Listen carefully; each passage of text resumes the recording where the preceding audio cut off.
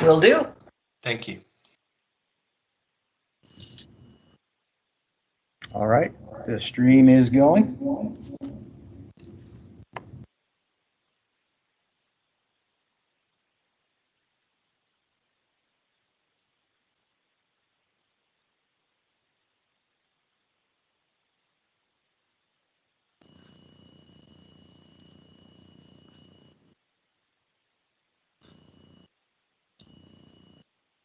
All right, it's 6 o'clock.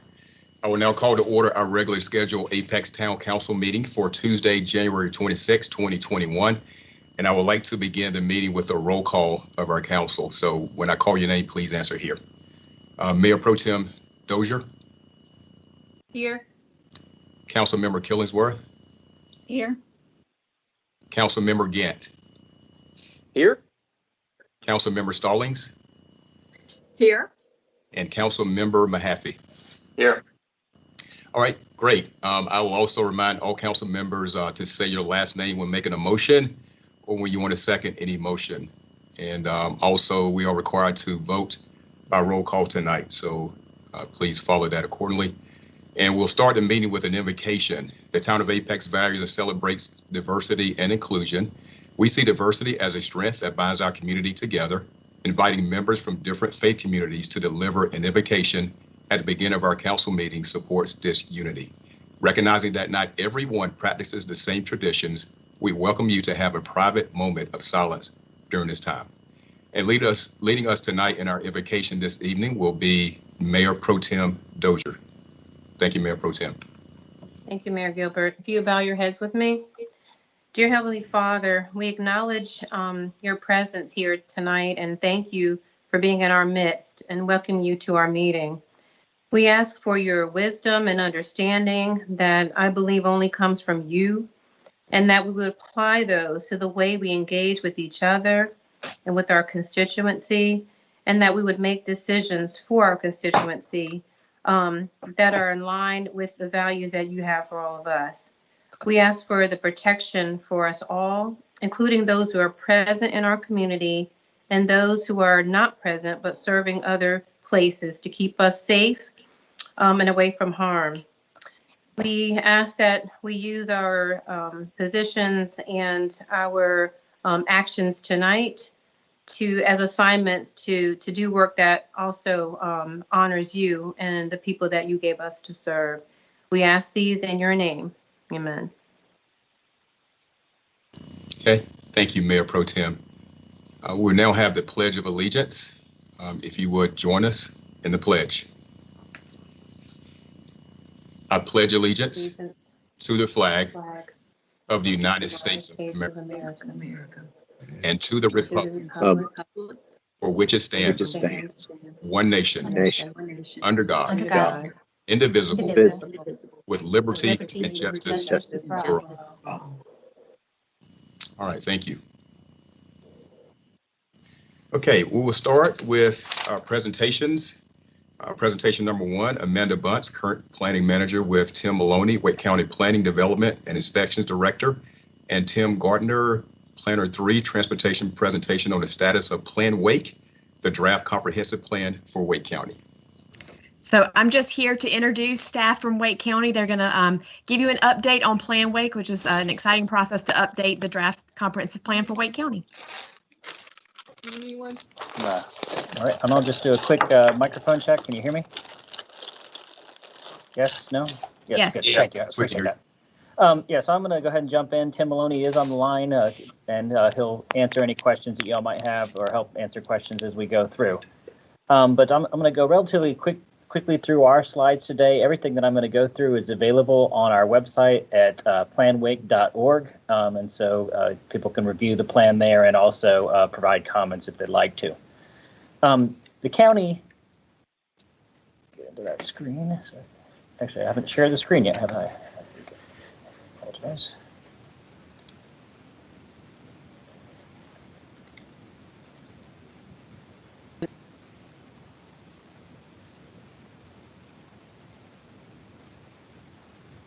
Thank you for your interest in participating in Plan Wake.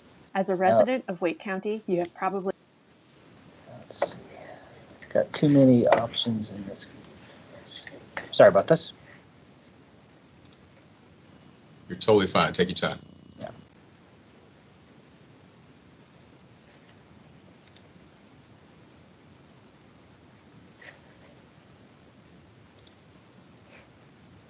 Is that better now? Can you see the presentation? Yes, sir. We can see Okay. it. Thank you. And if I advance, now you can see the next slide, right? Yes, sir. Thank you. Okay. Thank you very much. I apologize for that. So, So we've what we're doing is we're wrapping up a nearly 2-year process where we've been trying to find the right fit for the new comprehensive plan for Wake County. So we've gone through a very deliberate process to make sure we got good public engagement, but we're getting ready to wrap it up. We presented it to our board in November and have had it out for public review. And this to get in front of you is part of our outreach process. But again, we're wrapping up the process and trying to bring this thing for a landing.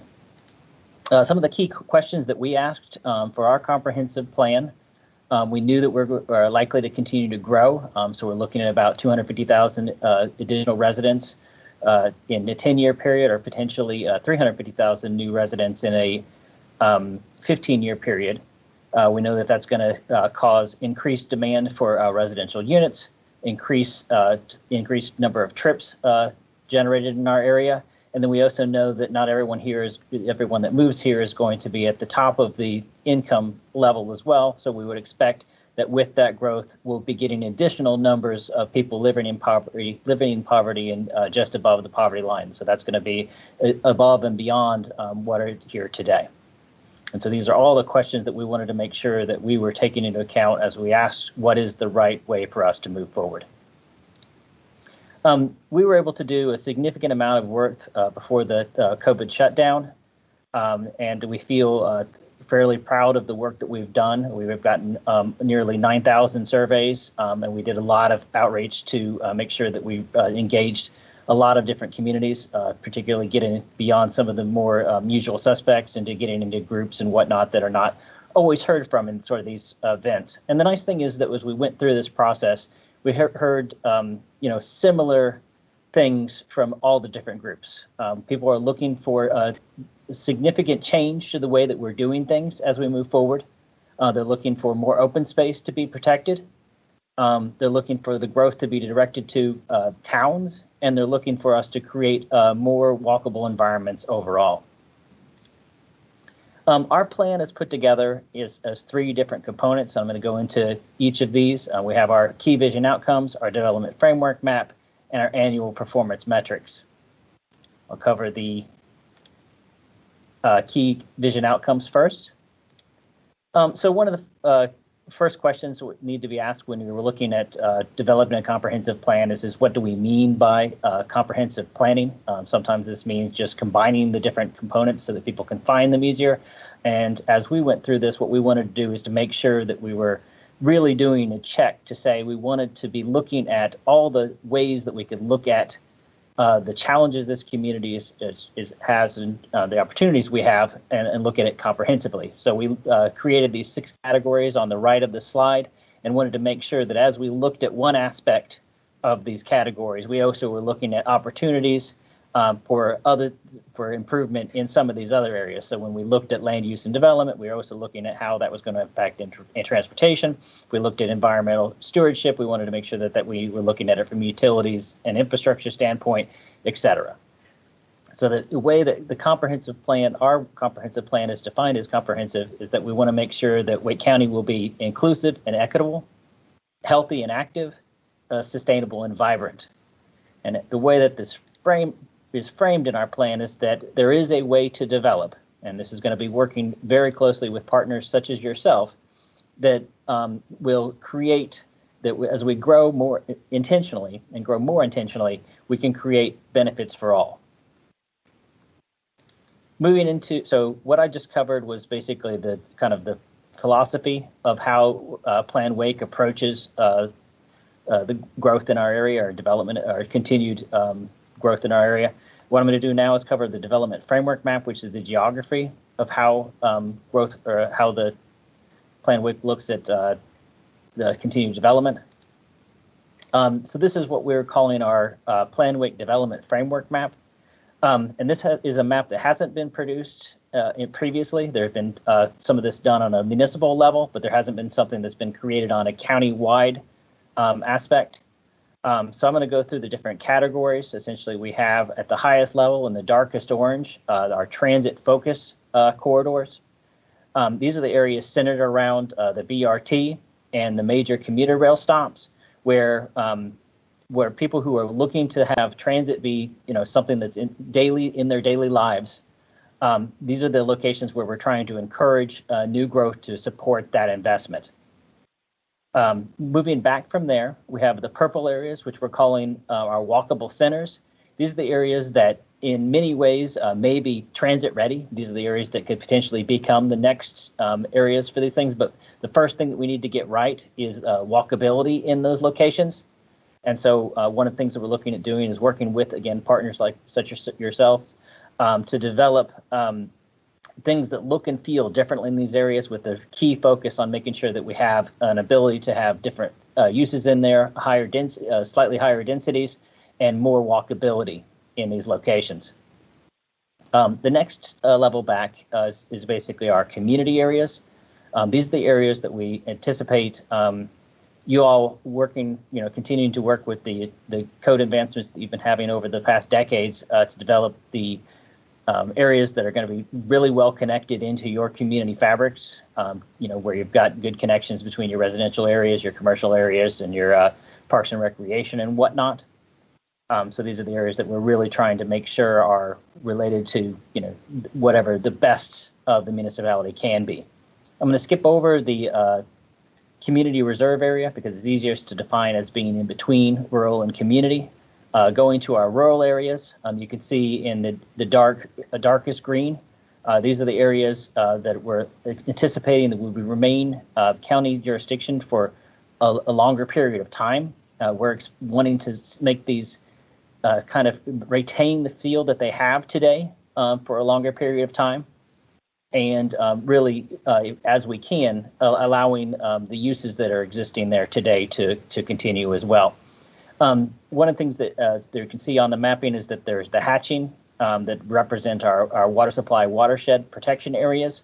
Those would stay in place, but then we're working with some areas that would actually encompass, go outside of those areas that would also be treated as rural in this map. And then our community reserve area, this area, the category that I skipped over, is between the community and the rural areas. We think that they function very similar to the rural areas today, but we know that there's aspects about them that may be needed for municipal growth as we move forward. And then there also may be some challenges in getting that municipal growth in those locations as well. And so what we wanted to do is make sure that we have an area where we can really have a joint conversation with the municipal area to determine exactly what growth should look like in that area in the near term. So this is the map that I'm showing right now, is the entire county coded as these four categories. And we know that you have many various different land use categories that you all use that may fall, in these different areas, and those things will continue to come into play, obviously, since those are your jurisdictional aspects. But what we're looking at trying to do is create an overall county framework. Importantly, what this next layer is we've taken all of the areas that are currently the corporate limits of the municipalities and the ETJs of the municipalities, and that's what's coded as gray on this map. And what you can see are the interface areas between the county and the municipalities. And so in some cases, we have areas that are coded as community that are outside of the municipalities. Those are the areas where we're going to work with our transitional standards to see if we can get those to be municipal from day one. Likewise, in some of the areas that are coded as walkable centers. And then when we're going to be working on these interface areas that are the green or rural located just outside the municipal boundaries. The last section of our plan is related to our performance tracking.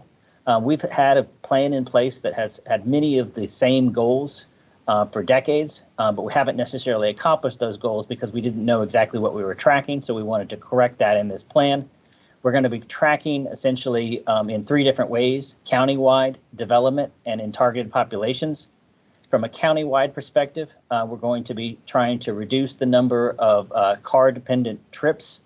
This doesn't necessarily mean that we're going to try to pick on, if somebody has an opportunity to have a job that's further away from their home, that's great. But that doesn't necessarily mean that they're going to want to take, have to drive to go to a restaurant or have to drive to go to the nearest park, that sort of thing. And so we want to really look for those opportunities to reduce the number of times that we have to take automobile trips.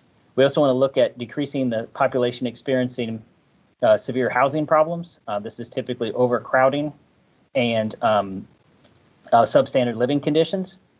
We're also setting a open space goal at 30% of the county, and we're going to work in partnership with you all to try to achieve that. And then we want to also increase household incomes, particularly focusing on people with the lowest income levels. At the development level, from a performance metric standpoint, we're going to have, within those 5 categories, we're going to have specific goals or the percentage of the, each year's population that we're expecting to occur in each of those development categories. From a targeted population standpoint, we want to reduce the number of households burdened by the costs of housing and transportation, and then we want to expand access to services for vulnerable populations. One of the things I also want to cover as part of this plan, so I just covered the 3 main components, but there's also some other components that are related, specifically related to these higher level policies. So we have our urban service areas, our extraterritorial jurisdiction standards, our water supply watersheds, what I touched base on already. Those are going to stay in place. Our policies to facilitate municipal development, how we're going to treat our area land use plans and activity centers. I'm going to cover more, a little bit more on the next slides on urban service areas, extraterritorial jurisdiction, and our MTS policy. So from a water supply watershed standpoint, those would again stay in place as we talked about. The area land use plan, we expect to really be working, very closely with you all on those interface areas to try to figure out the best plans to achieve what we want to occur in that area, and that will relate to the way we're working with activity centers. In previous efforts, we've essentially been using the activity centers to kind of hold commercial development areas for the municipalities. What we'd like to move to is, if they're going to be activity centers, the question is there a way to have them be municipal from day one in the areas that are identified as community or walkable centers? So from an urban service area standpoint, we know that we have these areas that have essentially been defined as urban service areas, but also represent annexation boundaries, where a municipality doesn't have to worry about the adjacent municipality, claiming that land. What we're going to be working with on this plan is those lines are going to stay in place, and then we're going to be working from a county and municipal standpoint to determine what does the area want to be as it continues to move forward. Again, looking at that community rural interface. From an ETJ standpoint, when we looked at our policies, we wanted to make sure we were consistent with state law and what the state law was looking for in these areas, specifically that the areas, there's something about the area that's ready for municipal services. The county has put on top of that several additional criteria. From our standpoint, we're looking at changing our criteria to encourage more small, more focused requests. We're wanting to align those requests with the development framework map, and then we want to make sure that the municipality is ready to serve those areas, but then it is also working with the county to achieve the goals that we've agreed are where we want to try to go. So it's going to be less of grading, an ETJ expansion than the last ETJ expansion, and more of looking at overall what is the municipality doing to help us all achieve our comprehensive goals. Lastly, one of the things that you'll be seeing roll out after the adoption of our plan are essentially an extension of our municipal transition standards. As we look at all the areas that are identified on this map outside of the ETJ areas that are labeled as community or walkable centers. We would like to be making sure that those areas become municipal from day one, just dealing with the realities of where we are from an annexation standpoint. And we just feel like it's a healthier way to go to basically work with you all to get those to be ready to go from day one again. So from our standpoint, our schedule is that we released our plan to our commissioners in November. And we're going through a public comment period through the end of January. We're expecting to expend that into February at this point, with the consideration of adoption in the February timeframe. Thank you.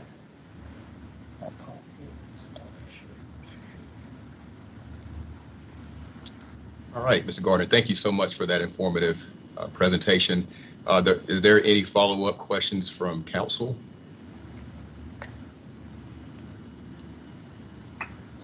Okay. Mr. Mayor? Yes, sir. Go ahead. Tim, I was curious. You mentioned about the county's efforts around open space preservation. I guess my question is, like, how can Apex get involved, and how can we advocate for open space to be preserved in our broader municipal area? I know there's a lot of open space, in the northeast and the west of the county that the county can look at. Is there a process that we should know about? Who we talk to about trying to get some of that preservation happening around us? Right. So there's a couple different things on that as far as so the areas that you go through, the areas that you were mentioning again. I just want to make sure I'm answering it correctly in context. The northeast, the northwest of the county, specifically in my mind, I'm thinking about the Jordan Lake watershed, and that's obviously very important to Apex.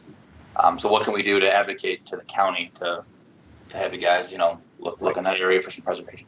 I was going to assume that's the area we're talking about, because that's the area we've been talking with your staff as actually being very important to you all, but I wanted to make sure I didn't jump into something just because that's an area that's we've talked about as of an interest. And so, yeah, the first thing that we've been working with your staff to work on is basically designated as the rural areas. And from our standpoint, what we're going to be trying to do is roll out our new development standards that de-incentivize basically tract development in those locations. We're going to be working on exactly what those tools are. And then the next question, when we're always looking at open space, is who does it have, who's holding that as open space? And essentially there's the governmental control, and then there's the basically it's in private control, but basically either through farming or forestry or whatever, it's basically there's economic reasons it stays what it is. And we want to work with both of those tools and trying to strengthen both of those aspects. And so one of the things that we'd look at is, first thing we want to do is try to eliminate some of the encroachment issues in those locations, and then try to figure out what we can do to strengthen the incentives to continue farming, continuing forestry in those areas. I had a specific question on that point. That there was a county parks bond a couple of years ago, I think 2017 maybe. And part of that bond was some money dedicated to open space preservation. Do you know, has that money all been programmed at this point? Or now we're looking going forward? Okay. So there's actually been, I think, 2 rounds of that now, and we're now to the point where the second round is spoken for, but it is an avenue that the county is definitely looking at when we set that open space goal out there. But we do know, and this is something that we want to be very clear on, that's not going to get us to the 30% goal. And so I think your question is really well taken, that we are looking for those partnerships and looking for all the different opportunities. We're not saying it's all going to be one pathway. It's going to be multiple pathways to get there. Thank you. This is Tim Maloney. If I could build on what Tim Gardner said. I'm Tim Maloney. I'm the Director of Wake County Planning, Development, and Inspections. To build on Tim's comment or answer, to clarify, the county's 30% open space goal is not just the land that the county is buying with the open space bond money that Councilman Mahaffey had just referred to. That is inclusive of parkland in every municipality. It is inclusive of conservation areas that are nonprofit held, that are publicly held. So it's inclusive of all those things. We still have a ways to go, but partnerships are what stretch our dollars. And as Tim mentioned, the county is in the last bit of its last bond acquisition of that open space. And we have a very good process in place where we send out an RFP to scored properties through a scoring system that we have developed here based upon GIS analytics. So it works out pretty well that we can target those most valuable open space lands that either protect water quality, that enhance water quality, that protect conservation areas, or what have you. So it's a collaborative effort. Thank you. Okay. Councilmember Stallings. Yes, thank you both for being here and for your presentation. One of your slides talked about the goal of increasing the services to vulnerable populations. Can you speak to plans from the county on how we might see that happening?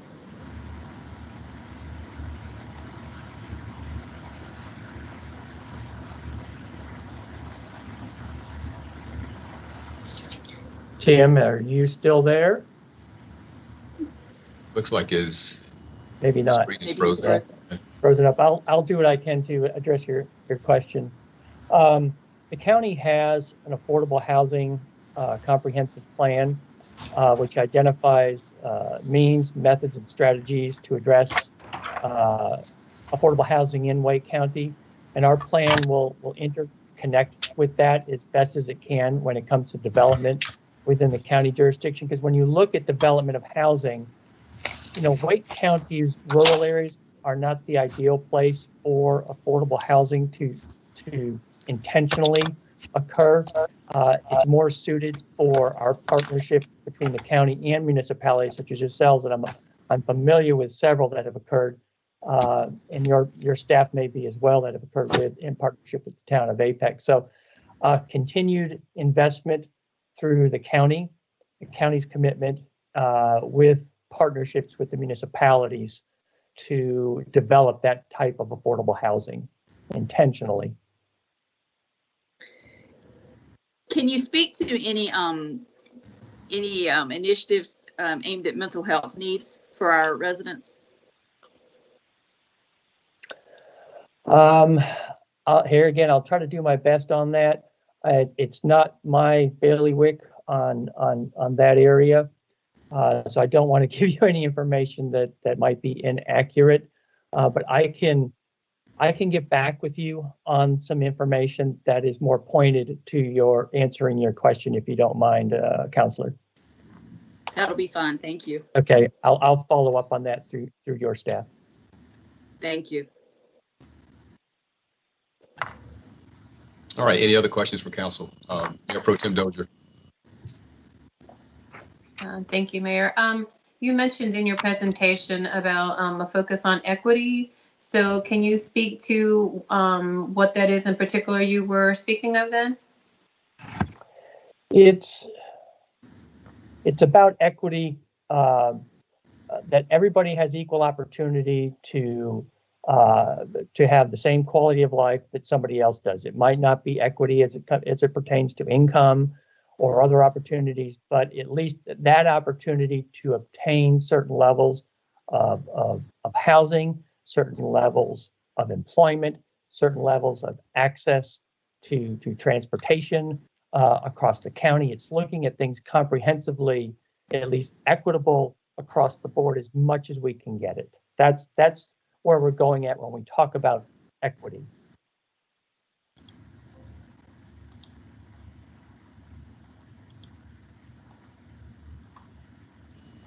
All right, any other questions?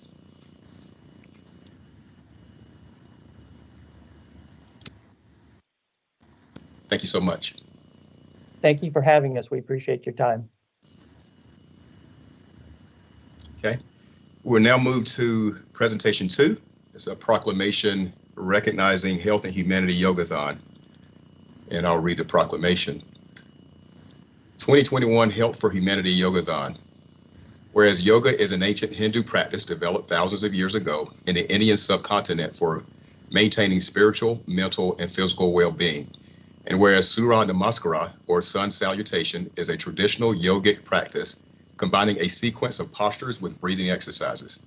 And whereas Hindu Swayam Sevak Sangh, or HSS, is a nonprofit charitable organization with over 235 branches in 173 cities, and in 32 states, including 9 branches in the state of Massachusetts, through which it conducts a Hindu value education program and community service activities such as food drives, providing hot meals to shelters, and providing PPE to first responders in several cities across Massachusetts.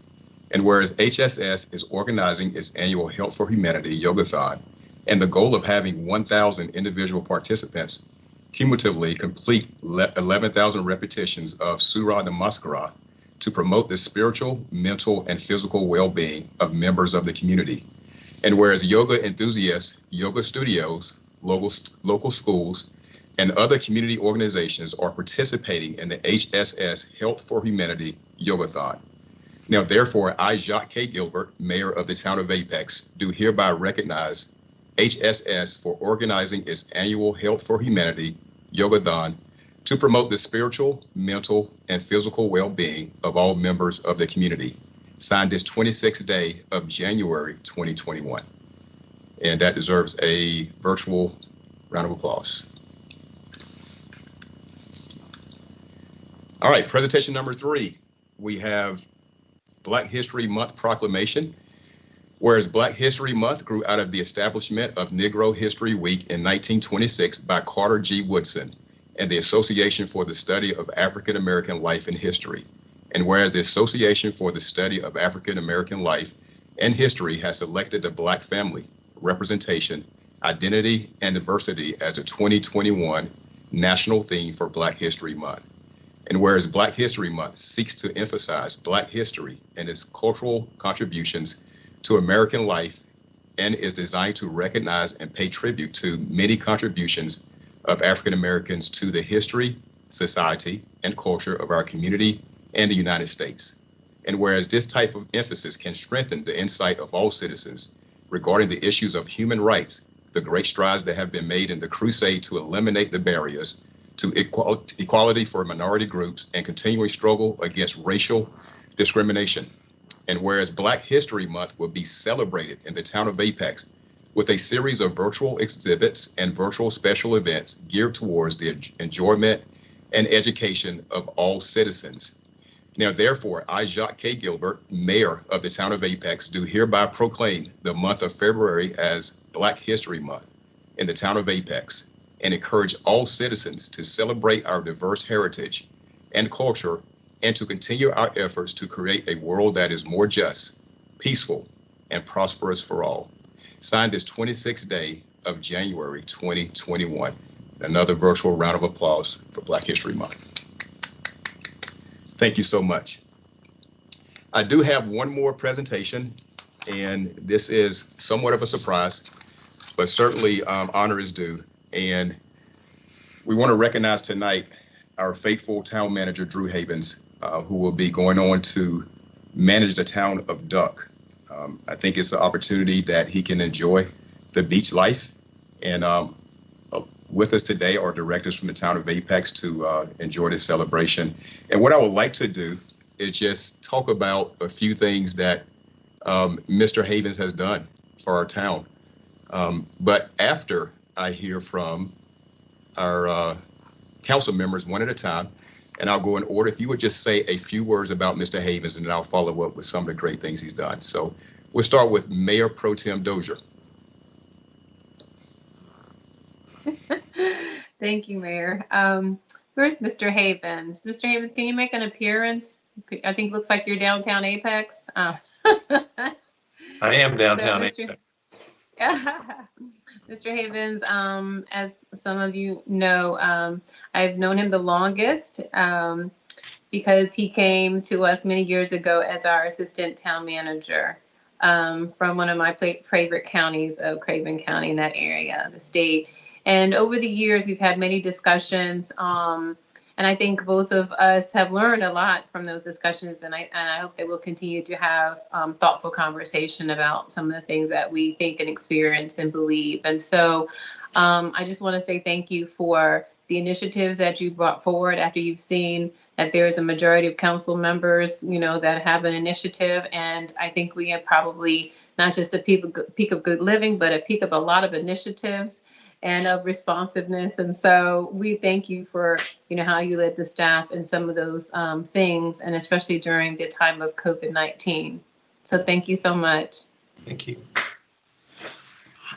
All right, Councilmember Killingsworth.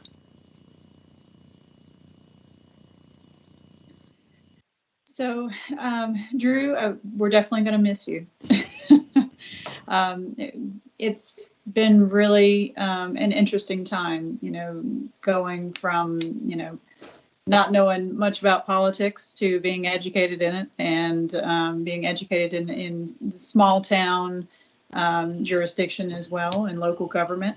It's been pretty amazing, and getting to know the process and getting to know, what we can do to help people, and you do a lot of that as a town manager. Just, we get inundated sometimes with phone calls and with emails, and, we pass it to you and it gets taken care of. So, our citizens benefited from you being where you are. And I greatly, appreciate working with you. This is a pretty enthusiastic council, so we spend time, thinking quite a bit about ways that the town can improve, and you help us make those visions possible. So thank you so much. All right, thank you. All right. Councilmember Gant. Mr. Havens, I just want to say thank you on behalf of our citizens here in Apex. Your time here as the town manager has been one that, the town's been growing quickly.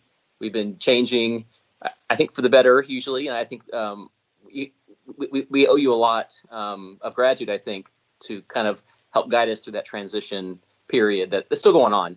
And also with COVID, how that was kind of a gigantic disruption to everybody's life. And I think you've also, during that period, been a great leader and a great person that has guided our town through this kind of difficult time. So thank you. Thanks, sir. All right, Councilmember Stallings. Well, I will just echo what everyone else has said. Drew, we're going to miss you very much, and I've already told you that. You are definitely a peak performer, and for our listeners who might need to be reminded, our peak principles stand for P is for performance, M is for empowerment, A is for accountability, and K is for knowledge. And you exemplify all of those qualities. And I just appreciate your organization, your efficiency, your professionalism. And thank you so much for helping me as a first-year council person getting acclimated. And thank you also for Peak Academy. That was a really great experience, which helped recruited me to run for the council. And I very much appreciate you and for all that you are. Thank you. Right. Councilmember Mahaffey. Thank you, Mayor. Drew, I'll just again echo what my colleagues have said here. I appreciate everything you've done for me personally, coming on as a new council member. When I think of you and your leadership, I think of one word. I think of competence. I think of a guy who knows how to get stuff done. A guy who can keep a bunch of balls in the air. Nothing ever really gets dropped. We can trust you to handle issues. We can throw stuff over to you when we get stuff presented to us, and you've always been there to handle it. And we'll miss you a lot here. You've done a ton to shape the culture of this town that I've seen just from when I've been here. And I think the peak principles and everything that Councilmember Stallings was just speaking about, a lot of that comes from you and your leadership. And we're glad to have you and sorry to see you go, but enjoy the beach, man. Thank you. All right. Thank you, everyone, for those words. And I'll just say, it's great to share the same haircut that you have. And we have a lot more than that in common. But you are everything that was mentioned here by council members. I think many of our staff, they can attest to that. And what I would say is that your service is extraordinary, your leadership, and we really appreciate everything that you have done. There's no way we can pay you back for all you have committed to this town. And I don't think a lot of people know how much you do, because you're not the one that likes to jump out in front of cameras and things like that. You do the heavy lifting in the background, so I really appreciate it. It was great to work under your leadership when I was in the police department. So thank you for all you have helped me with that. So 6.5 years of service is what I have noted. If it's not correct, you need to blame the HR director, so we'll talk about that. So, but we deeply appreciate your dedication, hard work, vision, and stewardship. And just a few facts, you were appointed to interim in December of 2015. Is that right? Yes. Okay. All right. And then you were manager. I guess that would have been interim in December 2014. May of 15, you were appointed as a town manager, is what I have. Okay. The town's population at that time was around 45,000. So 361 full-time employees.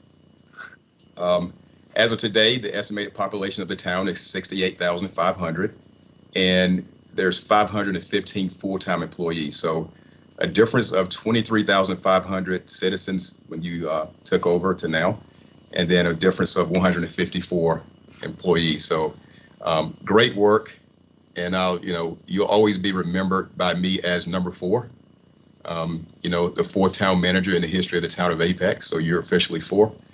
And I know we have an agreement that once you go to Duck, I think the agreement is that once a week you will be shipping Duck Donuts to the town hall. So I really look forward to that.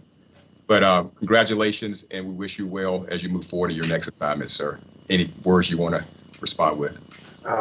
This is unexpected, and thank you for taking the time in a very busy meeting. And I won't take a whole lot of time, but thank you, Council and Mayor, for your kind words. The reason it looks so easy is because of the directors that we have. We've managed to assemble the best group of women and men in those leadership roles that you can find in the state of North Carolina. Bar none, they're the best. Sean and Marty as assistant town managers couldn't do what I do without them. So, I said to you, Mayor, when we met in your office that, the organization really runs itself. And that's the reason it does, is the folks that we've attracted and been able to retain here. So the organization is going to be in great hands. We're looking forward to breathing a little salt air every day. I really can't send you donuts. That's perpetuating the stereotype that cops eat donuts, and I just can't do that to you. I'm fine with it. But thank you for your kind words, and thank you, Council, and I'll let you get to your meeting. It's a long agenda. Okay. Thank you, sir. Thank you. Okay. That was the last presentation, and we'll now move to consent agenda. All consent agenda items are considered routine to be enacted by one motion with the adoption of the consent agenda. Oh, absolutely. I'm so sorry. So we need to do a round of applause.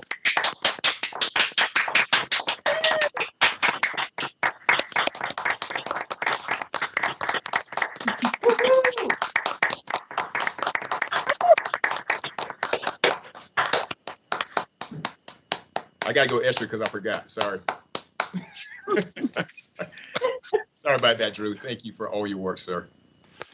All right, so I'll start over. All consent agenda items are considered routine to be enacted by one motion with the adoption of the consent agenda and without discussion. If a council member requests discussion of any item, the item may be removed from the consent agenda and considered separately. So I do have a note here to pull consent item number 7 and 8. And with that, if I could have a motion, if there are no other changes, to accept those changes in the consent agenda. Killingsworth, I'll make that motion. Okay. Second, Gant. Okay, discussion.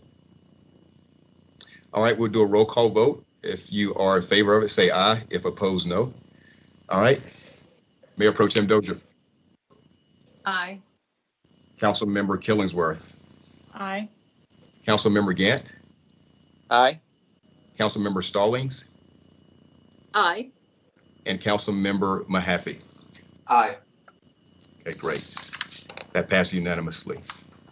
We'll now move to setting the regular meeting agenda. And we do have another note here to move public hearing number 8 to public hearing 1. And we do also have an add-on closed session item. One, possible motion to go into closed session to discuss personnel matters. Those are the only changes I have or additions. Does anybody else have anything to add to the agenda? If not, motion to approve those changes. So moved, Mahaffey. I second it, Second, Stallings. Dozier. Oh, go ahead, Dozier. Go ahead, Stallings. Got a motion, Councilmember Mahaffey, and second, Councilmember Stallings. Correct. All right. We'll do a roll call vote. All in favor say aye. Any opposed say no. Mayor Pro Tem Dozier, Aye. Councilmember Killingsworth, Aye. Councilmember Gant, Aye. Councilmember Stallings, Aye. and Councilmember Mahaffey. Aye. All right, that passes unanimously. We have a set meeting agenda. We'll now move to public forum. And to my knowledge, we don't have any comments for public forum. So I'll close public forum and move on to our public hearings. And we're here first. Again, public hearing 8 will now be number 1. And this will be presented by Shannon Cox, Long Range Planning Manager, and Sarah Kirk, HR and Aid Advisors. Public hearing and possible motion regarding adoption of the Town of Apex Affordable Housing Plan. Thank you. Okay, good evening. Hopefully you can see my screen. There's a thumbs up. Thank you. For those listening in to our live stream, my name is Shannon Cox. I'm the Long Range Planning Manager for the Town of Apex. I'm joined this evening by Sarah Kirk, who's the project manager with HRNA, who's helped us to develop the town's first affordable housing plan. So just a brief overview of what we plan to cover this evening. We will summarize the plan purpose and the process used to develop the plan. We do not plan to go through the details of the contents of the plan since that's previously been presented to Town Council and to the public. Instead, we'll focus on comments received on the public draft and changes recommended in response. And then we will go into discussion and the public hearing. So just as a reminder, this draft plan does identify the affordable housing needs in Apex. It sets vision and goals for addressing affordable housing issues and proposes land use and subsidy tools to address those visions and goals. This plan does not propose a specific affordable housing development project, nor does it identify specific locations in Apex for affordable housing. The plan was developed over approximately 9 months. We kicked off the effort in May, then moved into the housing needs assessment. That led to the development of preliminary recommendations. We then went into plan drafting and are now at the point of presenting it for potential adoption. Throughout this process, we have been working closely with a robust and engaged steering committee.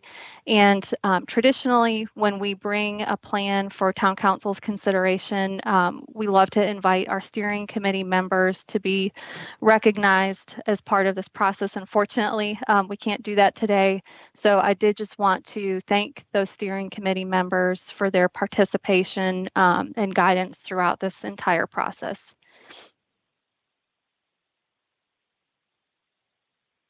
In addition to working with a steering committee, we have had stakeholder engagement throughout plan development that kicked off through the housing needs assessment with our online survey, which we had 1,200 participants that helped to inform the vision and goals as well as the needs in Apex.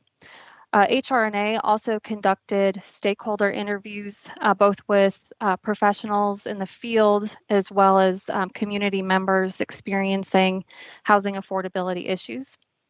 We held a virtual public presentation of the draft plan and public hearing before the planning board, and this is now the second public hearing.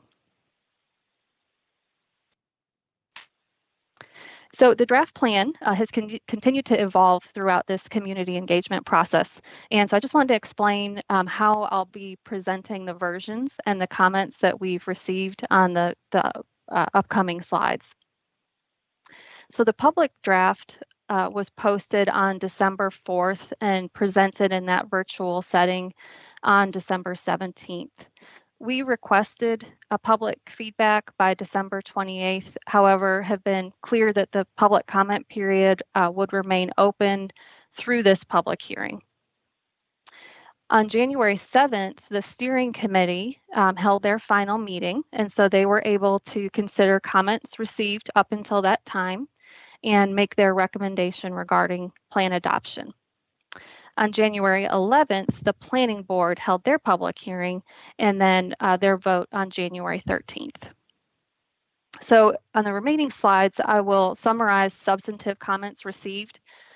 All those that are not in bold green text, the steering committee was able to consider as part of their recommendation.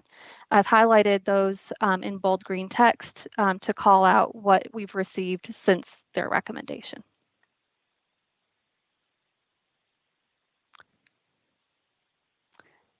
So as a reminder, the draft plan has 5 main sections: an introduction, the housing needs assessment, vision and goals, recommendations, and then an action plan for implementation.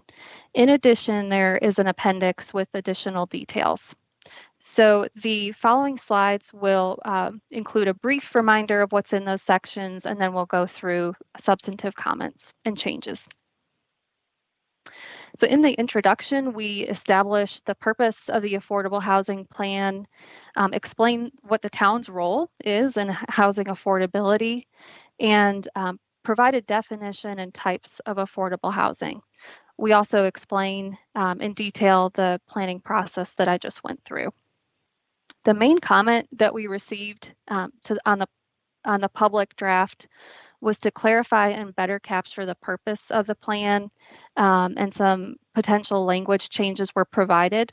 Those were reviewed, and the public draft was updated per those suggestions to clarify, the full intent of this affordable housing plan.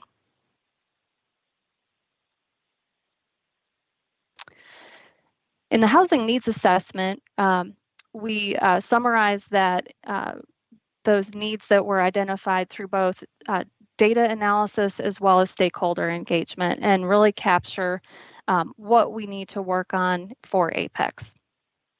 The main comments were a desire to have the gap in affordable units for home ownership quantified the way we have for rental units.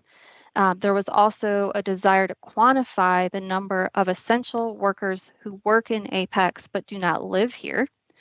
And then since the steering committee met, we received an additional comment that there's a desire to have a definition of affordable housing in Apex in terms of area median income. So changes have not been made in response to these comments in this section. We don't have data currently that capture the gap in home ownership units in a meaningful way for the town of Apex. However, when we get to the recommendations, we have included a suggestion that we work to enhance the annual housing report and dashboard to try to enhance how we're collecting and reporting data over time to try to capture these different measures.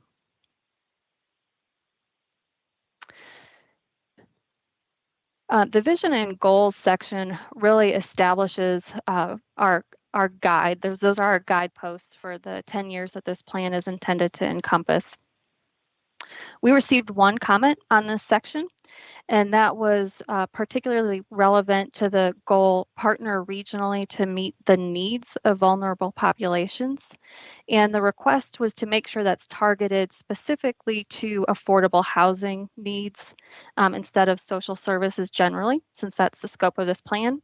So we have updated the recommended draft to include the clarifier housing needs in that goal statement. And then getting into kind of the meat of the plan, the recommendations are divided into 3 main categories. So the first is to build the town's capacity. The recommendation to address town staff capacity had a few comments. Those included expediting the hiring of a housing manager, since this is a key milestone necessary for plan implementation. We also had some comments that there is an administrative cost to having a new staff position. And there were some comments about specific qualifications for this position. And then in bold green, since the steering committee met, we received a comment that a housing manager is not needed, and that was specifically related to the diversity goals and recommendations that are included in the plan. So the recommended plan now does emphasize that hiring a housing manager is a key priority for the town, and that was the feedback that the steering committee wished us or expressed that they would like to be included in the recommended draft. There were a few comments related to the Housing Advisory Board. Again, needing to acknowledge the administrative burden of having a board.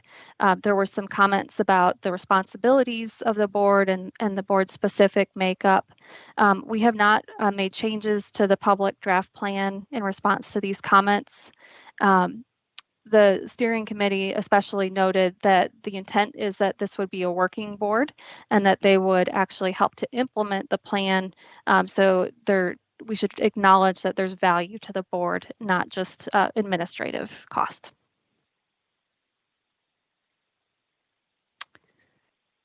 The second category of comments are recommendations to advance advocacy and public education. The first recommendation here is to create an annual housing report and dashboard.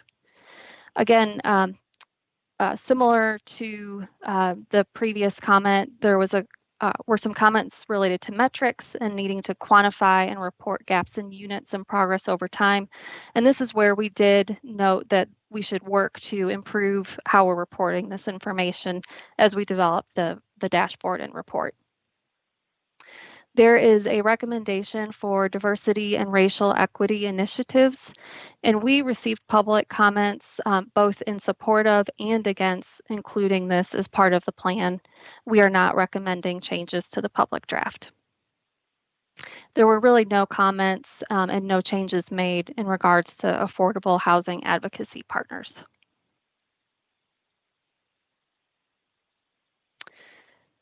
So I'm going to spend a little bit more time on the affordable housing incentive zoning recommendation area because this is really where we've received the most comments. And we'll circle back around to this with the recommendations from the planning board and planning staff at the end of the presentation.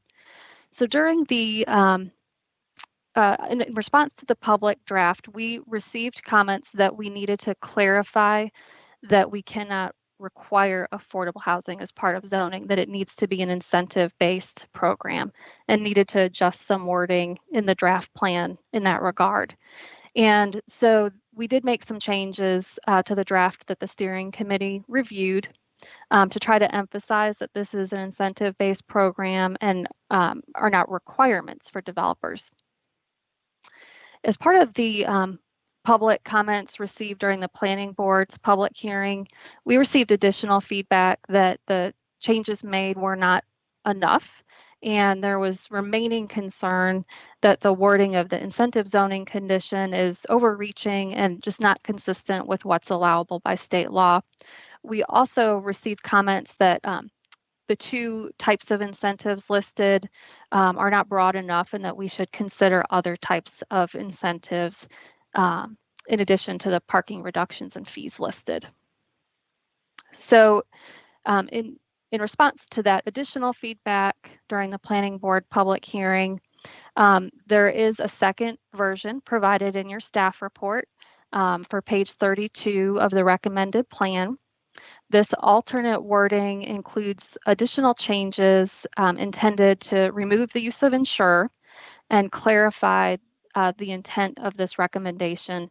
It also clarifies that the incentives provided are listed as examples only. And I'm going to just show that on this slide. So the words that were changed are here in red.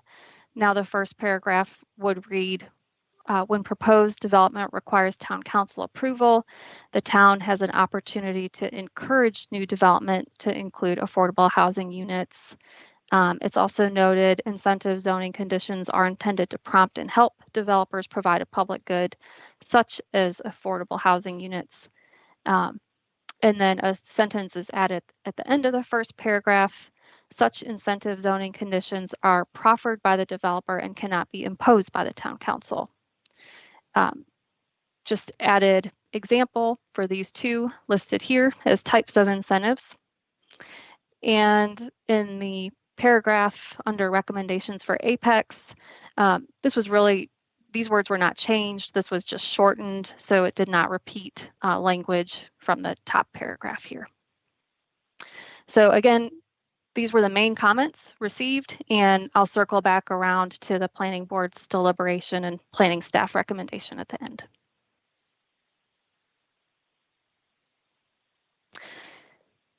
In regard to the soft density by right zoning, initially we didn't have comments about this, but during the planning board public hearing, there was a question about whether this should be a higher priority. It's considered, low-hanging fruit, a little bit easier to implement. We're not recommending changes. The steering committee was very intentional about the prioritization of recommendations and where we should start with implementation of the affordable housing plan. For transit-oriented development density, we had several comments expressing support for this recommendation and have not made any changes.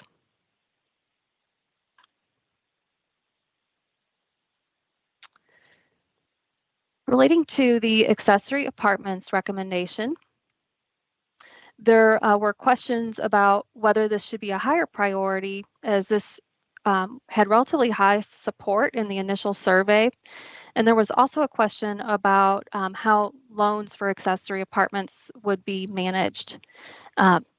Following the steering committee's meeting, we've received additional questions, or actually great suggestions about looking into utility submetering and size restrictions as part of implementation of this particular recommendation and not as a plan change.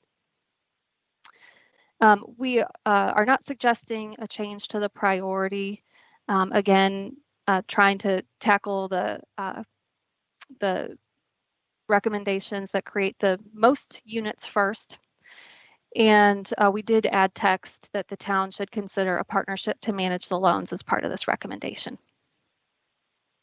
For low-income housing tax credit gap financing, we did not receive comments and have not made changes.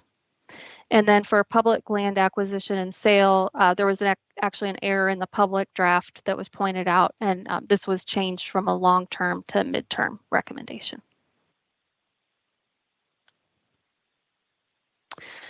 There were no comments and no changes to the owner-occupied rehabilitation assistance recommendation. We received comments that we should keep a focus on the next generation and first-time home buyers, and thought that the down payment assistance and home ownership counseling recommendation was the best place to address that. So have now emphasized that that program is intended for first-time home buyers. That needed to be clarified.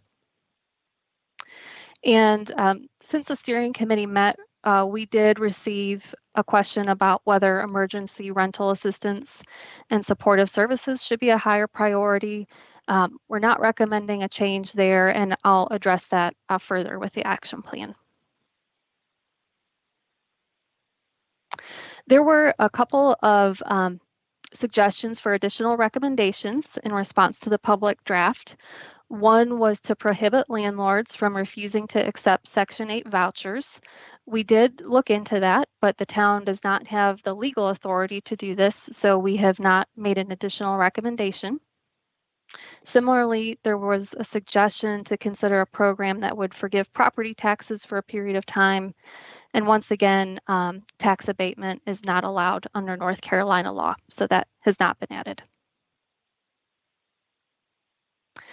Getting into the final section of the plan, the action plan. This includes a matrix of recommendations, suggested priorities, and explains how each will address the plan's goals. There are also measures of success, recommendations for funding, and a sample allocation of the town's affordable housing fund. In response to the public draft, we received comments that the town's affordable housing fund should be prioritized for sustainable solutions, such as the creation of new affordable units and preservation of existing affordable units, and that crisis services should be funded from other sources. And so the recommended plan does include text now to capture that priority for the town's affordable housing fund. We added a long-term sample allocation of the fund in addition to a shorter-term sample allocation. Emergency rental assistance and supportive services are not shown in the short-term allocation since those are currently being covered by other funds, but we did not want to remove them entirely in case that changes over time. So the Housing Advisory Board will have 2 sample allocations to consider as they make a recommendation to Town Council on an annual basis. We received comments that the Affordable Housing Fund is likely not to be enough to implement the Affordable Housing Plan. And there were also comments concerned about the cost of implementing the plan. So to address these, we have included an action to look for and leverage other possible sources of funds, and now have a list of those potential sources in the appendix. Again, it was reiterated that the hiring of a housing manager needs to be a priority, and that has been included as a critical step in the action plan. So the steering committee had their final meeting on January 7th. They were able to consider all of the comments except those shown in bold green throughout my presentation, and those in attendance unanimously recommended adoption of the plan presented at that time. The planning board had their public hearing on January 11th and their vote on January 13th. And they were split in their recommendation. They voted 4-4 in a recommendation to adopt the plan with the alternate wording for the incentive zoning condition. And they had a thoughtful deliberation and asked me to provide some of the context for their vote. So one member indicated opposition to voting for either version of the plan, and so he had a nay vote. 7 members indicated general support for the plan and actually said that they intended to vote in favor of recommending adoption prior to the discussion of that alternate wording for the incentive zoning condition. So 3 members expressed that they were mainly concerned about the process of making a change to that page at this time. In particular, they because they were in a remote meeting setting and there was not an opportunity to hear from other stakeholders or steering committee members, they weren't comfortable making a change based on one perspective and comments provided from one perspective. 4 members were supportive of the alternate wording for incentive zoning and voted yay.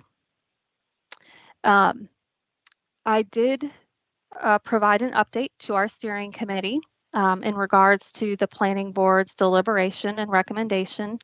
And I did share both versions of the wording as well as my staff report to you with them and encourage them to be a part of the public hearing if they'd like to share additional feedback. I did hear from 2 steering committee members that they are supportive of the alternate wording and agree that it clarifies the intent of the incentive zoning condition. I also heard from another steering committee member who really wanted to convey that it's mostly important to reach consensus and have strong support from the town council, if possible, for the affordable housing plan, noting that we're down to 1 page and have 2 reasonable versions to consider at this time. So he felt it was mostly important to have strong support. So planning staff does recommend adoption of the affordable housing plan with the alternate wording for the incentive zoning condition. Our perspective is that both versions are valid, but we agree that the alternate wording does add clarity. So at this time, that concludes my presentation. I do have 2 formal public hearing comments to read when you're ready, but Sarah and I are happy to try to answer any questions that you may have. Okay, thank you, Shannon. Any questions from council members? Mayor Gilbert, I do have some. Go ahead. It's time to talk about not necessarily questions, but just my thoughts. How would you like to handle that? Sure, proceed. You can proceed. Sure. Thank you. So yeah, and so to be here tonight, to be having this discussion, having been on the council since 2013, and with the anti-poverty work that I do, brings me great joy. Also having the pleasure of sitting at the virtual table with the diverse, very engaged group of people, along with the consultants and staff, was amazing. And the mayor and I sat there, but we really tried to be more in a supportive stance during those meetings and let the conversation flow. And if folks have not had the opportunity to listen to some of those, I think those conversations will kind of help you understand where my thoughts are in this tonight. People had different perspectives. We even had young people who are high schoolers. And so I think that this process was I know that it was very thoughtful. The conversations were very robust, as Shannon said, and it went along over many, many months. And these public meetings were open to anyone, and the public comments were available to anyone. So when I think about how in our town we have already started to do some work in this area, that we have people that are part of the development community that have been doing some things already, I think that this plan will help sort of boost more of that. I think that those who participated were not just supportive of this plan, but were more than engaged. And so with that, as someone who works in anti-poverty, as someone who has wanted to do this since I took my seat in 2013, and understanding that my work has me in close contact with people that this would help, that in the moment of COVID-19, we understand that housing is in rental housing, owning a home, all those things are really key right now. We're asking people to stay at home, then homes they need to have a place to stay, and then it needs to be safe for them and their families. And so, so I would say that I want to honor all the comments that we got, but I really want to honor the original draft that was created over many months by the thoughtful committee that had professionals on it, including our own staff and our consultants. There was a mention about race equity and things like that. The plan so far is consistent with Federal Fair Housing Act. It's consistent with the North Carolina State Fair Housing Act.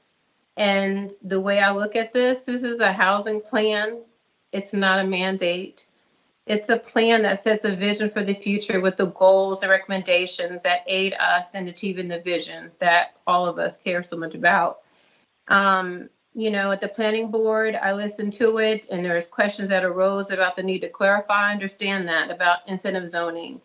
But per state law, there's any conditional zoning petition specific to this kind of proposal that people are talking about. Can't be done. So we understand that those conditions that we would ask for, we can only do them in light of what the state statute allows.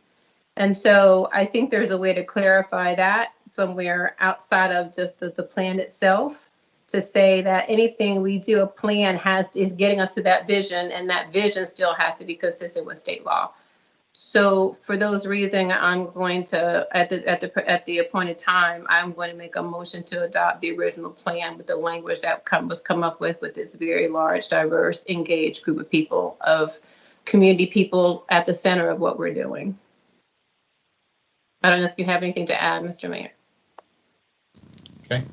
Thank you, Mayor Pro Tem. And I will add at this time that I did sit on the steering committee with you, and you're exactly right. There were a lot of engaged community members, great collaboration.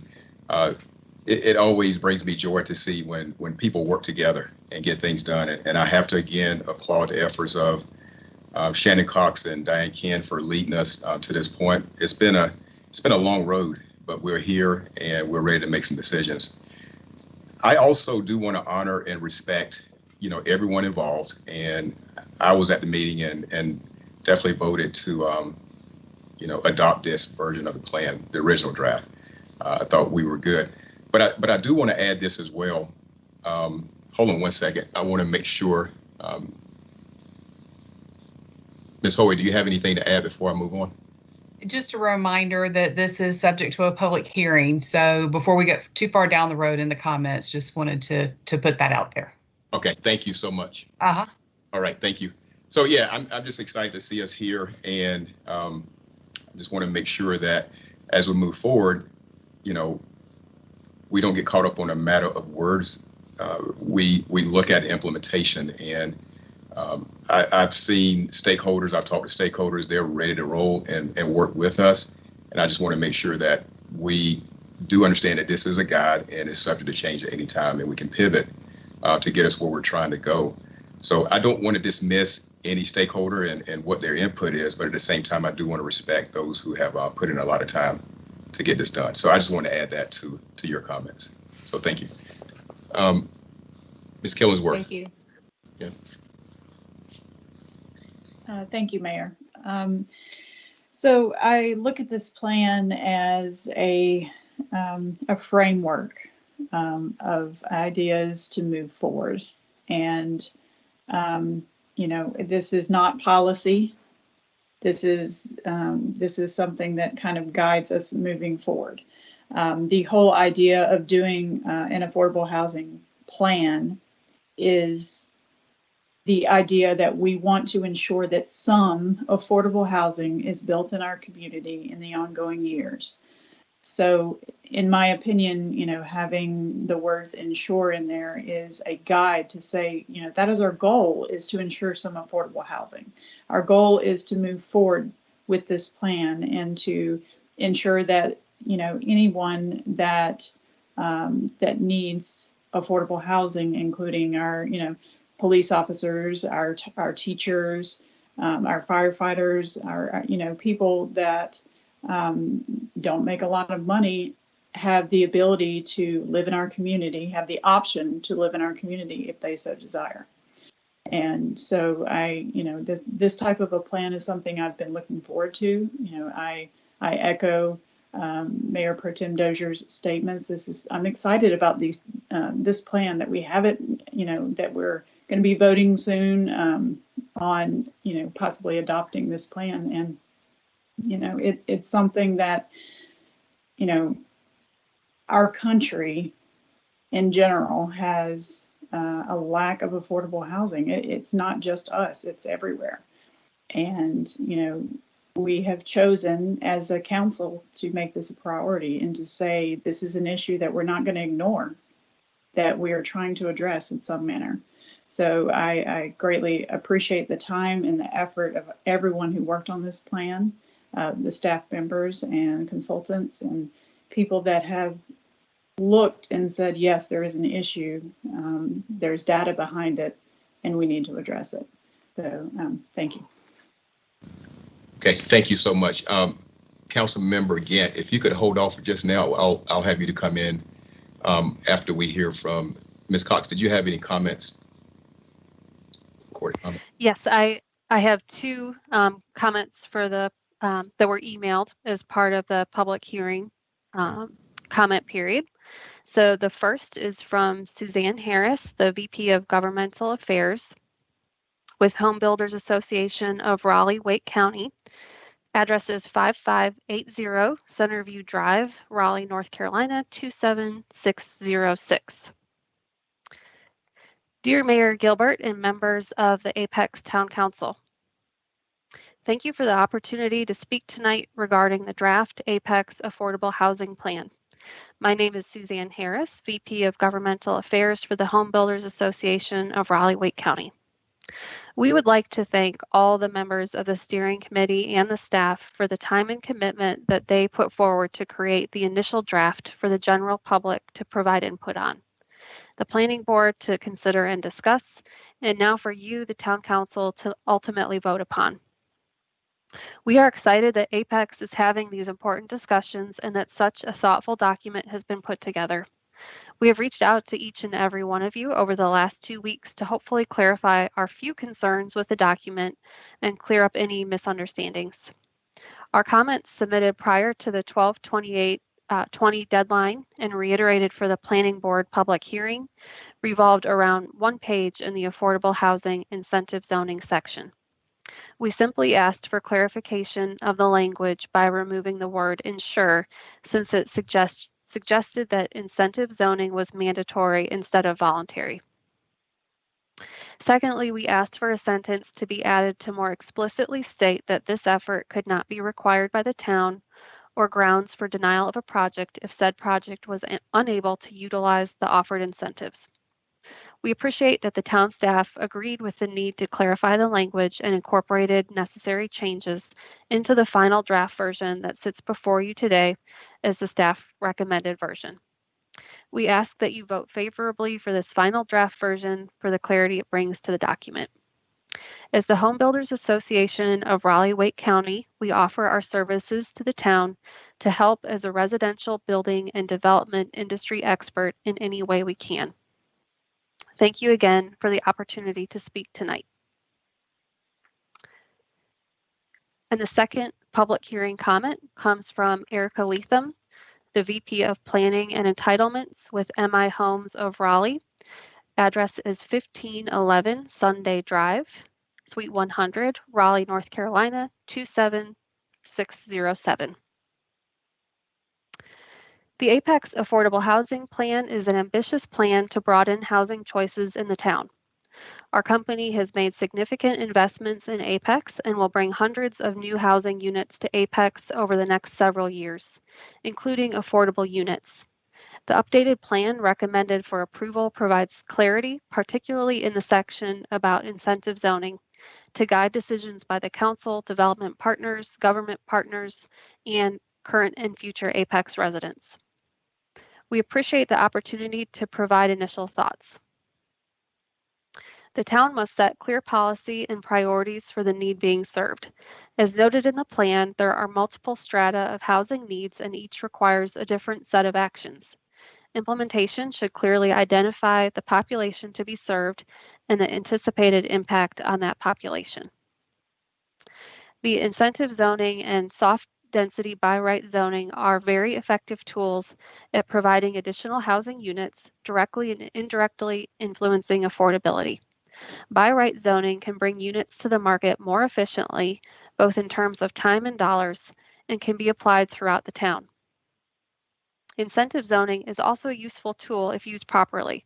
Specifically, the incentives must be tailored to actually produce affordable units.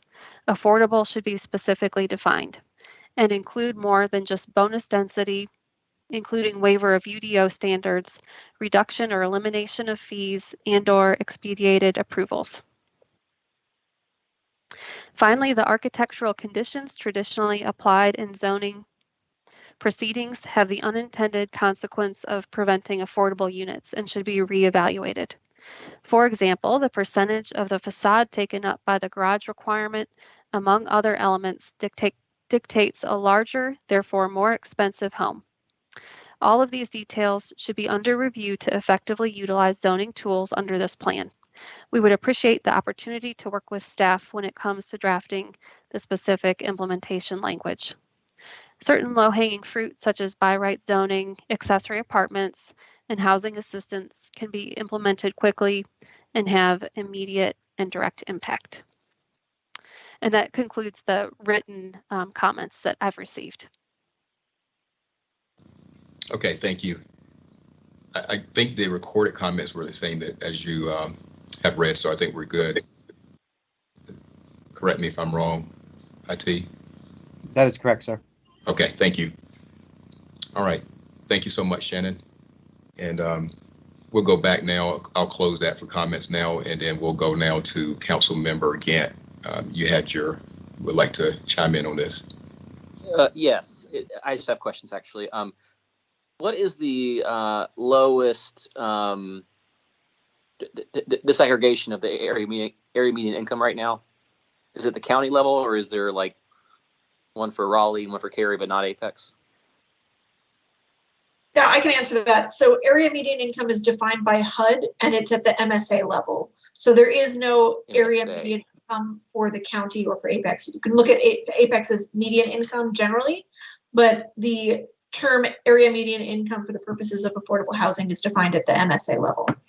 And MSA in our case does it include Durham as well? Or it does not include Durham. It includes, I apologize, I don't have it off the top of my head. It's Wake and I believe Johnston and another county. I apologize, I don't have it off the top of my head. Hang on a second.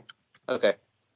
Well, while you're looking that up, another question I had was which of the municipalities or counties in our area have a housing manager?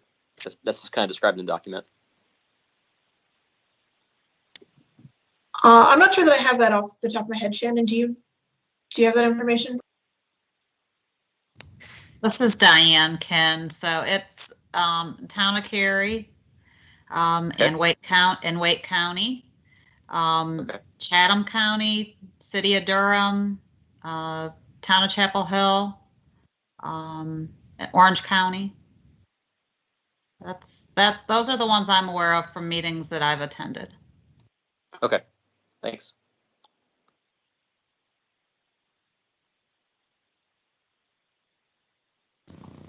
And I'm sorry, I did look it up. It's Wake, Johnston, and Franklin counties.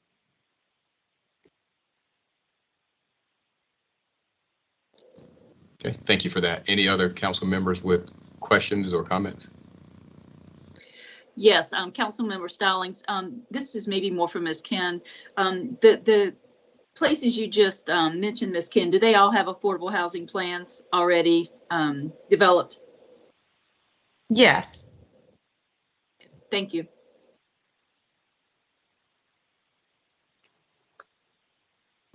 Other questions?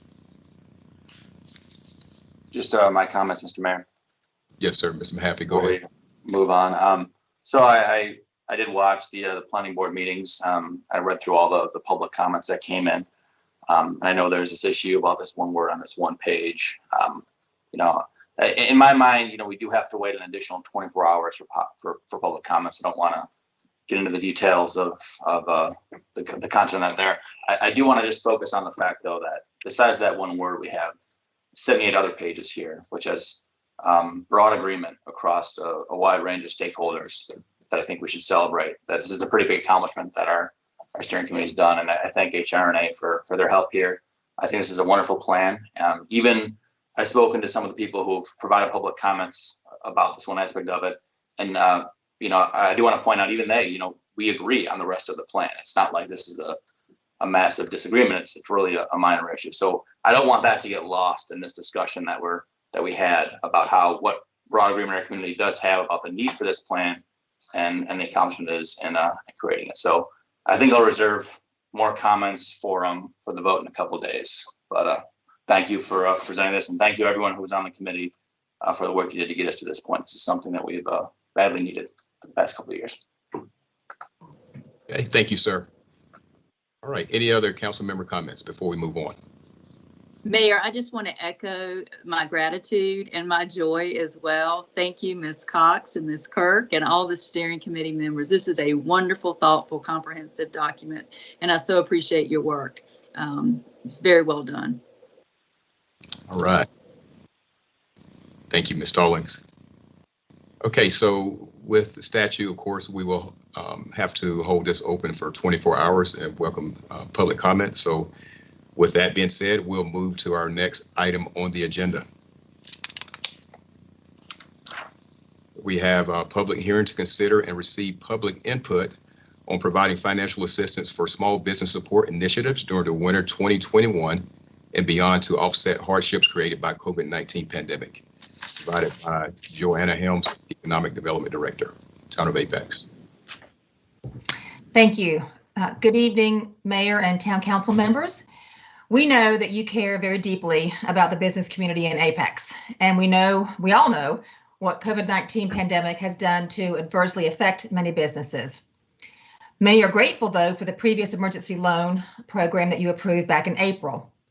And now we want to propose a few more immediate and ongoing programs that could continue to provide support for our businesses. I'll turn it over to Colleen Moraes to describe them to you. Good evening, folks. I'm just going to pull up a presentation as we can go through the items that were attached to your agenda. Can you see my first slide? Yes. Yes. Great. Yes, please. All right. So as Director Helms spoke about, this is the small business support proposal that we want to present to you tonight. The purpose of this proposal is to assist small businesses in Apex that continue to be adversely affected by the COVID pandemic by creating and implementing initiatives that provide support and promotion. Many of these initiatives would start this winter, but could be extended indefinitely throughout the year.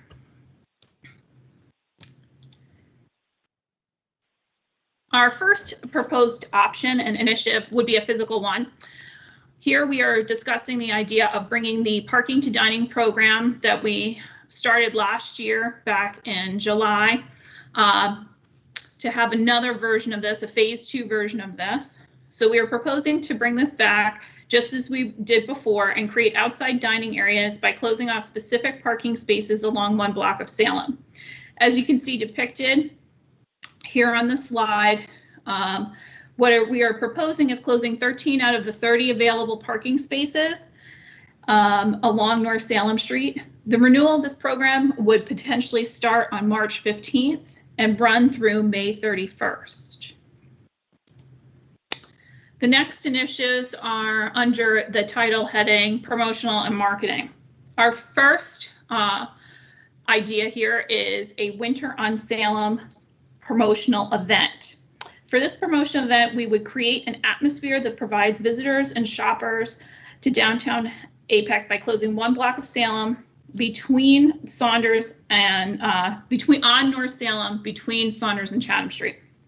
Merchants would have access to additional outside space for merchandise and eating areas and would advertise specials. By closing the street, we are able to encourage proper social distancing. We would plan to host one Winter on Salem shopping and dining promotion in February and another again in March. These possible dates are pending the active merchant and restaurant participation. The next initiative is a social media ad campaign. The idea here is to coordinate and work with the Town of Apex Communications. We would implement a focused campaign such as Shop, Dine, Play this winter in Apex. Additionally, we would also promote ways patrons could love local by encouraging the community to buy local and support Apex businesses with carryout, curbside pickup, purchasing gift cards, and shopping online. We would start this ad campaign now and continue to build upon and refine the campaign message over the course of the year.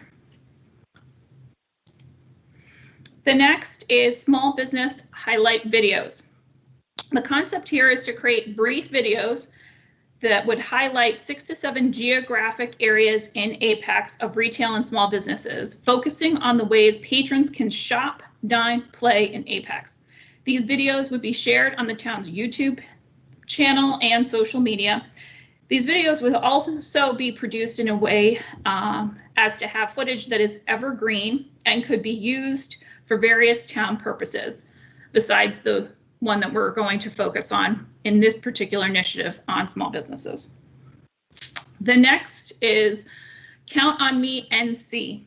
Here, we are talking about promoting the state's established program for businesses to become certified as a safe place for customers and visitors to patronize through a series of social media posts and webinars on how to become certified, as well as sharing with them ways to use this program to let their patrons know of their commitment to their health and wellness.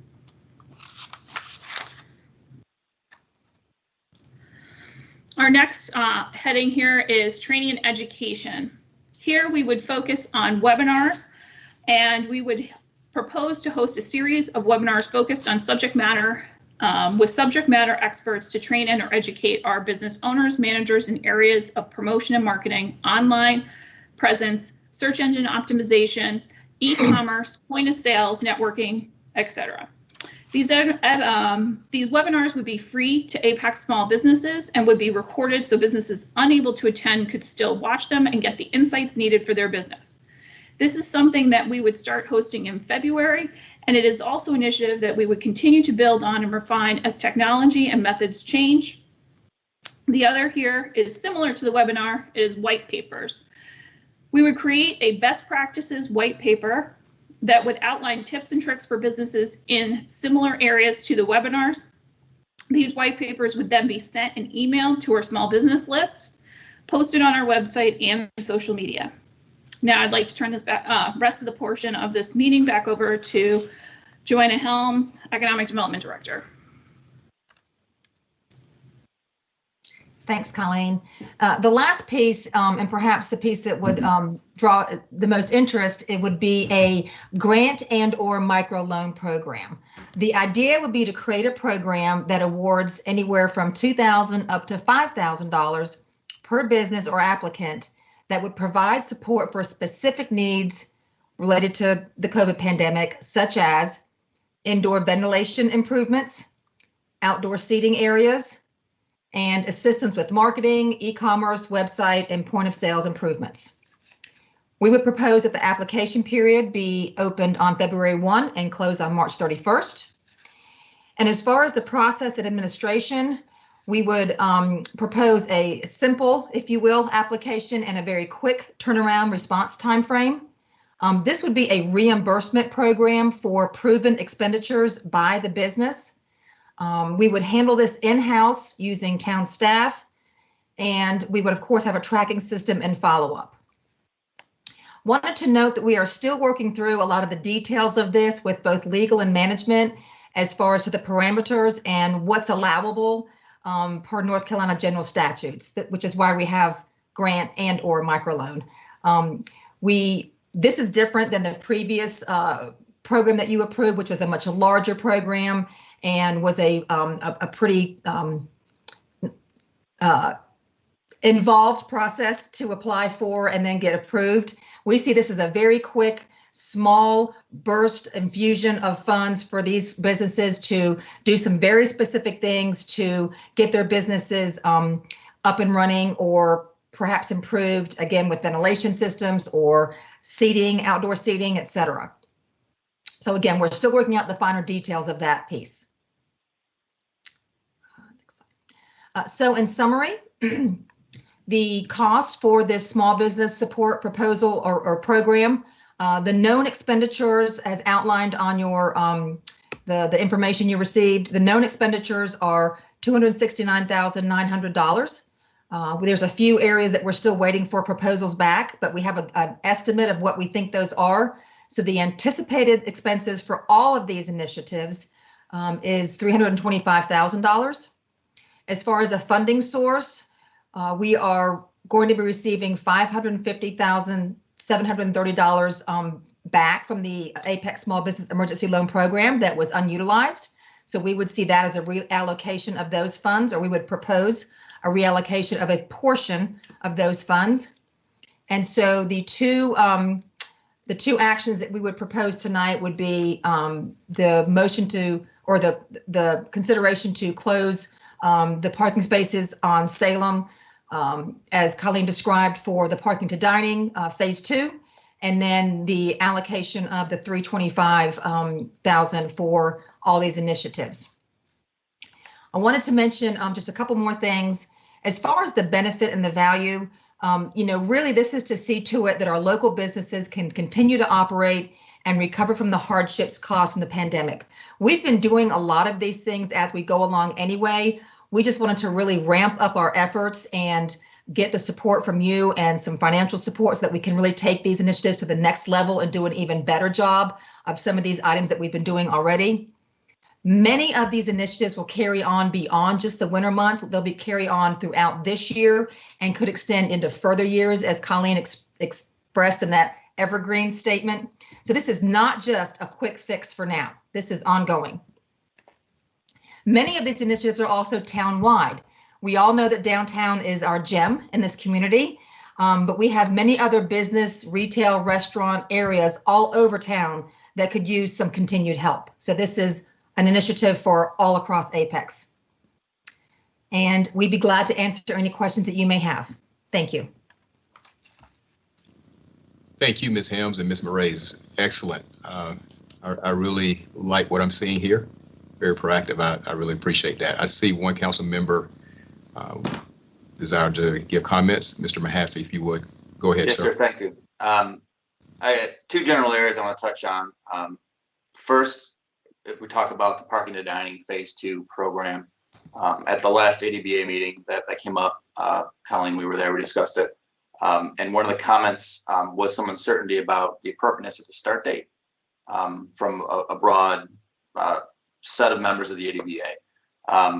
So how do we handle that? Are we fixed on, I believe this date was the first date that was proposed.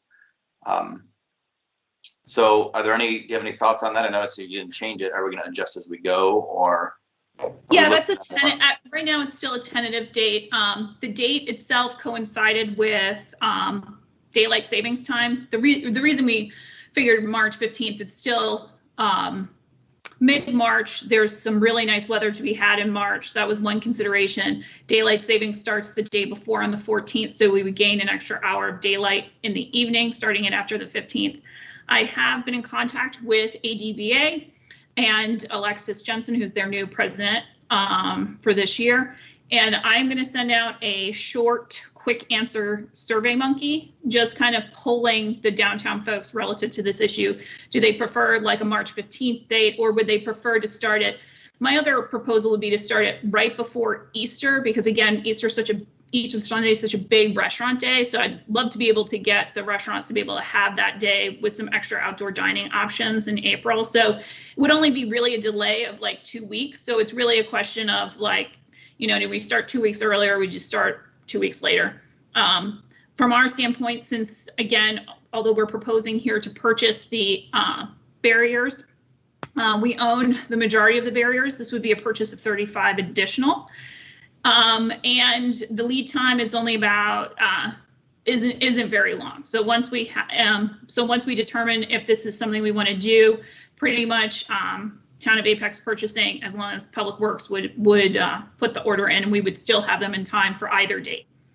I believe don't we already own a significant number of these barriers from the phase 1? We own most of them already. We own over 60 of them now. We did purchase some last year to complete that, so we wouldn't have the rental like we did last year. This would be an addition of 35 new barriers that would be owned by the Town of Apex. On top of what we have today. On top of what we have today. I see. Okay. So procedurally, I mean, are we being asked to approve the March 15th date tonight? And what do we do if later you want to change it? Or not tonight, I guess, in 2 days. It's just an ordinance. This particular motion, proposed motion or possible motion, just talks about the end date possibly going through. It doesn't propose a specific start date. So it's just an ordinance change to allow for us to take parking to dining to be those parking spaces to be utilized for this program. It doesn't specify when that would start. Okay. But So just this- amend it to the existing town ordinances that control that, like alcohol consumption within those public spaces. It does specify an end date of May 31st as of now. Okay. But this itself isn't an ordinance amendment. It's just a motion giving direction to create the ordinance.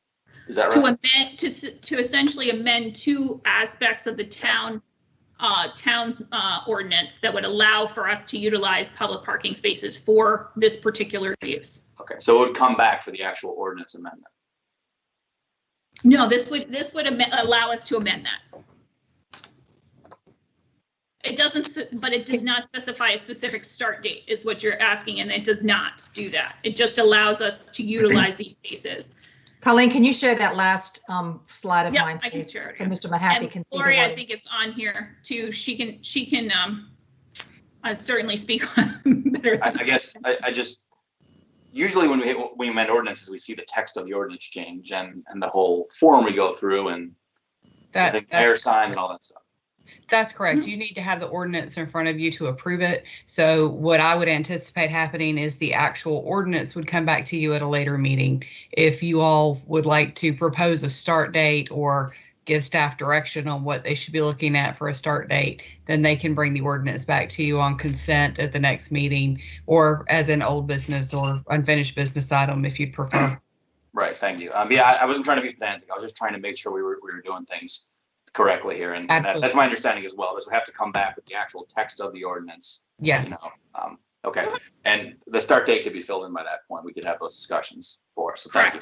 And so I want to move on past that. I think that's great. I think parking dining phase 1 was a success. And I believe parking dining phase 2, given where we're at, is necessary and appropriate for us to do. So with regards to the grant program, so, I mean, my recollection, this is something that we as a council expressed support for already. If you guys remember when back in December, or November, whenever parking dining phase 1 ended, we discussed additional steps.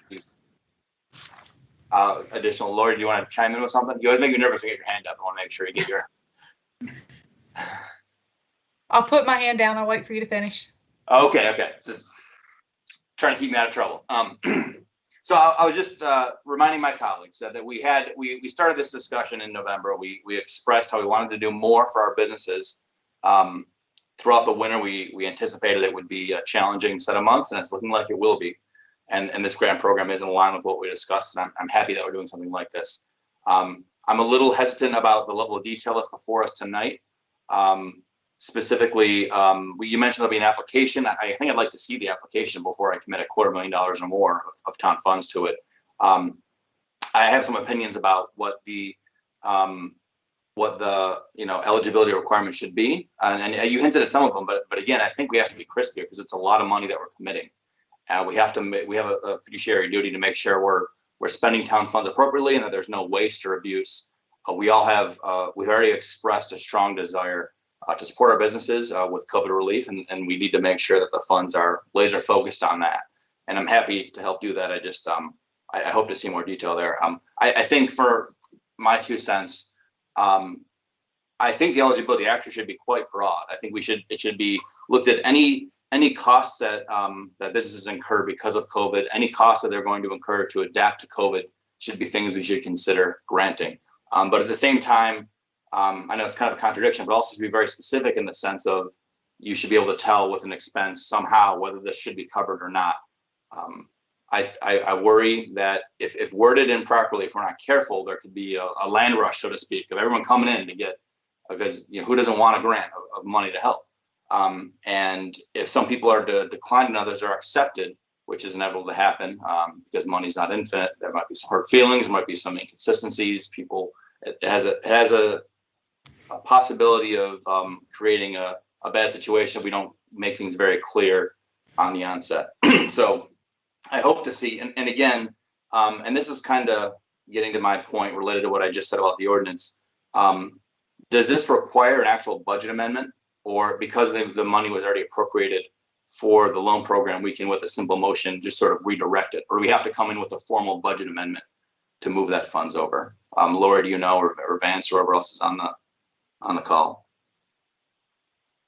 So this, you are required to have a public hearing today to reappropriate these funds for economic development purposes. Whether that requires an actual budget ordinance amendment, I'm not clear, and maybe Sean can chime in with a response there. But I do want to address the issue of a grant versus a loan program. I think we probably talked about this earlier this year, when you all wanted to do a grant program at that point. And grant programs, you have to have express authority to do that from the legislature, which the town of Apex does not have express authority to do a grant program. So legal opinion would be that we look at this as a micro loan. And so I agree with you that as we move forward with micro loan program, that we do need to be very detailed as to the parameters and who would qualify and what sort of expenses would qualify. But I agree, those are details to be worked out. But part of tonight is to actually understand that this is what the funding will be used for, if that helps to clarify.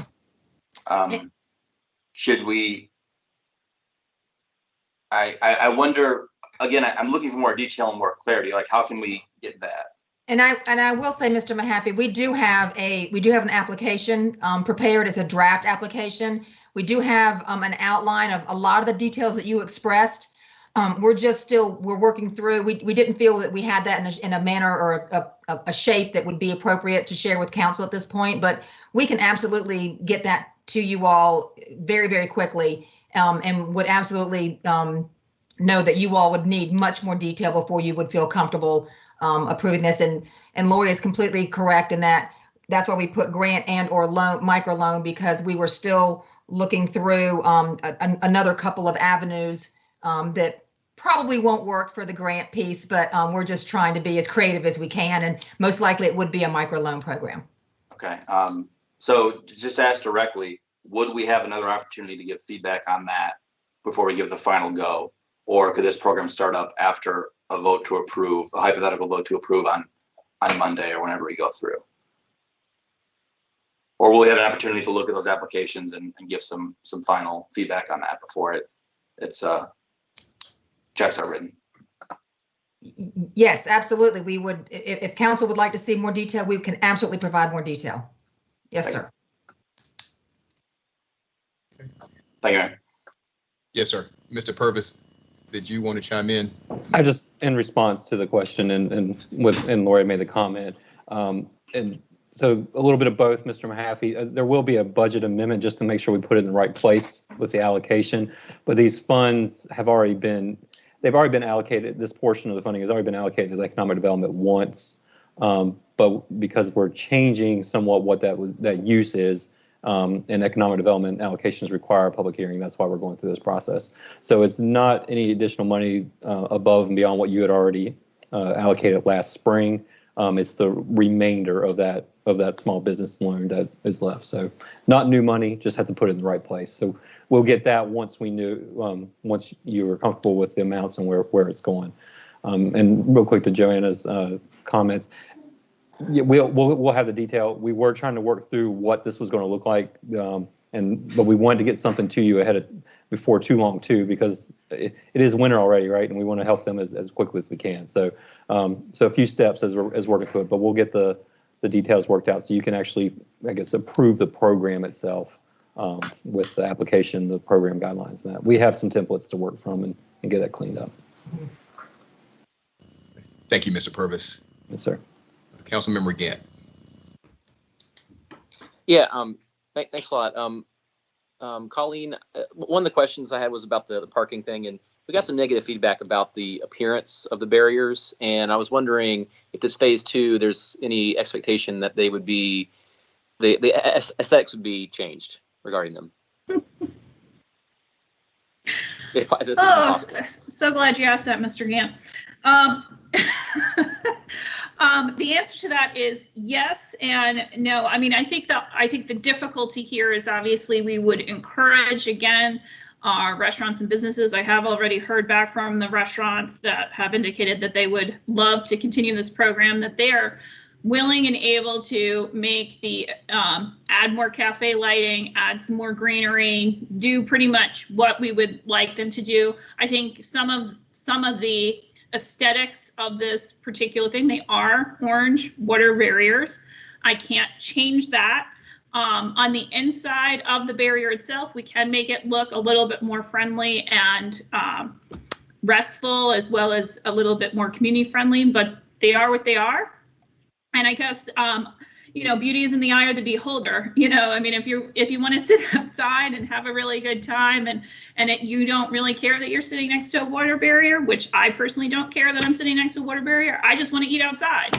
So it doesn't really matter to me. So I guess it's a, unfortunately, this is a matter of opinion, and, you know, I don't really know. We can encourage it, and we certainly will.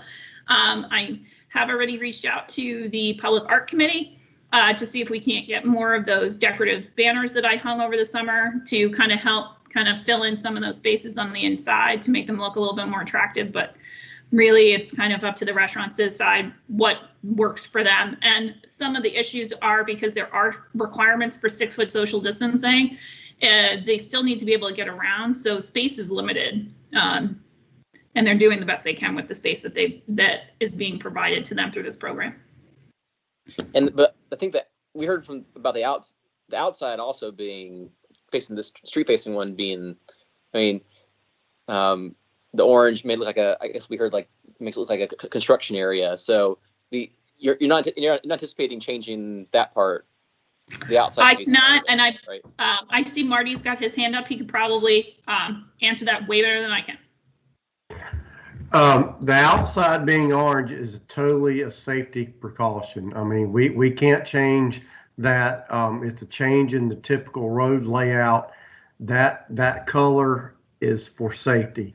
And first and foremost, we have to do this in a safe way to make sure that anybody's right on the other side of that barrier is safe. So that's the reasoning for the coloring, and I would not recommend in any way changing that. Okay. My other question was about or kind of more of a comment about the loan program.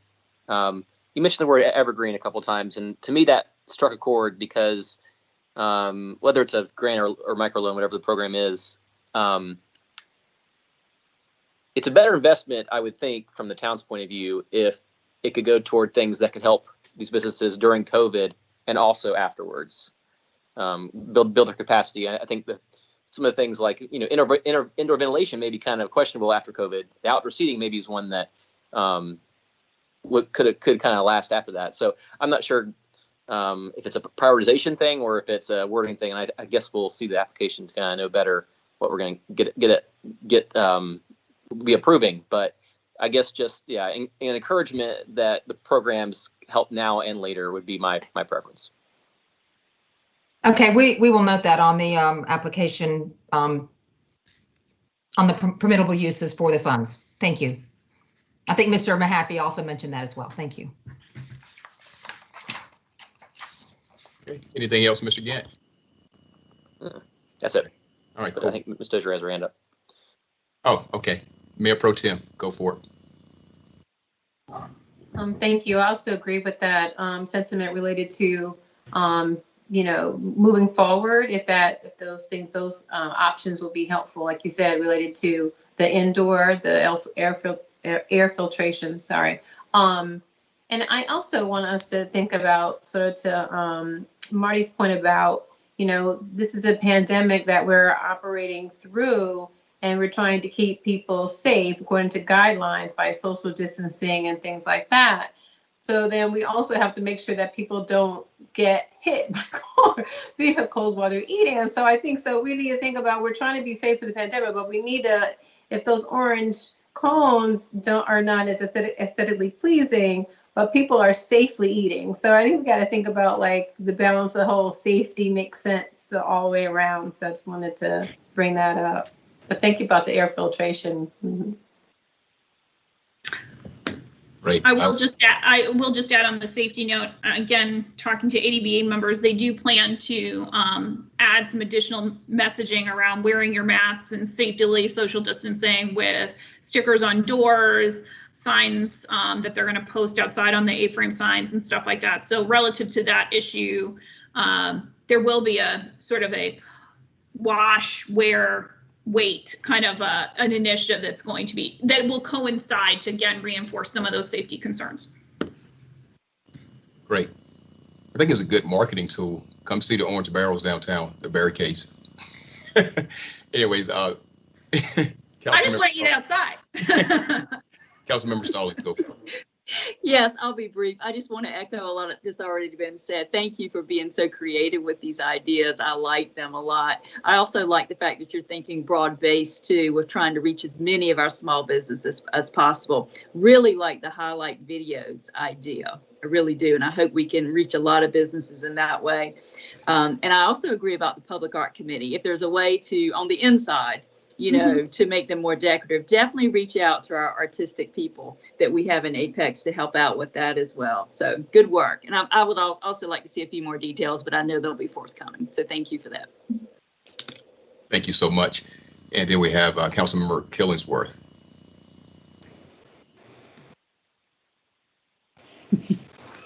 I want to echo what my colleagues have said. I definitely want to see more details. Especially the loan program. But I think as early as we can get the parking closed and get that back up and running would be, better for our businesses downtown, at least as early as feasible. But yes. I like the ideas that were laid out. Just would like to see a few more details on some things. Okay, thank you so much. Any other comments? Okay, thank you. So we'll now move to. Excuse me, Mayor. Oh, yes. Two things. We have not held a public hearing yet for this item. Oh, that's right. And also, I believe that the original public hearing number 1 was skipped. So I do. Yeah, I did note that. I was going to come back to it. Thank you. Thank you so much. All right. Thank you. Okay. All right. Okay. So I'll open up public hearing on this item.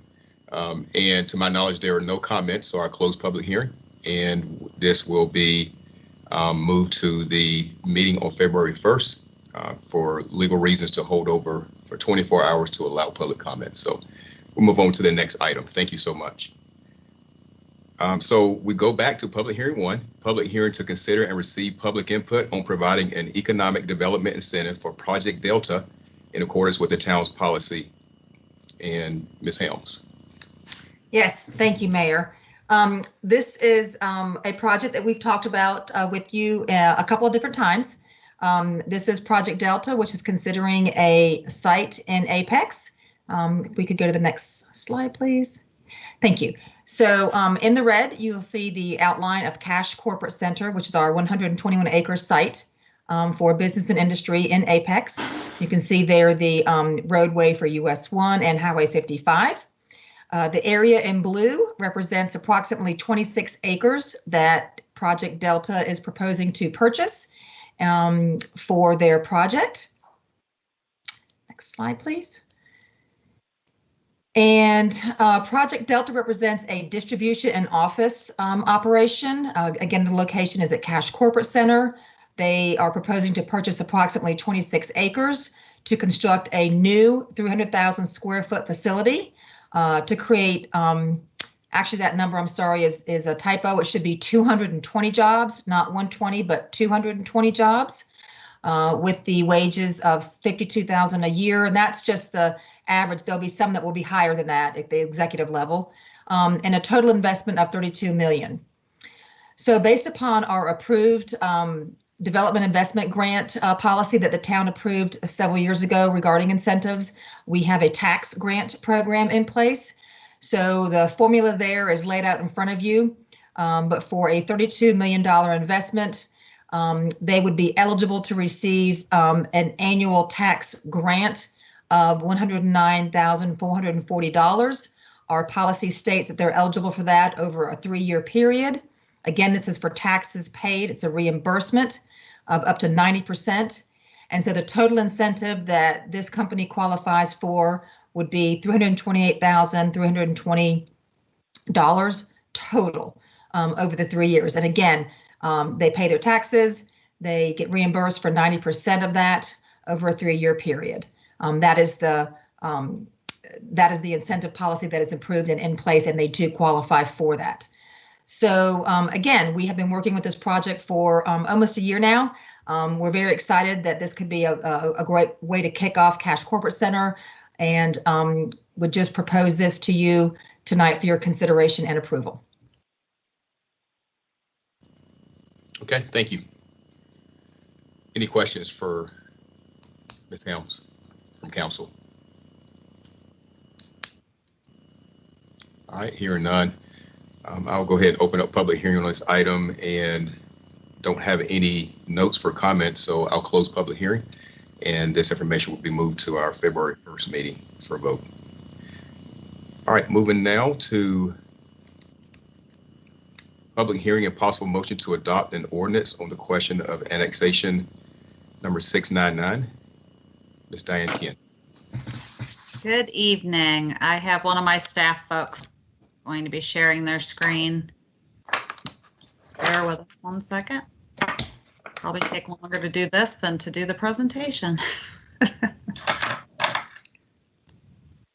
All right. There we go. All right, so this is annexation number 669. It's 1200 James Street. Next slide. This annexation is near Schifflin Road and in James Street. Next slide.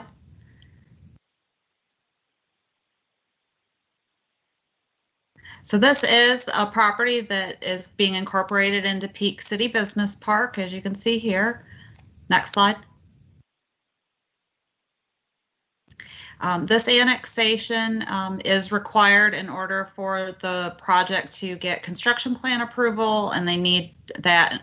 They need water and sewer. That is why they are annexing, and so staff does recommend approval of this annexation.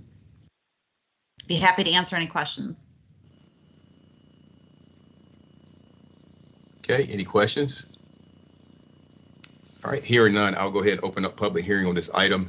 No comments noted here, so I'll close public hearing. And any further discussion on this before we move on? Okay, this will be moved to our February 1st meeting and held open for more public comments for the 24-hour period.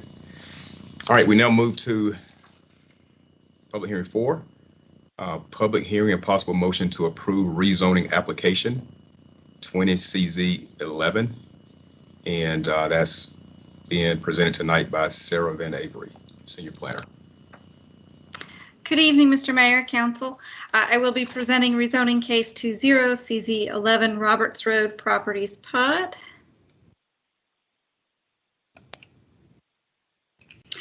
The subject site we'll be looking at tonight is going to be in this general vicinity in the northwest area of Apex.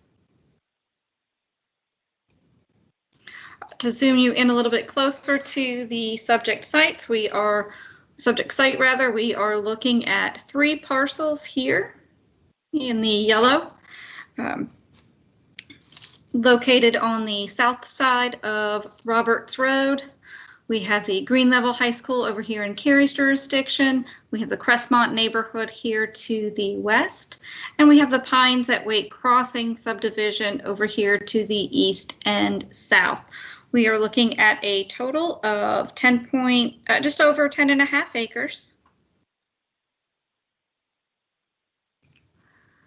The current zoning is rural residential, surrounded by medium density residential here to the west in Crestmont, and low density residential over here to the east in the Pines at Wake Crossing. The proposed zoning is a planned unit development conditional zoning. The 2045 land use map recommends a medium density residential zoning, and the limitations that are in the PUD are consistent with the land use map recommendation. We will get into those details as we go along.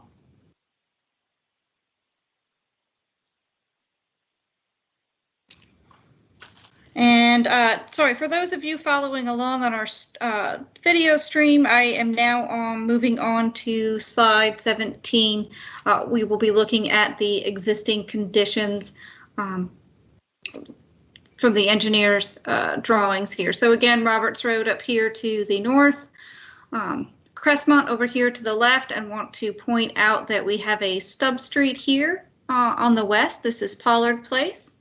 Over here to the east, we also have a stub street coming from the Pines at Wake Crossing. Just want to make sure that you visually have these in mind, as they will be part of our discussion as we move along. The subject properties are located on the south side of Roberts Road. The properties are mostly wooded, containing single-family residences and accessory structures, and you can see those represented throughout here. The applicant conducted neighborhood meetings on September 28th, 2020 and October 13th, 2020, and those full neighborhood meeting reports are attached in your packet. A letter of impact from Wake County Public School System was received for this rezoning and is included in your staff packet. Wake County Public School System indicates that elementary, middle, and high schools within the current assignment area for this rezoning development are anticipated to have insufficient capacity for future students. Transportation to schools outside of the current assignment area should be anticipated. School expansion or construction within the next 5 years is not anticipated to address these concerns.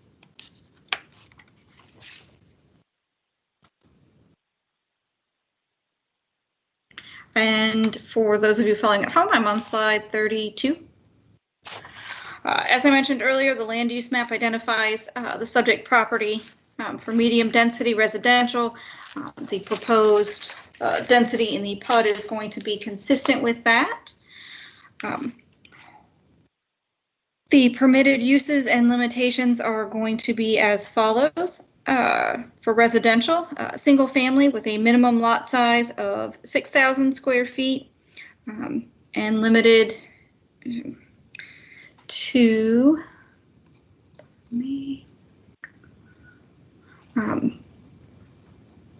25 single family lots.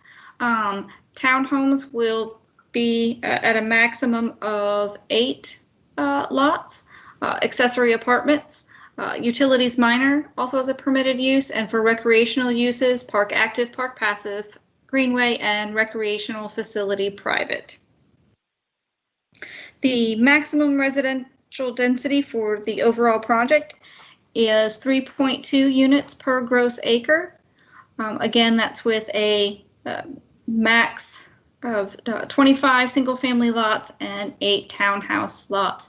Maximum building height is 45 feet, a maximum of 3 stories. Our setbacks for both single-family and townhome products are typical and consistent with the area.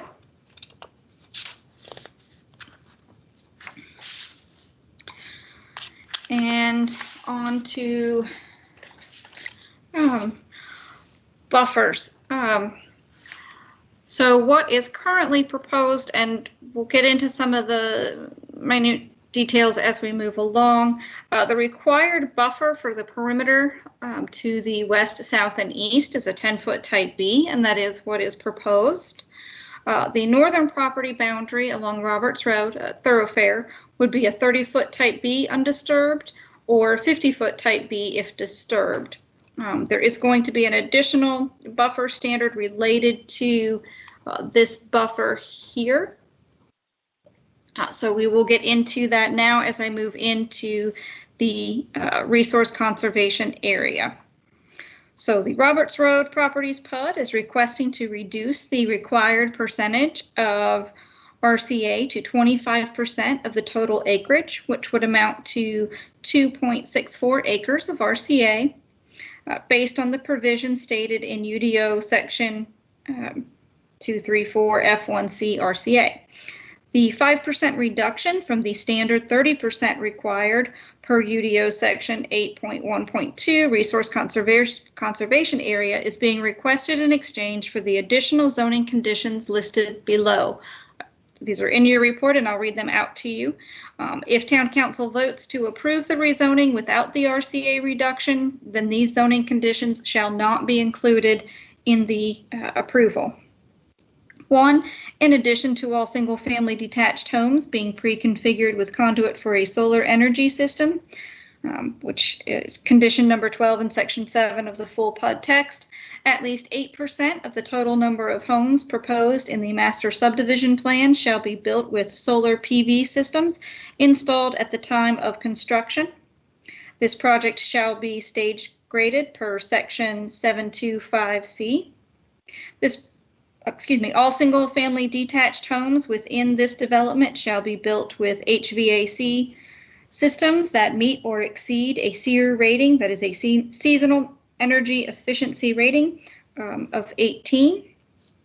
The 30-foot type B thoroughfare buffer, this is what I was mentioning before, undisturbed along Roberts Road shall be increased to a 40-foot type B buffer undisturbed, and that's what you see with this line represented here, that is showing the 40 feet. In the case that this buffer must be disturbed, the width of the type B buffer shall increase from 40 feet to 60 feet.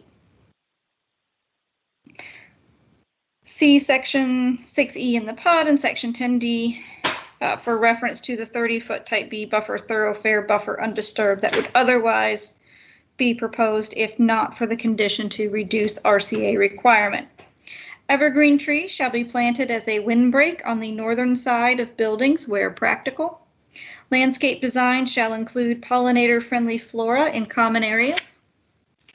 Landscape design shall include a minimum of 3 native hardwood species. A pet waste station shall be installed at the mail kiosk or at the community center recreation site to be determined at the time of master subdivision plan. The applicant has also provided the following conditions. 1 regarding affordable housing. If the town of Apex has a fund or other mechanism in place to receive donations to construct, subsidize, or participate in the development of affordable housing units, the developer will contribute $215 per lot to this fund prior to master subdivision final plat approval for each phase. In the event the fund has not been established by the town of Apex, the money will be conveyed to a nonprofit organization participating in affordable housing. The developer will work with the town of Apex to identify a mutually acceptable nonprofit organization to receive these funds. Builder condition. In order to maintain a unique residential development, the project shall consist of lots developed with custom homes. Construction access condition. The location of the temporary gravel construction entrance shall be limited to only provide construction access from Pollard Place to the east via Gartrell Way, and that is this area here. Neighborhood meeting condition. This project shall hold a neighborhood meeting prior to the first master subdivision plan submittal in accordance with UDO section 2.2.7. Moving on to let's see here. Slide 20 are architectural standards. These are consistent with what we normally see. These here are your single-family elevations for representation only. Some of the single-family conditions are that I'll read out are that the homeowner association covenant shall not restrict the construction of accessory dwelling units, and that all single-family detached homes shall be pre-configured with conduit for a solar energy system.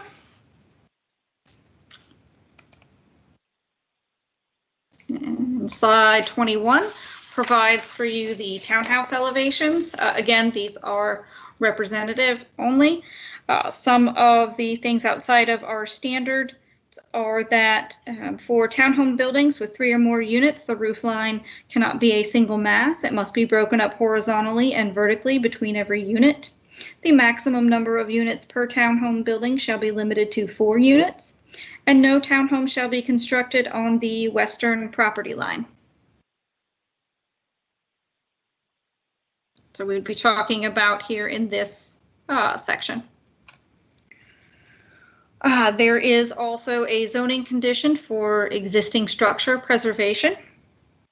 The Roberts Road Properties PUD shall, I apologize, I'm going to go back a couple slides as it shows up better on the existing conditions. We are talking here about this.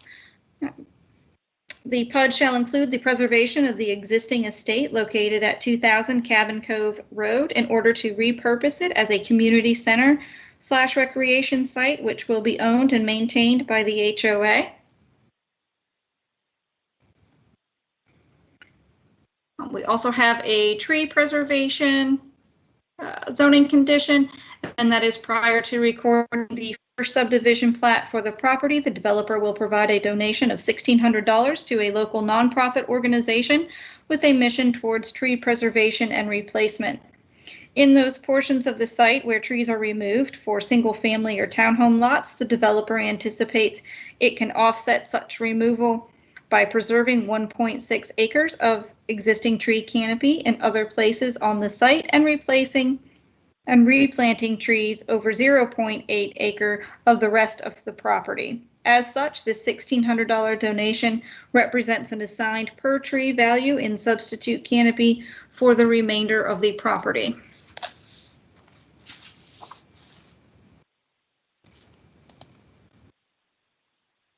Moving to slide number 19 regarding public facilities.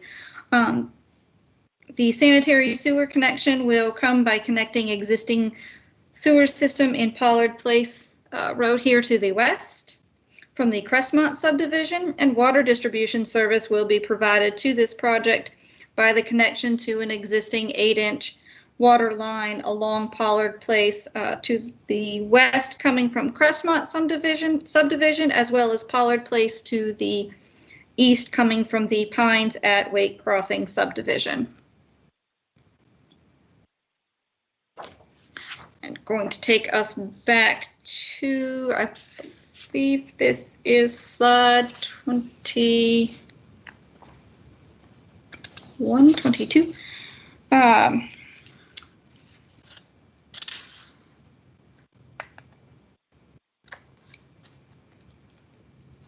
For the Apex Transportation Plan access and circulation. As proposed, the Roberts Properties PUD will include the extension of public streets into the site from Pollard Place to the west, here from Crestmont, as well as Pollard Place to the east from the Pines at Wake Crossing subdivision. There will be no direct vehicular access to Roberts Road. All public streets, with the exception of Pollard Place, will have a 5-foot sidewalk on both sides of the street. The Pollard Place extension, and what we're calling Pollard Place extension, is literally the extension of Pollard Place from the west and the east. These are existing stubs, and per our UDO, we would require this connection. So back to the condition is that the Pollard Place extension will have an 8-foot side path on the north side of the road to connect to the existing 8-foot side path along Gartrell Way. The project, the future amenity center, which we talked about being down here in this general area, will provide pedestrian connection to the existing pedestrian path on Gartrell Way. The project shall provide pedestrian access from the future subdivision to Roberts Road via the 8-foot side path along Pollard Place and Gartrell Way, unless a public street within the subdivision is constructed within 300 feet of the northwest property corner, talking about here, in which case a direct pedestrian connection shall be made to Roberts Road consistent with UDO Section 754C. The project will also dedicate additional right-of-way along Roberts Road in the northeast corner to achieve a total of 40 feet for 1/2 of the Roberts Road future right-of-way width, which is 80 feet.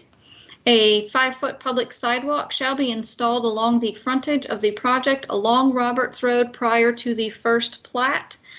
And that condition is in here because the town actually has a sidewalk gap project going on here. So we anticipate that the town will have the sidewalk gap along Roberts Road in place before this project would make it to subdivision.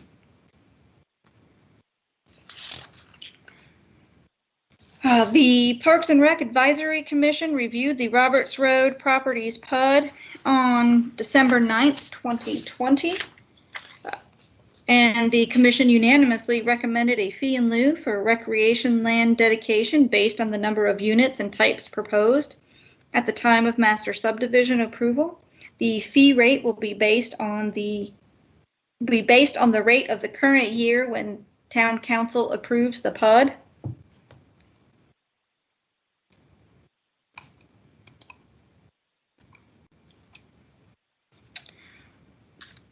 So planning staff recommends approval of rezoning case 20CZ11 Roberts Road Properties PUD with the conditions as proposed, with the exception of the lack of a direct pedestrian connection from future subdivision to Roberts Road, which is the thoroughfare.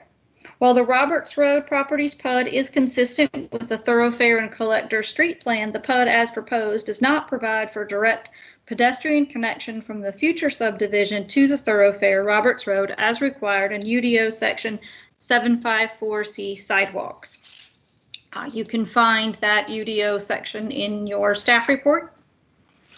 So without the provision of the direct internal pedestrian connection to the thoroughfare Roberts Road, staff cannot recommend support of the Roberts Road Properties PUD as presented.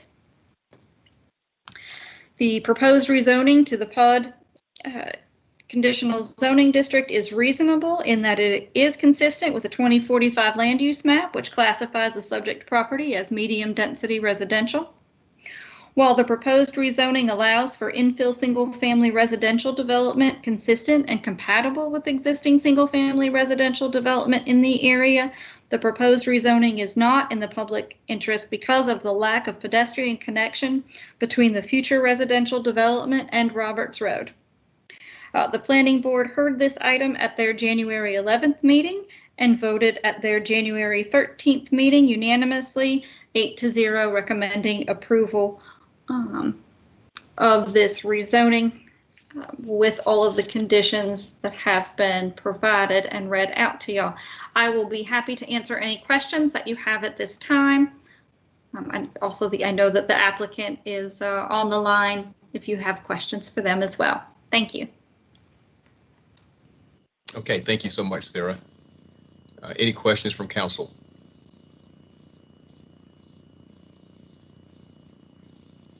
Okay, hearing none, we'll go ahead and if the applicant does not wish to speak, we'll move on with the opening public hearing for comments. I'm sorry, Mr. Mayor. I am here. I would like a minute to speak, if that's okay. Yes, sir. Go for it. Thank you. Great. Well, thanks. Good evening, Mr. and Mrs. Council members and Mr. Mayor. My name is Patrick Kiernan with Jones and Knosson Engineering, located at 221 North Salem Street in downtown Apex. And I am here representing the Michaela family for this PUD proposal for the Roberts Road Properties PUD. Firstly, I'd just like to thank Sarah for all her help and coordination on this PUD proposal, as well as Amanda, Russell, and the rest of the town staff that has assisted during the staff review portion of this petition. I'd also like to thank you all, the members of this council, for your help and feedback along the way. This PUD has a lot of unique aspects, and we have received a ton of help and guidance to get us to this point. I'm certainly not going to rehash all of Sarah's presentation because she did an awesome job, but I would like to offer a little bit of clarity to a couple of the points that were made as well as offer a bit of background of who these developers actually are. So the owners of these 3 properties are the Michaela family, who are a close-knit family from Massachusetts with a desire to relocate several members of their extended family to our beautiful town. Finding the right neighborhood was difficult, given the desire to keep the different branches of the family within the same community. But their dream was realized when they discovered that these 3 properties south of Roberts Road are set up for future development, have the correct 2045 land use designation that would support a medium density neighborhood. Utilities and road access were previously provided to these properties during construction of the 2 neighboring developments, Crestmont and the Pines at Wake Crossing. And with all that said, it became clear that these 3 infill properties were the perfect blank canvas for the Michaelas to begin planning out their community. I think it is an important point to make because these quote unquote developers are really just future citizens of our town that plan on living, working, and being a part of our community. Since they themselves will be residents within this development, they are committed to its long-term success and well-being, which I think should be evident in the zoning conditions that have been offered. With that said, I'd like to segue into the discussion regarding the potential pedestrian connection to Roberts Road. As Sarah said, normally in a subdivision such as this, a sidewalk connection to Roberts Road would be required per the UDO since Roberts Road is a thoroughfare. However, given that there is no finalized design for the subdivision, we see a chance that this sidewalk connection could be redundant. In a scenario where a road or cul-de-sac ends nearest to the northeast property corner of the PUD, that sidewalk connection to Roberts Road would be very close to the already existing sidewalk connection within Gartrell Way, the 8-foot side path, which minimizes the benefits of such a cut through since there is already one nearby. On the other hand, if a road or cul-de-sac were to end nearest to the northwest corner of the PUD, a sidewalk connection is much more understandable and practical. This is the thought process which led to the condition stating that if a public street is constructed within 300 feet of the northwest property corner, then the direct pedestrian connection to Roberts would be provided. In our minds, this is a practical compromise which allows for some flexibility dependent on the actual layout of the subdivision. If in fact the direct pedestrian connection can be avoided, that would be desirable because the preference for the Michaela family is to have a nice thick landscape buffer along Roberts Road to reduce the visual and sound impacts from Roberts Road into the development, as well as vice versa from the development onto Roberts Road. A 5-foot sidewalk within a 10-foot cleared public sidewalk easement will mean a gap in the buffer, creating a window from Roberts Road directly into the heart of the neighborhood. We absolutely do not take lightly the idea that we do not have staff support on this one condition. We discussed at length the different compromises that could be considered. And the idea about the proximity of the potential connection to the northwest corner of the project was actually an idea brought forth by Councilman Gant, which, you know, we obviously do appreciate very much your feedback and recommendation on that. It was very helpful. I know there's been a lot of discussion regarding the access between this proposed PUD and the existing communities to the east and west. So I just wanted to take this chance to say that these neighbors' messages are being heard and discussed thoroughly.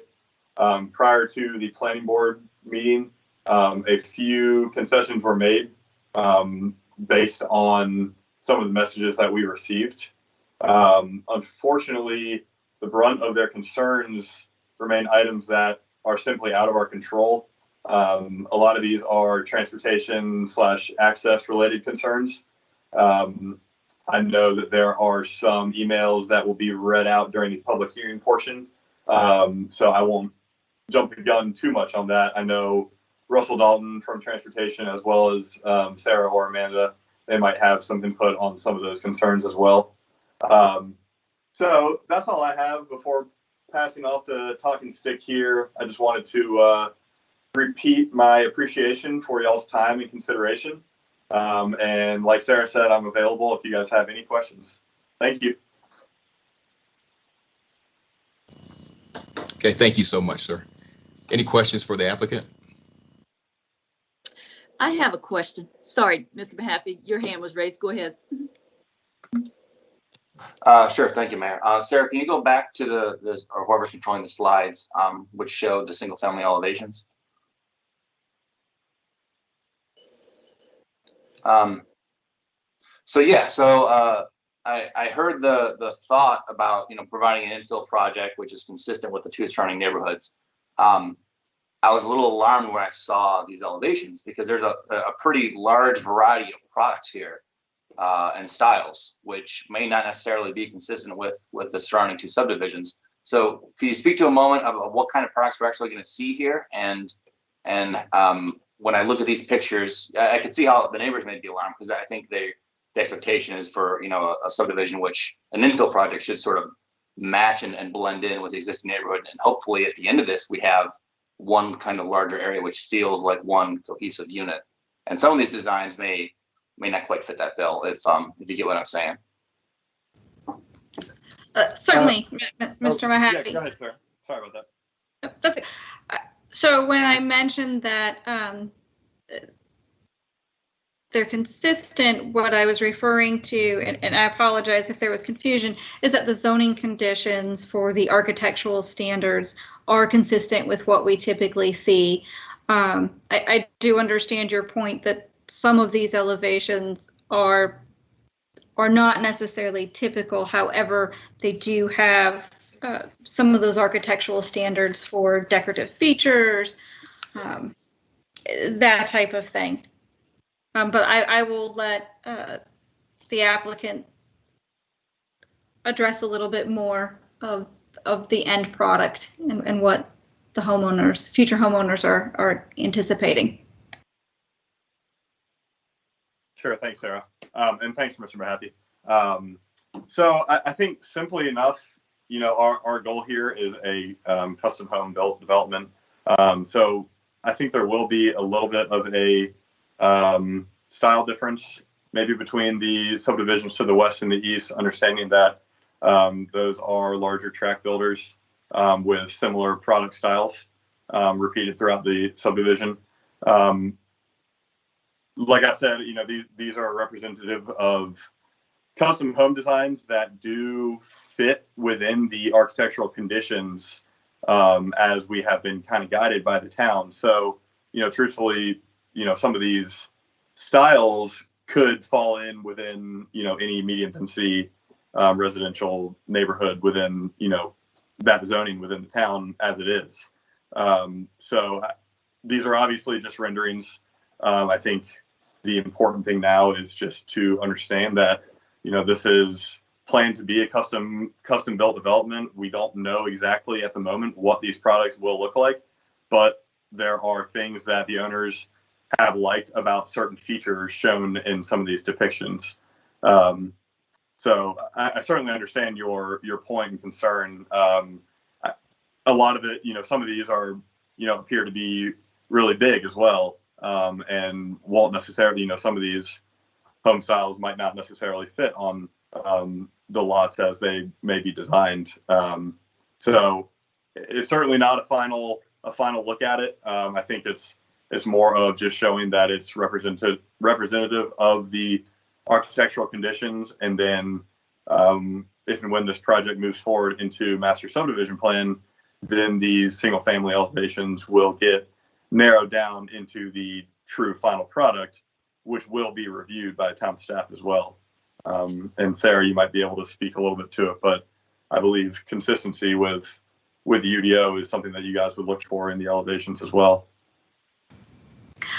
Yes, we absolutely would. Again, these are just meant to be representative and not show you the final product. Of course, I understand it. I'm not saying that these are definitely the plans. But I mean, this slide makes me envision a cul-de-sac with these 6 homes around it, right? And there's consistency with the surrounding neighborhoods, and there's self-consistency as well. And having like a single cul-de-sac with these 6 designs, I think would be alarming, right? Understood. Mm-hmm. Thank you.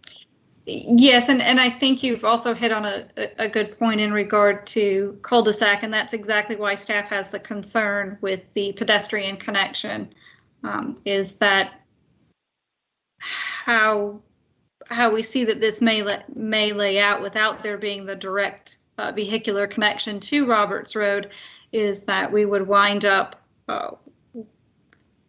with a cul-de-sac or more in this area, which would then, without that direct connection internally from the subdivision to Roberts Road, would then force folks to follow the sidewalk on the internal street, take it out here, presumably to Gartrell Way, come up and over. And so even if you're looking at something, say here in this area, you're looking at an increased pedestrian travel of about a quarter mile. Right. And if I could ask a question on that topic while I still have the talking stick for a moment, then I'll be quiet. On the point of the walking path that the applicant mentioned, there were some discussions about a potential compromise and some concern about the right of way that need to be dedicated, providing a visual, a break in the barrier. So given the UDO standards for this walking path, is it not possible to have a sort of meandering kind of walking path through the trees, or does it have to be a visual break with, a sidewalk and then an extra 10 feet clear, whatever, on either side of it? Couldn't you have some sort of like path which qualifies as a walking path but doesn't necessarily have that break? And the other question I had, just to get all out there, is what is the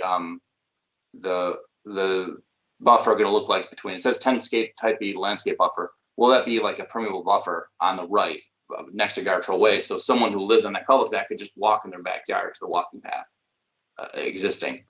And is there some potential compromise there where there's maybe a dirt path between the homes to that's more to the north towards Roberts Road to let those homeowners over there get to Gartrell Way without having to go all the way south to Pollard Place and come back up? Were any of these things discussed, and what was the status there? Thanks. Sarah, you want me to take that? Sorry. Well, to answer your first question, Mr. Mahaffey, and Sarah, maybe this is a better question for you. I think what you're getting at, I think, is allowable. As far as the pedestrian connection to Roberts Road, I think it could potentially meander, which, like you said, that could be a compromise. We're all about compromises, but one aspect that we have considered, obviously, I know it's not a zoning condition in here, but one thing that was contemplated, with the idea of the beefed up buffer along Roberts, they like the idea of, a little bit of privacy from the thoroughfare, and part of that might include some sort of wooden privacy fence or something, which, if that is, shown across, basically along that buffer line, then no matter if that sidewalk is meandering or not, there will be some point in that 10-foot fence, or excuse me, in that privacy fence that would have a 10-foot gap in it. So I certainly understand your point, that it does help with the direct shot, the direct, visual corridor into the neighborhood. Does not resolve that connection, that gap in a potential fence could still be there. But Sarah, let me know if I'm misspeaking on whether or not that would even be acceptable. To your second point, Mr. Mahaffey, so that was, again, compromise of, could we, instead of going out to Roberts, go to the east to Gartrell Way? Unfortunately, there is a strip of RCA that was actually recorded as part of the Pines at Way crossing. So where the Gartrell Way right-of-way is, it does not extend all the way to our property line. So I think it's about an 8-foot, maybe 10-foot gap between the right-of-way and the property line. So, maybe there, I think that the buffer could be traversable, just geographically speaking, but it would be not necessarily permittable. There would be no easement that we could put on it. There would be no guarantees that we can make that connection because, number one, it's offsite, and number two, it was recorded RCA. So it, if I'm not mistaken, it is recorded that way in perpetuity.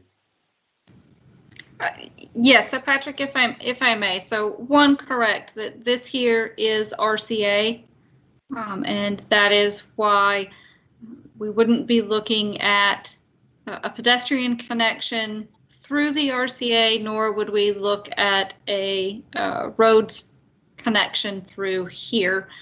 But in regard to the other question is, can that pedestrian access from internal to the subdivision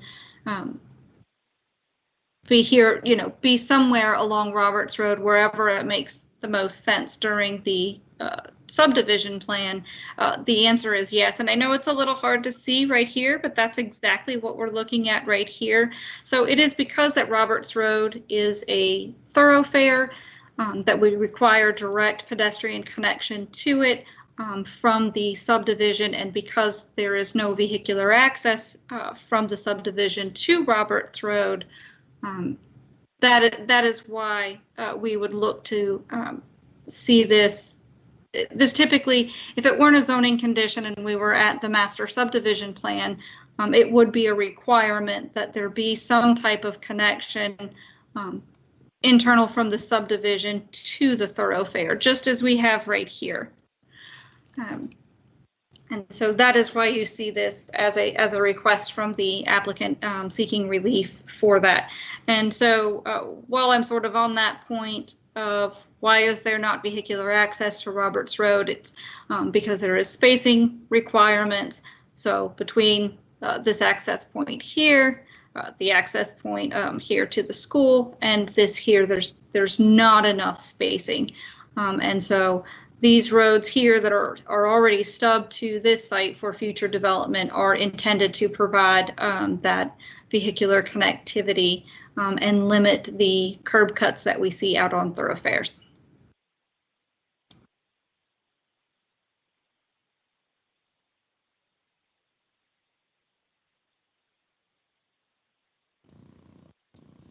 Okay, thank you.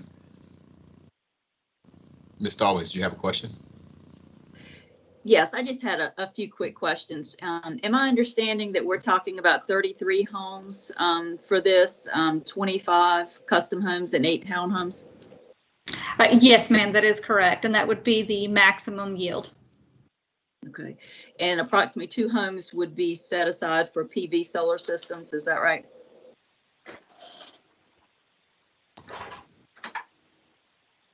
In essence, yeah. I believe it was given as a percent, but I think that's the way the math works out is 2. Yes. Okay. And so there will be insufficient school capacity per Wake County schools even within 5 years out, correct? That is my understanding, Sarah. I think you can probably answer better to that. Yes, that is the response that we have heard back from Wake County public school system, is that even with schools set to be online, is that they are facing capacity issues, not just here, but everywhere. And the $215 per unit that you're offering for affordable housing as a condition, is that include for all 33 homes? I believe the wording is based on the, it's either the, let me find it. It is a, sorry, go ahead, Sarah, if you have it in front of you. Yes, I do. It is a $215 contribution per lot. So if they reach 33 lots, then that would provide the max. If they wind up with any number less, then again, it's just the $215 per lot. And so my question is, are townhomes included in that? Yes. Okay. And then my last question is, how did you derive the $1,600 for tree preservation and replacement? Yeah, so it's kind of hard to follow along without having the, a layout provided. Of course, we have, on our side, we've been working on a rough layout, which is where this number was derived from. Basically, it was a calculation of determining what areas within the single family or townhome lots that are laid out over top of currently wooded areas. So basically, we did an overlay of our layout over top of the existing conditions to find out where we are adding homes, where there is currently existing trees. We then discounted the fact that we are preserving, I think it was 1.6 acres of RCA that was already wooded, and then an additional 0.8 acres of just open pasture that will be designated as RCA. So that 0.8 acres will be planted. Make sure I have my numbers right. So that the remainder essentially came up to, so the calculation was $200 per tree, and I think it was a 30-foot radius, basically tree root zone or tree canopy zone. So, you know, the acreage that we had remaining of our single family and townhome lots after we had, you know, taking out the area that we are preserving and replanting came out to a total of 8 trees at 30-foot radius at $200 a tree. And that was consistent with another PUD that I was provided documentation on that a similar calculation was used. So again, I know I don't have a layout to show you that I can show you what areas I'm talking about, but that's the gist of the calculation. Okay, thank you. Sure.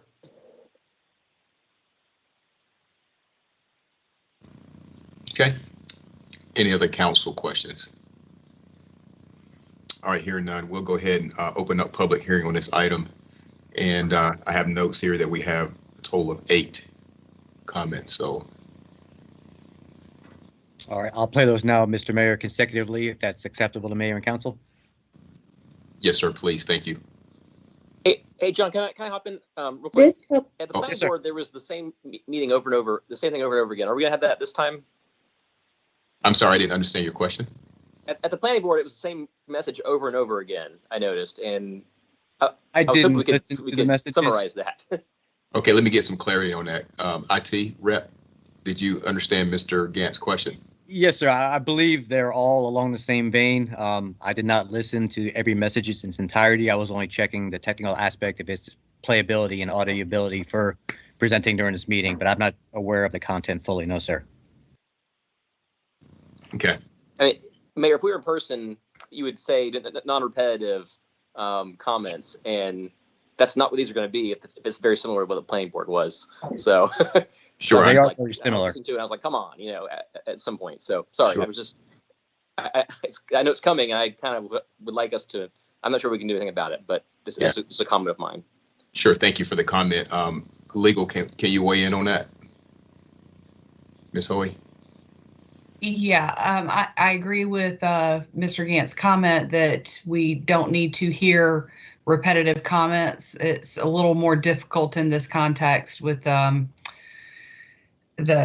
comments being on audio that no one has listened to in advance. So I would say possibly for this time, play them through. If when we get to the next meeting, maybe we can have somebody listen to them in advance to see what's repetitive and summarize those. Okay, thank you so much. All right, you can proceed with the recordings, please. Thank you. Thank you, sir. I'll pause slightly after each one. If you want to shout, let me know what you want me to do. Okay. Thank you. Public comment is from A. Columbella, who lives at 2418 Canoe Creek Lane, Apex. My name is A. Columbella, and I am the president of the Crestmont HOA.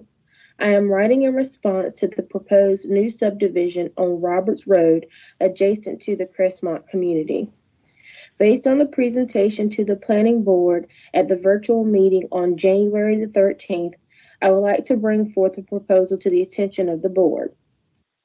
Since most Crestmont residents are concerned about construction traffic flowing through the already well-established subdivision, I propose that the town defers completion of Poland Place until after the completion of the new subdivision. Essentially, this would force all construction traffic coming from Roberts Road to use Gartrell and through a partially finished Poland Place on the east Pine side, just long enough to access the construction sites. In my opinion, this would be the only approach that fully addresses the concerns of the Crestmont residents and leaves no room for any accidental traffic coming through our neighborhood. I would also like to bring to your attention that the developer has not made any attempt to organize a community meeting with Crestmont residents. It was over a month ago that the town planning board requested the developer to reach out to concerned residents, and the developer agreeing to do so. This is unfortunate, and such not demonstrating a posture of active engagement is further adding to the anxiety and apprehension of my fellow community residents. Thank you for your consideration. Okay, thank you. This public comment is from Jay Radajaru, who lives at 326 Stonehouse Drive. Hi, we welcome and support new development in Apex. As this development is next to our neighborhood and is not going to have direct access to Roberts Road, we have a few concerns. I hope these can be addressed appropriately.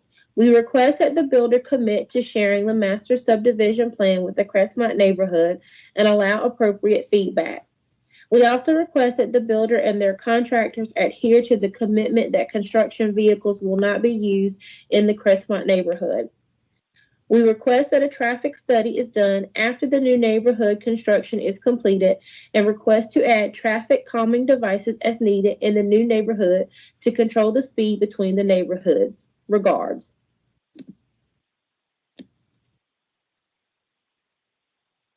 This public comment is from M. Ramanathan, who lives at 342 Stonehouse Drive, Apex.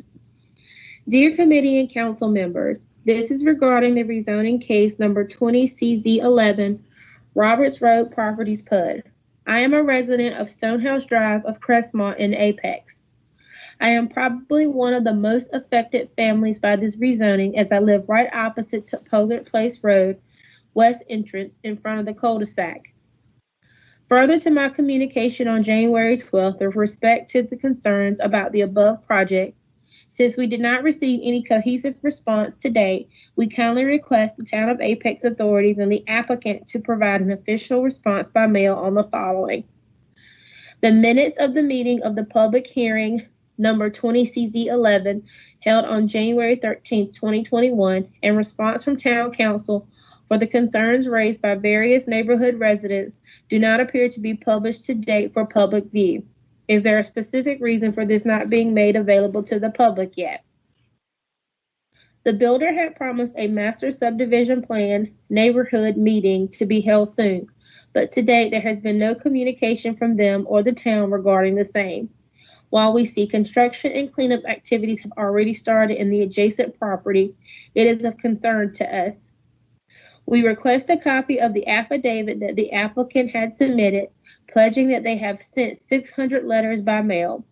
We as neighborhood residents are willing to submit a counter affidavit from 60+ residents to confirm that those letters were not received. Hence, Town Council should postpone this project's approval until all concerns are documented and addressed. The environmental concern raised by Ms. Susan Mason never got addressed suitably. We request an official response from the Town Council by mail so that in the future we will be able to approach the town for suitable legal action if the situation worsens. We had requested for a traffic study and route plan evaluation details. Since the Town Council negated the risk of cut through or heavy traffic via Crestmont, we request an official response from Town Council by mail so that in the future we will be able to approach the town for suitable action if the situation worsens. Again, to reiterate, we as the most affected neighbors on Stonehouse Drive feel our concerns are just being read and no proper response or sufficient timing is being provided by town authorities. There seems to be a rush in approving this project, and we humbly request Town Council to kindly delay the approval, request the applicant to conduct a neighborhood meeting, and make sure our concerns are amicably addressed. Sincerely. Okay, number 4. This public comment is from P. Charla, who lives at 319 Stonehouse Drive, Apex. Dear sirs and madams, we submitted our concerns earlier and we didn't hear anything from the builder yet. As we stated before, there are tall trees in the backyard of the new property. Please see that they are replaced with new small trees, as they can be a threat during storms. With the new community having no entrance for them, they will be using Stonehouse Drive, which will be a major concern for us as kids play there all the time. Also, may we know which type of houses will be backing Stonehouse Drive, and will they be built with a basement or crawl space? Please talk to the builder about these concerns.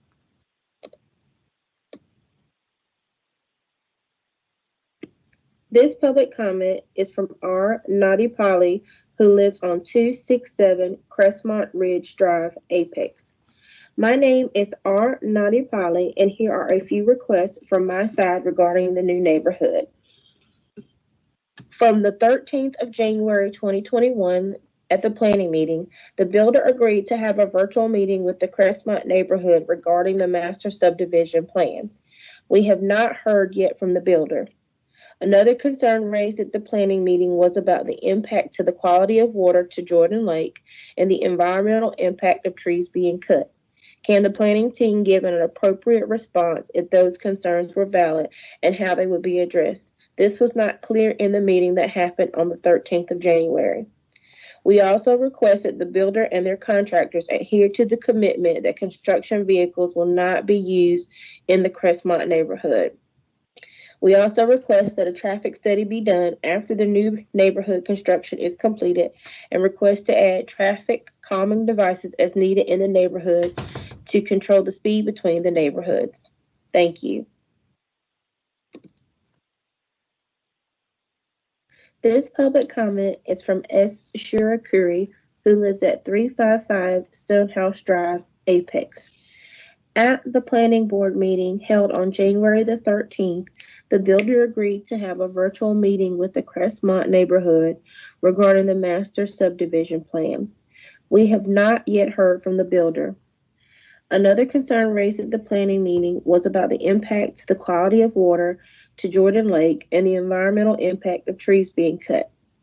Can the planning department give an appropriate response if those concerns are valid and how they would be addressed? This was not clear in the meeting that happened. We also requested the builder and their contractors adhere to the commitment that construction vehicles will not be used in the Crestmont neighborhood. We also request that a traffic study be done after the new neighborhood construction is completed and request to add traffic calming devices as needed in the new neighborhood to control the speed between the neighborhoods. Two more. This public comment is from Umesh Kadala, who lives at 303 Stonehouse Drive, Apex. I, along with many others in the community, are closely monitoring the planning meetings while raising our concerns about the new development adjacent to our community. While we all support a good and healthy community, we also have the concern of what the new development would mean to the existing community and how it impacts the lives of homeowners around this new community. Many of the homeowners have expressed concerns, and I echo all the concerns. My backyard faces towards the new community, and hence it would have a close impact. I want to bring attention to the following things today while all of this is in the planning stage. How will the drainage from the streets be taken underground? Today, there is water flowing from heavy rain from Roberts Road, and the water finds its path to my backyard and makes its way through the swale in my backyard, in spite of the French drains. This can be a nuisance with excess storm water, which was not accounted for either when Crestmont was built or with the new development. Tall trees can pose a risk over time. How will this be addressed when planning this new community? Traffic on Stonehouse to get into Polar is a huge concern for me, along with the neighbors who have expressed this previously. We have not gotten any answers to any of the concerns in the previous hearing, so we are not sure what, if the collective decision is on this concern. Value of the home price and its impact it may have to the existing homes. We all bought homes here to have a good standard of living, and we also expect to have the home value increase over time. Putting an affordable home with lesser value around this community can decrease the current value of the homes as the value is compared to home values sold around the vicinity. Kindly review the concerns and respond, as Crestmont and Pines neighborhood should not be impacted with this new development. Thanks. And the final comment. This public comment is from Vidya Ranganathan, who lives at 371 Stonehouse Drive, Apex. Dear board members and planning committee, I'd like to ask some clarifying questions on the process itself. Currently, the rezoning has been approved. However, the subdivision approval voting is pending. If so, when?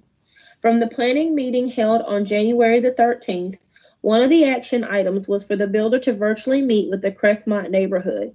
We have not yet heard from the builder. Can we request that the builder share the master subdivision plan with the Crestmont neighborhood and allow appropriate live feedback?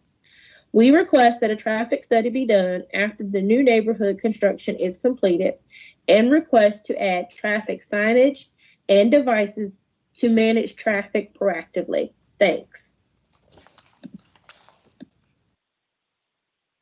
That was the last one. Okay, thank you very much. Yes, sir.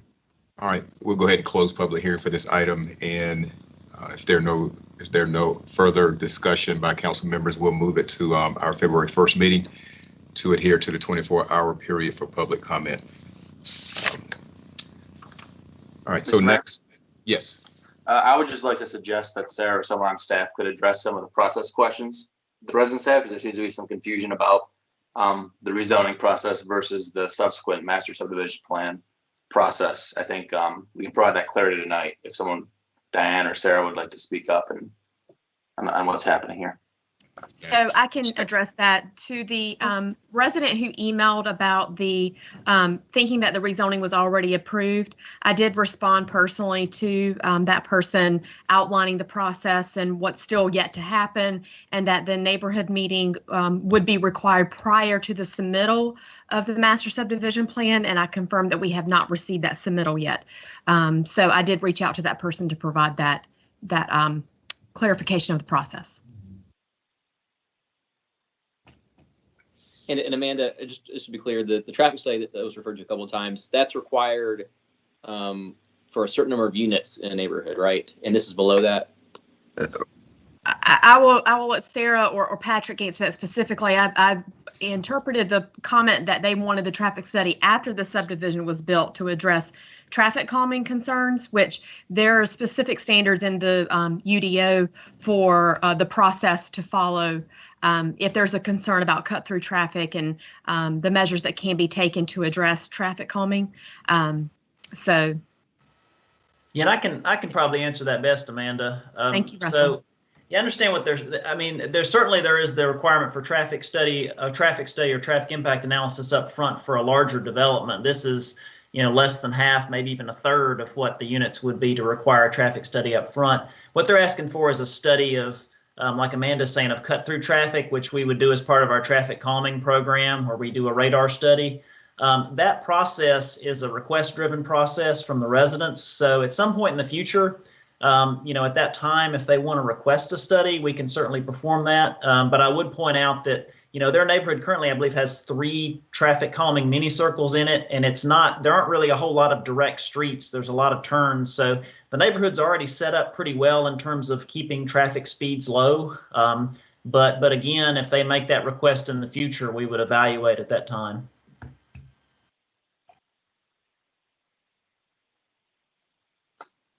And Amanda, if I could just clarify, the point I wanted to make sure the residents were aware is that the rezoning process and the master subdivision process are 2 separate things that happen sequentially. And the reason I believe that the neighbors have not received notice of that master subdivision meeting is because this approval hasn't happened yet. If this approval were to be approved at that point, then the developer would have to reach out and schedule that meeting. But it's not unusual that the developer hasn't reached out for that meeting, because until this is approved, there's no need to have that meeting. It's a sequential process, and they haven't gotten to this step yet. So that is correct. Yes. Sorry, I have one more question regarding the construction traffic. So it's in the zoning condition that it will use Guardrail Way.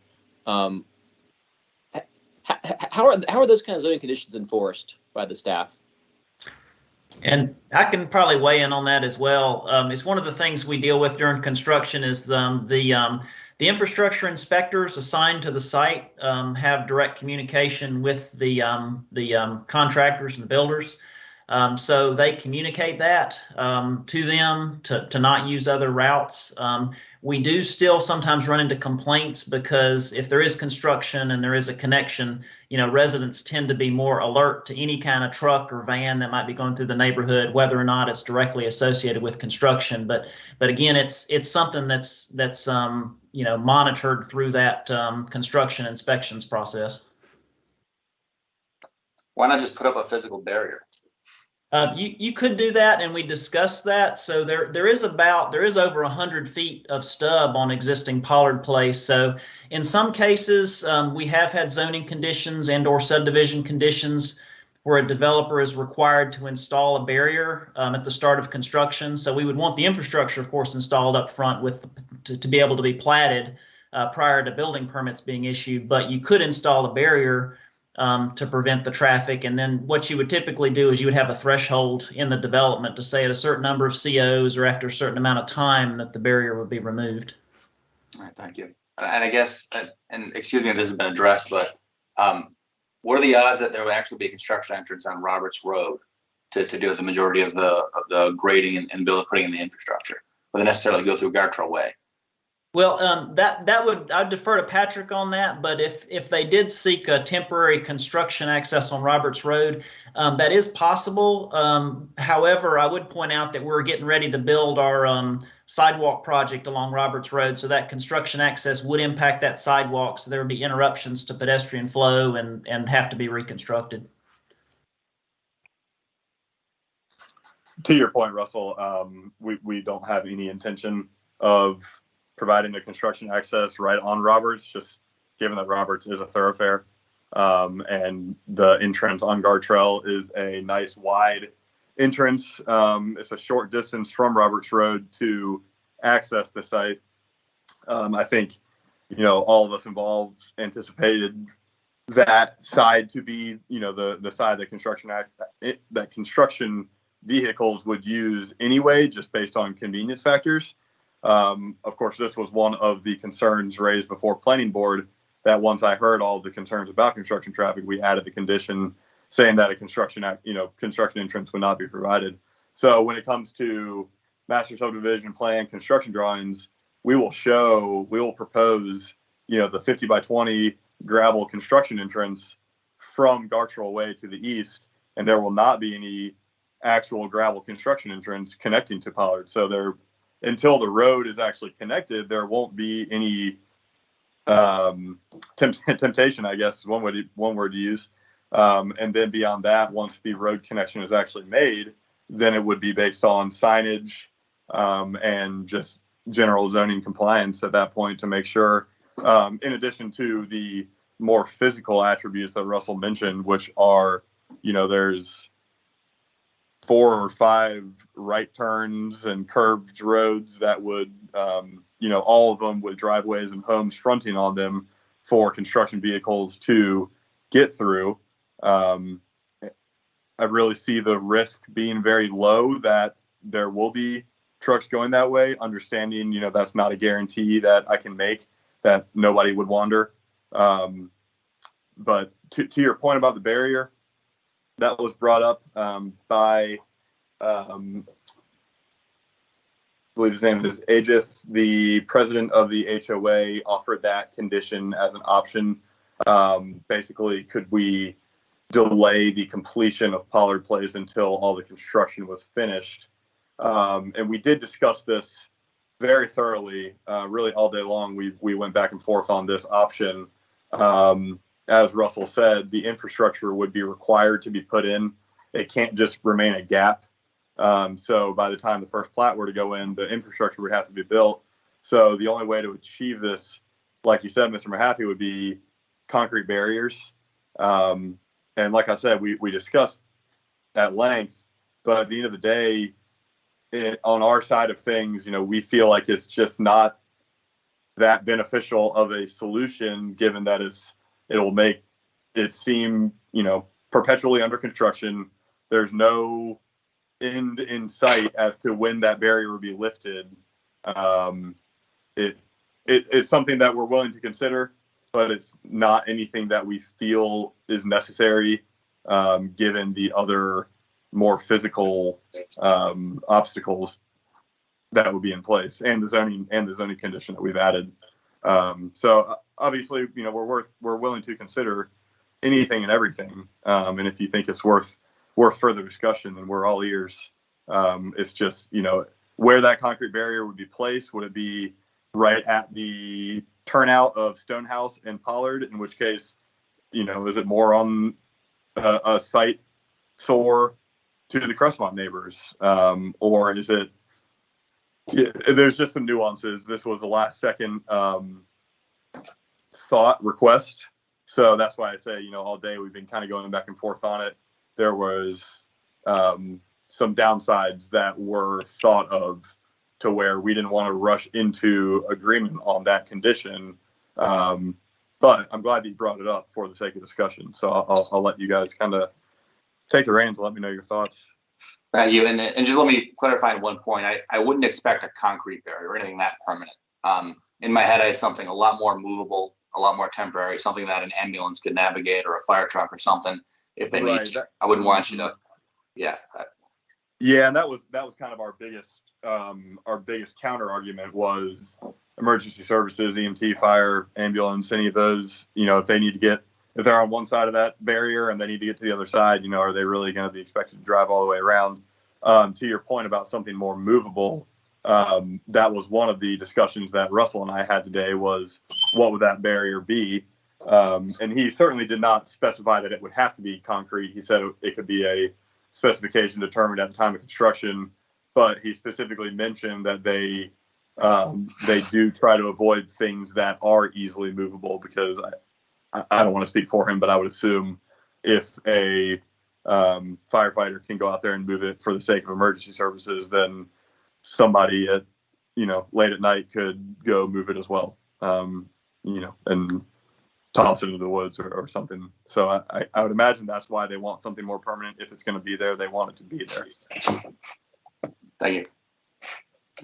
Thank you, everyone. Public hearing number 5, public hearing and possible motion to adopt an ordinance on the question of annexation number 702. Presenting is Sarah Van Avery. Thank you, Sarah. Thank you, Mr. Mayor. Council? Hey, Mayor, can we get a break real quick by any chance? Okay. At the request of Councilmember Gant, let's take a 5-minute break. Thank you. Yeah, thanks. Thank you all.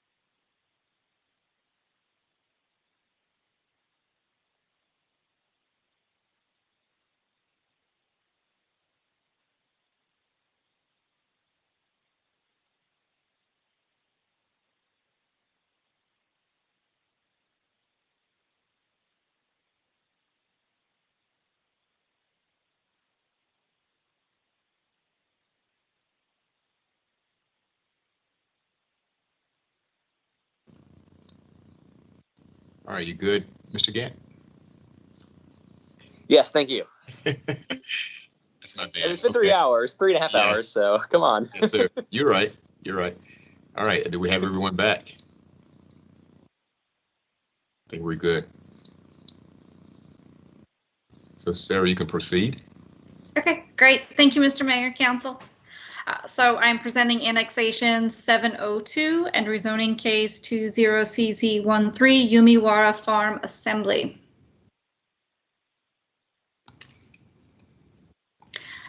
The subject properties we'll be looking at for this one are located here in the southwest area of Apex.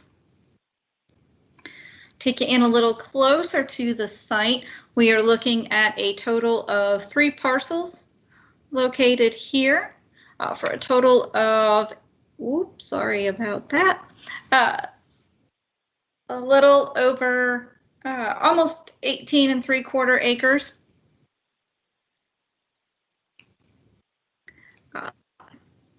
This here is showing us the annexation boundary for number 702. The existing zoning of the site is Wake County Residential 40W, surrounded by like zoning on 3 sides, northwest and half of the south. Over here to the east and other half of the south, we have PUD conditional zoning, and that is the Heelan PUD that y'all would have seen in recent times. The proposed zoning is low density residential conditional zoning.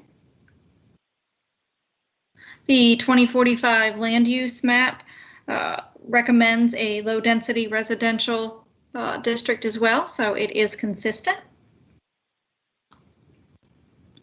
Bring you back here to our aerial. As you can see, this here is the future Heelan rezoning that was recently approved and master subdivision plan that is currently under review. The properties to be rezoned are located on the south side of Hume Olive Road, approximately 800 feet east of New Hill Olive Chapel Road. 2 of the properties on site are vacant. The other contains a single family residence. 2 properties are vacant and the other contains a single family residence, barn, and accessory structures, which you see here. There are 2 small streams that traverse the developed property.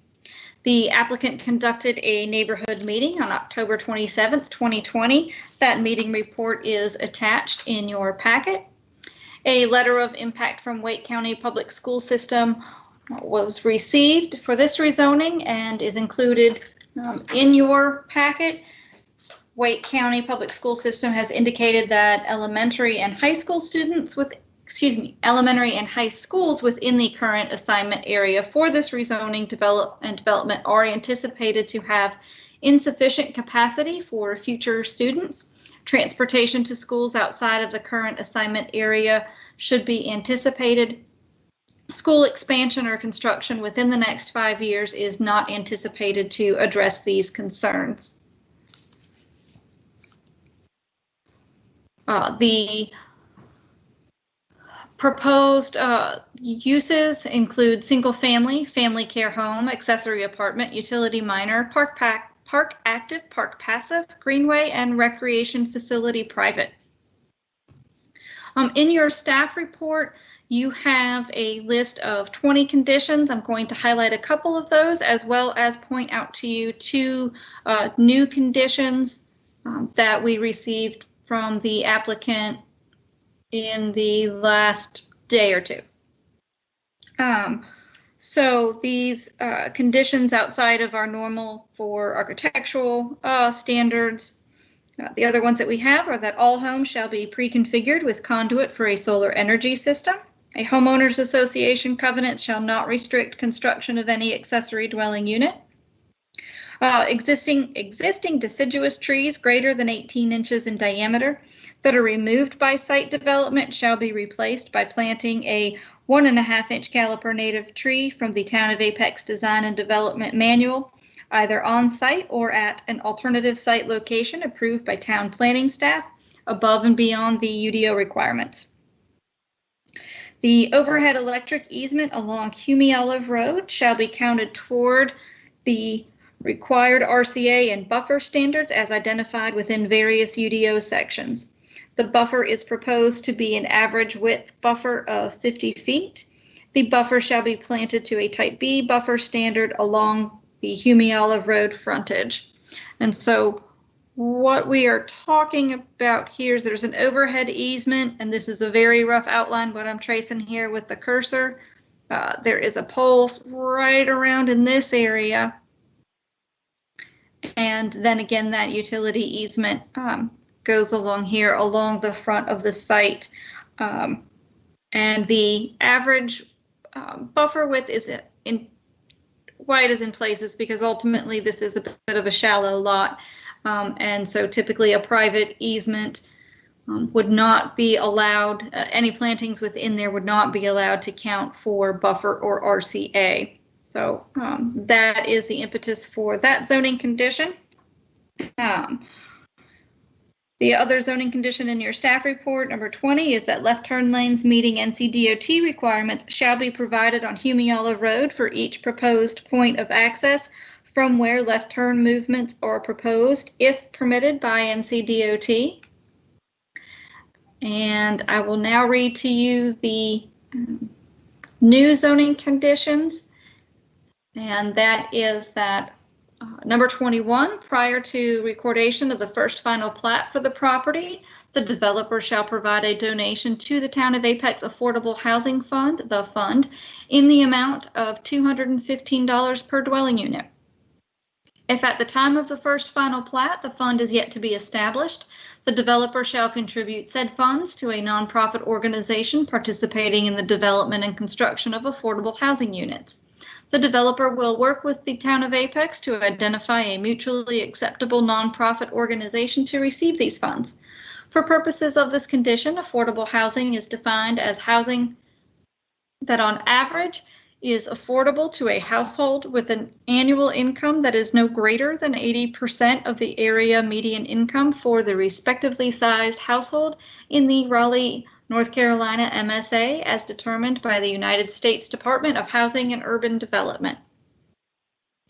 And number 22, the buffer along the western property line, talking this area here, may be reduced from a 20-foot type B buffer to a 10-foot type B buffer to the extent deemed necessary by the Director of Public Works and Transportation or designee to assist with the alignment of public street access to Hume Olive Road to minimize impacts to the opposing driveway that serves 8724 and 8720 Hume Olive Road. So we're talking about a driveway in here. If the buffer reduction extends more than 275 feet as measured from the current Hume Olive Road right-of-way, then the buffer type provided shall be a type A. Planning staff recommends approval of rezoning 20CZ13 Yumiwara Farm Assembly as proposed by the applicant. The Planning Board heard this rezoning at their January 11th, 2021 meeting and voted on January 13th, 2021 to recommend approval with the conditions numbers 1 through 20 as offered by the applicant by a vote of 8-0. Approval of the rezoning is reasonable because the proposed low-density residential conditional zoning district is consistent with the low-density residential land use classification on the 2045 land use map. The proposed rezoning is reasonable and in the public interest because it will allow for future development consistent and compatible with the proposed residential development to the east and south. I'll be happy to answer any questions that you have for staff. Jeff Roach from Peak Engineering is here to represent the applicant. Okay, thank you, Sarah. We'll go ahead and hear from Mr. Roach right now. You will proceed, sir. Good evening, Mr. Mayor, members of council, administration, staff, and others. Normally, I take all 9 minutes of your time to go through this, but I'm going to try to keep it as short as I can tonight. I want to start by first thanking Drew for his time and dedication to the town. Kind of a side path here, publicly thank him for all his help over his time here with Apex. And back to the business at hand. I'm here tonight representing Bill Zahn, who is the applicant for the project. Also here tonight from Mr. Zahn is Craig Dewar of Land Alternatives on behalf of Mr. Zahn to help answer any questions. I want to thank Sarah for the presentation, very thorough. Thank you. I'm definitely not going to go through each individual comment that she made or each individual condition. I've spoken to most of the council members about these conditions, and some of them have come from those discussions. I do want to point out a couple things. One is restriction of density to low density, 3 units per acre, maximum of 56 lots, extension of multiple street stubs that are proposed. There are 2 street stubs coming out of the northwest corner of the Heelan project. Both of them are proposed to come into our project, be extended in, make a natural connection. The 0 home entry for the first floor master suite is in here for the age restricted, the older move in, move up, follow your grandkids type thing. Also, the 50-foot type buffer along Hume Olive Road, just want to clarify that. We have worked with staff. Right now, that's a Duke Power overhead power line, Duke Energy overhead power line. We are trying to get that into Apex Electric, and in doing so, we just want to make sure that that can count as part of our RCA. That line will most likely be relocated. Right now, it's about 70 feet or so off of the existing right-of-way. We want to push that closer to the right-of-way and just have that count as an apex easement. That's why the language is there, was added. I do want to point out that we have done the same buffer width, 50-foot buffer width along Hume Olive that the Heelan tract agreed to. We thought, trying to keep the rural context of the area, taking our cues from Heelan and then those properties across the street, try to give them as much as a buffer as we can. As you can see, there aren't many trees there now, so anything that gets planted will be more than what's there. There's a network of a 10-foot side path that runs along the south side of Hume Olive Road that we are committing to from the northeast corner of our project all the way across our frontage. And Mr. Gant, to answer a question that you had asked me during our discussion, we are working with Brian Olive. Sarah, would you circle Brian Olive's property? It's the northwest corner that Sarah is showing right there. We are currently in discussions. We sent him an exhibit showing a possible 50-foot extension of that 10-foot side path across his frontage. If he will agree to the easement, then our developer has agreed to build that extra 50 feet to try to avoid or get as far west as we can to avoid a future pedestrian gap as we work out towards the American Tobacco Trail. And that's part of what we've committed to. I've committed to Brett to do, and we will do everything we can, Mr. Gant, to take care of that. In summary, to wrap it up real quick, the project complies with the 10 standards of the zoning conditions. I'm not going to go through each of them. Everybody knows them. I do appreciate your time tonight, and I ask for council's support in this rezoning with the 21 conditions, including the affordable housing one that Sarah read, as well as the reduced buffer on the western boundary to give us a little flexibility to try to work with a comment that came up right before the planning board about trying to make our street align a little bit better with the 2 properties on the north side of Hume Olive Road. So with those 22 conditions following the 2045 land use plan and staff's recommendation for support, I hope I can garner your support tonight. And I'm here to answer any questions that you guys may have. Okay. Thank you, Mr. Roach. Any questions for Mr. Roach from council? Hey, Jeff, can I ask you a quick? The commitment is not in writing, but it's a verbal. If he agrees, then you guys agree. Is that what I'm hearing? That is correct, Mr. Gannon. Exactly. Okay.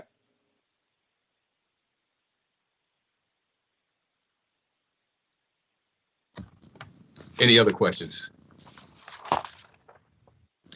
Okay, hearing none, I'll go ahead and open up public hearing for this item. I have no notes of any recorded comments, therefore I'll close public hearing. And sorry, Mayor, can I ask a question? I'm sorry. Sure. Can I interrupt for just a second? Go right ahead. Sorry, Mr. Roach, can you give us an idea, how many homes are you anticipating with the the entrance for people with mobility issues. Do you have an estimate of that, what you're thinking?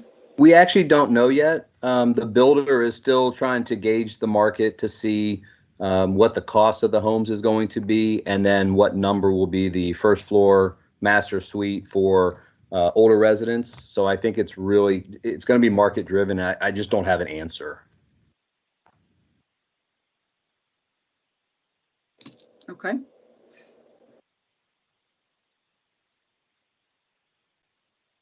Okay. So public hearing comments are, the period is closed now, and we'll hold it open for 24 hours for any public comments, and then move it to our February 1st meeting to be later heard then. Thank you very much, everyone. Thank you, Mr. Mayor. All right, moving to public hearing number 6. Public hearing and possible motion to approve rezoning application 20CZ13. Sarah Ben Avery.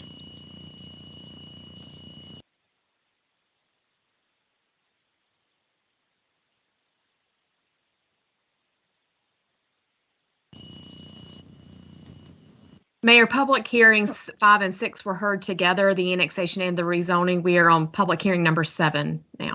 That's correct. I'm sorry, my bad. All right. Okay, so 20CZ15. Thank you for the correction. All right, good evening, everyone. This is rezoning case 20CZ15, Smithfield Collision Center, located at 5920 and 0 Old Smithfield Road. The properties are located in the general southern area of Apex and north of Holly Springs.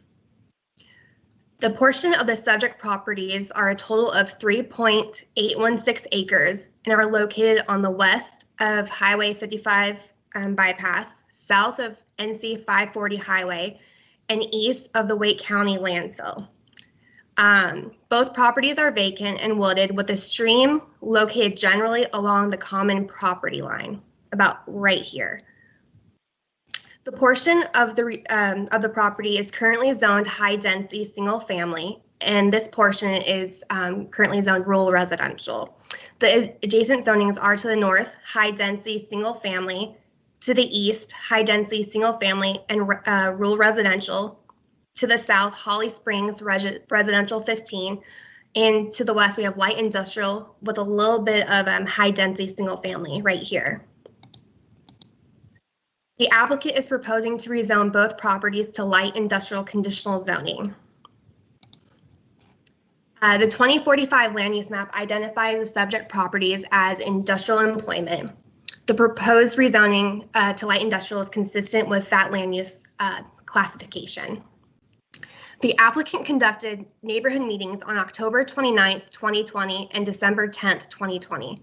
Both copies of the neighborhood reports are in your packet. A full list of the proposed uses are on page 2 of the staff report, and a few uses I'll list that are being proposed are repair services limited, automotive accessory sales and installation, repair and maintenance general, building supplies wholesale general, and manufacturing and processing. The applicant has provided 3 architectural conditions related to non-residential uses, as well as zoning condition number 4 that states a 100-foot riparian buffer shall be provided for all perennial streams in accordance with the requirements of the UDO section 6.1 as of November 2nd, 2020. This zoning condition is proposed due to these properties being located in the Middle Creek Basin. The 4 proposed uses zoning conditions can be found on page 2 of the staff report as well. Approval of the rezoning is reasonable because the proposed light industrial conditional zoning district is consistent with the 2045 land use plan and other adopted plans. The 2045 land use map classifies the subject properties as industrial employment, which includes the light industrial conditional zoning. The proposed rezoning is reasonable and in the public interest because it will allow for the development of non-residential uses that are consistent with the surrounding properties, especially those to the west. It will also encourage compatible development of the property and increase the tax base. Planning Board held a public hearing on January 11th and voted on January 13th to unanimously recommend approval of the rezoning with conditions offered by the applicant by a vote of 8-0. Planning staff can recommend approval with conditions as offered by the applicant as well. And I'm available to answer questions as well as the applicant Spencer Terry, that's on the Teams call. And thank you. Okay, thank you, Lauren. Any questions for Lauren?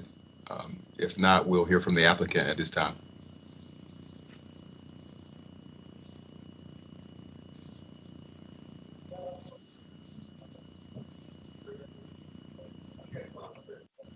No questions?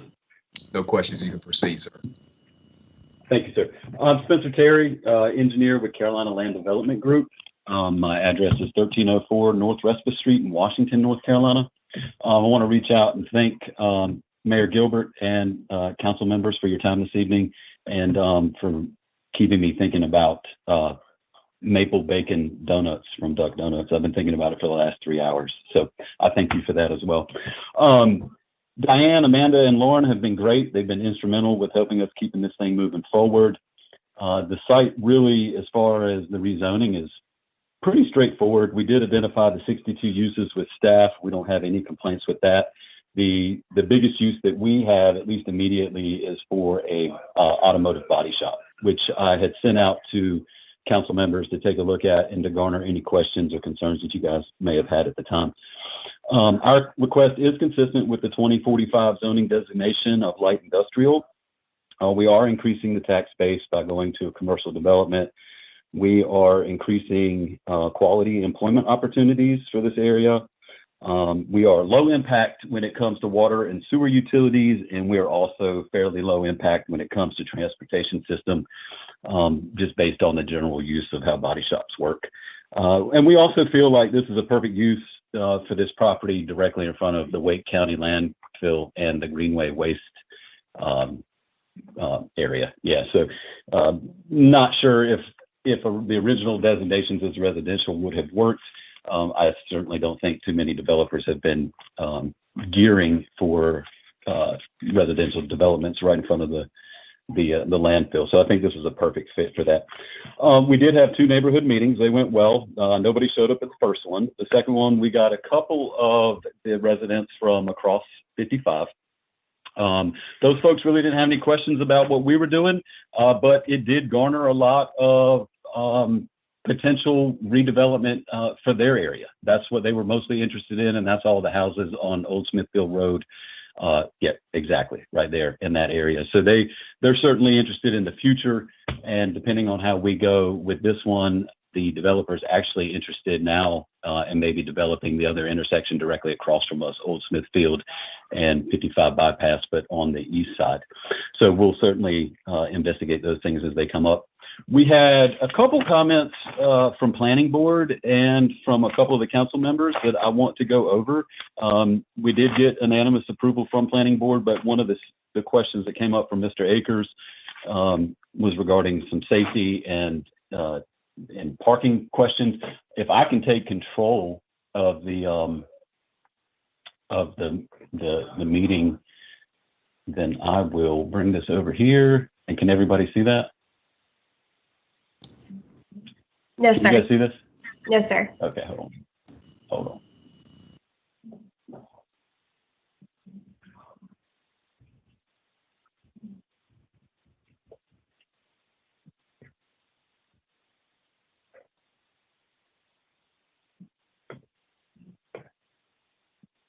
All right, let's see. Share content. Hold on with me just a second. Let's see if that works.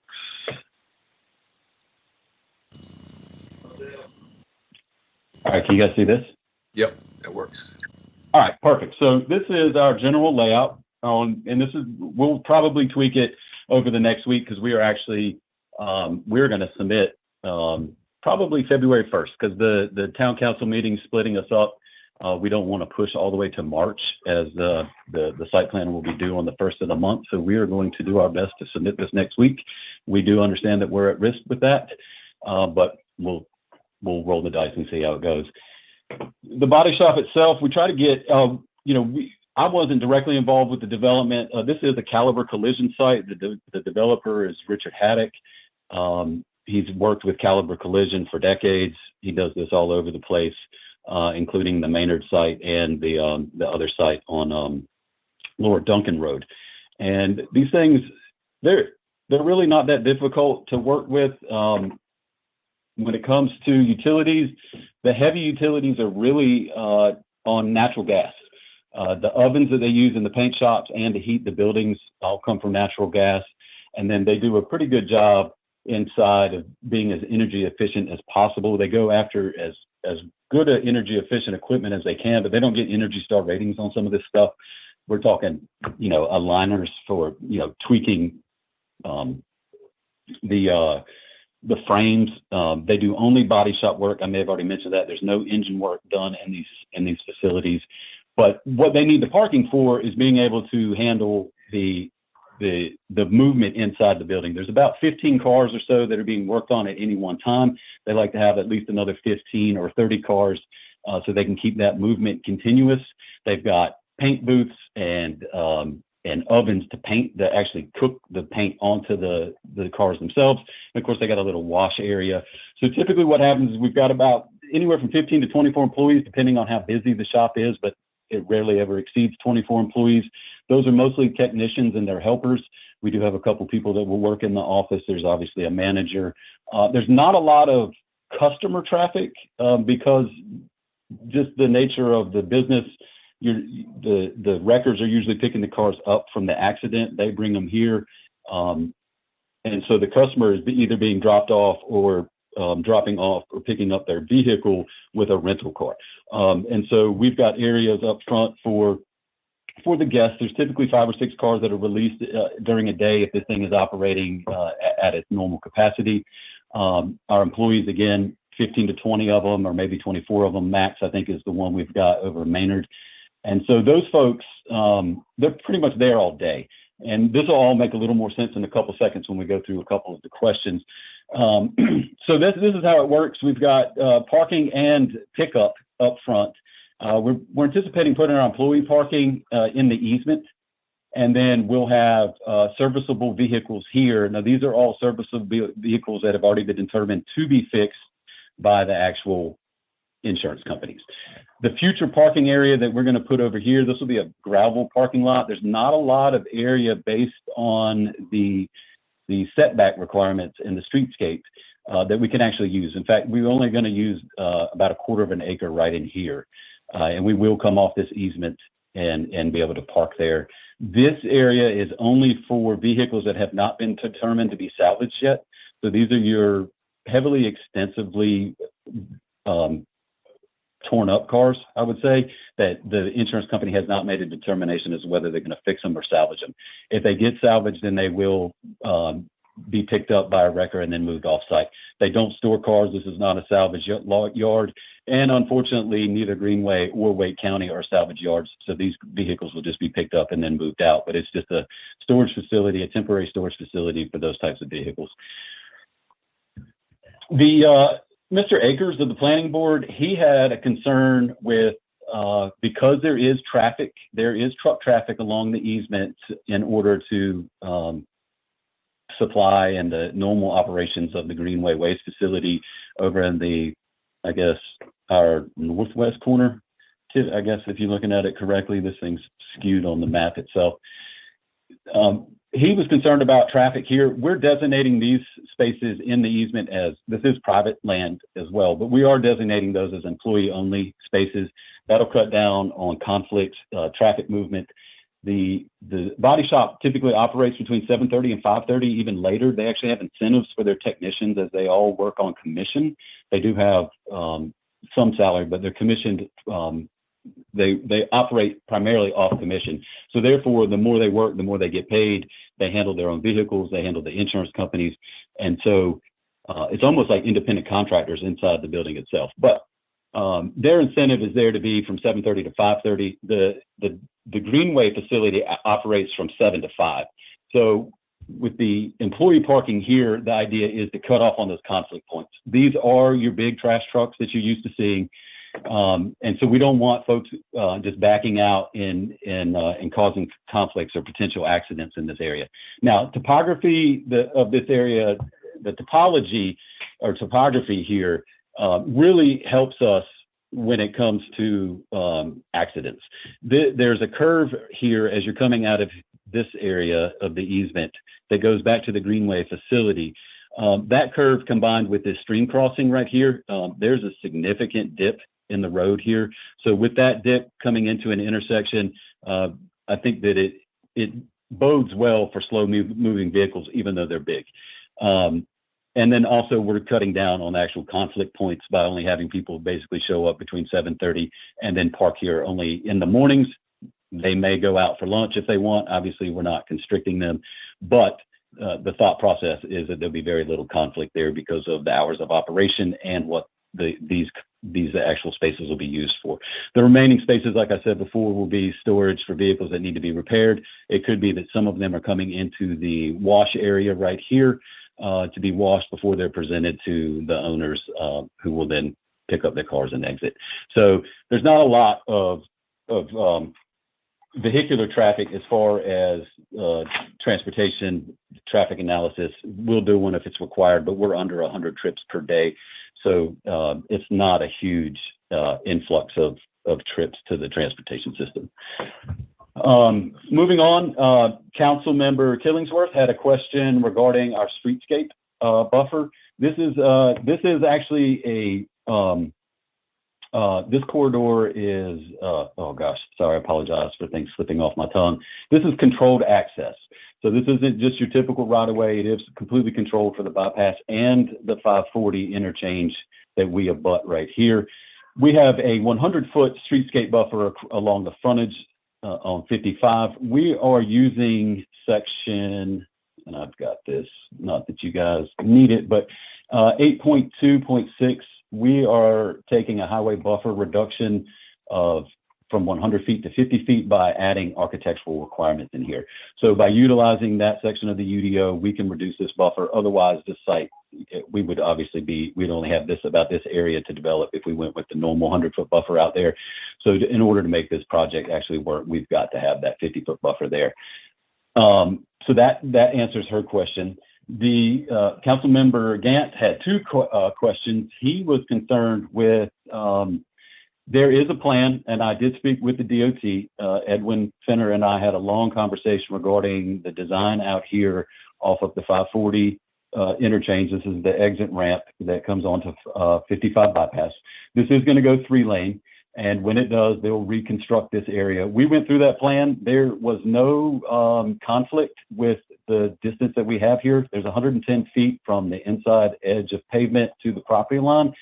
All of the stuff that they've proposed in their design, and they have not contacted anyone on our end, either the existing owner or the proposed new owner.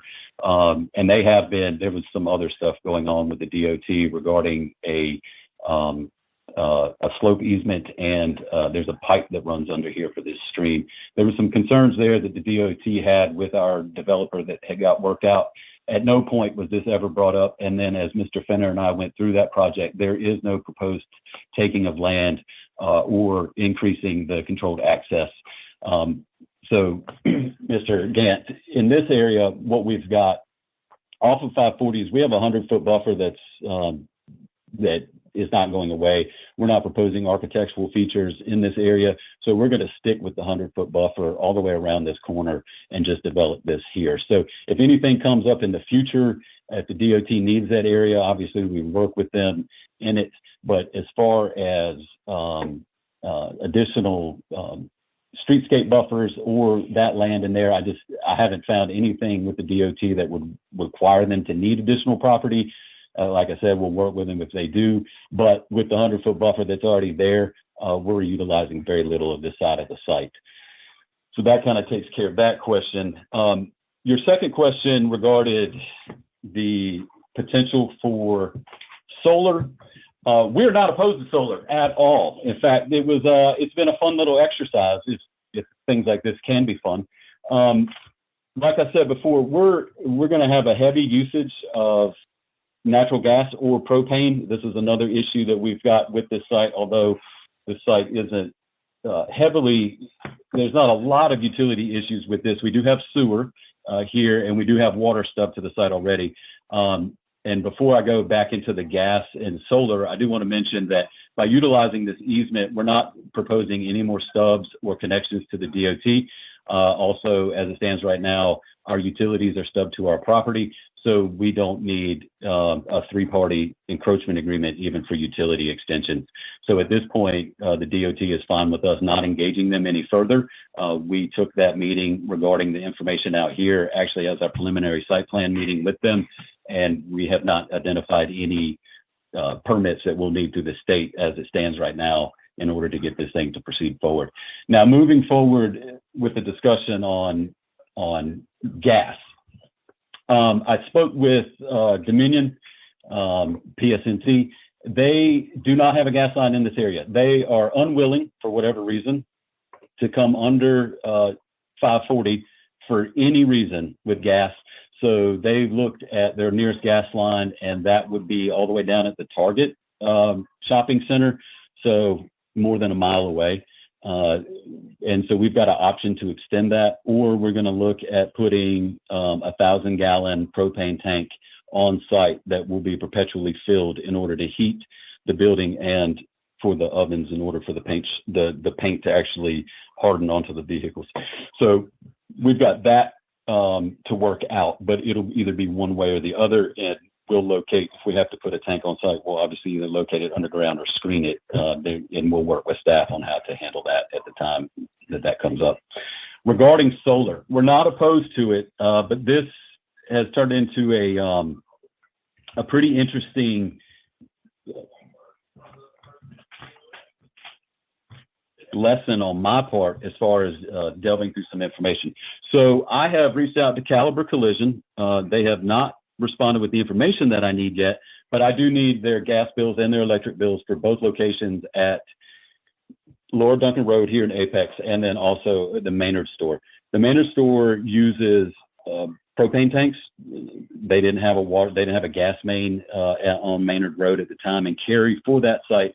So it kind of mimics a little bit of what we're looking at for this one. So we're going to pull all of the last 2 years of electric bills. We're going to average those out. I'm going to send them over to two companies that I've identified to help us with the solar, which are Southern Energy Management and NC Solar One. They're going to look at the initial cost of just the system itself based on the usage. We've got 16,000 square feet isn't the biggest building in the world, but that's a lot of roof space that Mr. Gant had even identified. So we want to look at all of the factors that take to get solar to work. The initial cost is certainly a big one. We've also have some upgrades that we're doing architecturally to the roof trusses, the support systems, and the foundation. And then we're also looking at what are the federal incentives or tax credits along with the state and the buyback program through Duke Energy. Now, the federal tax credit is currently at 26%, and that is a deduction that you can take right off of the initial cost of the solar up front. However, that runs out in 2022. It was 30% last year. This year it's 26%, and next year it drops to 10%.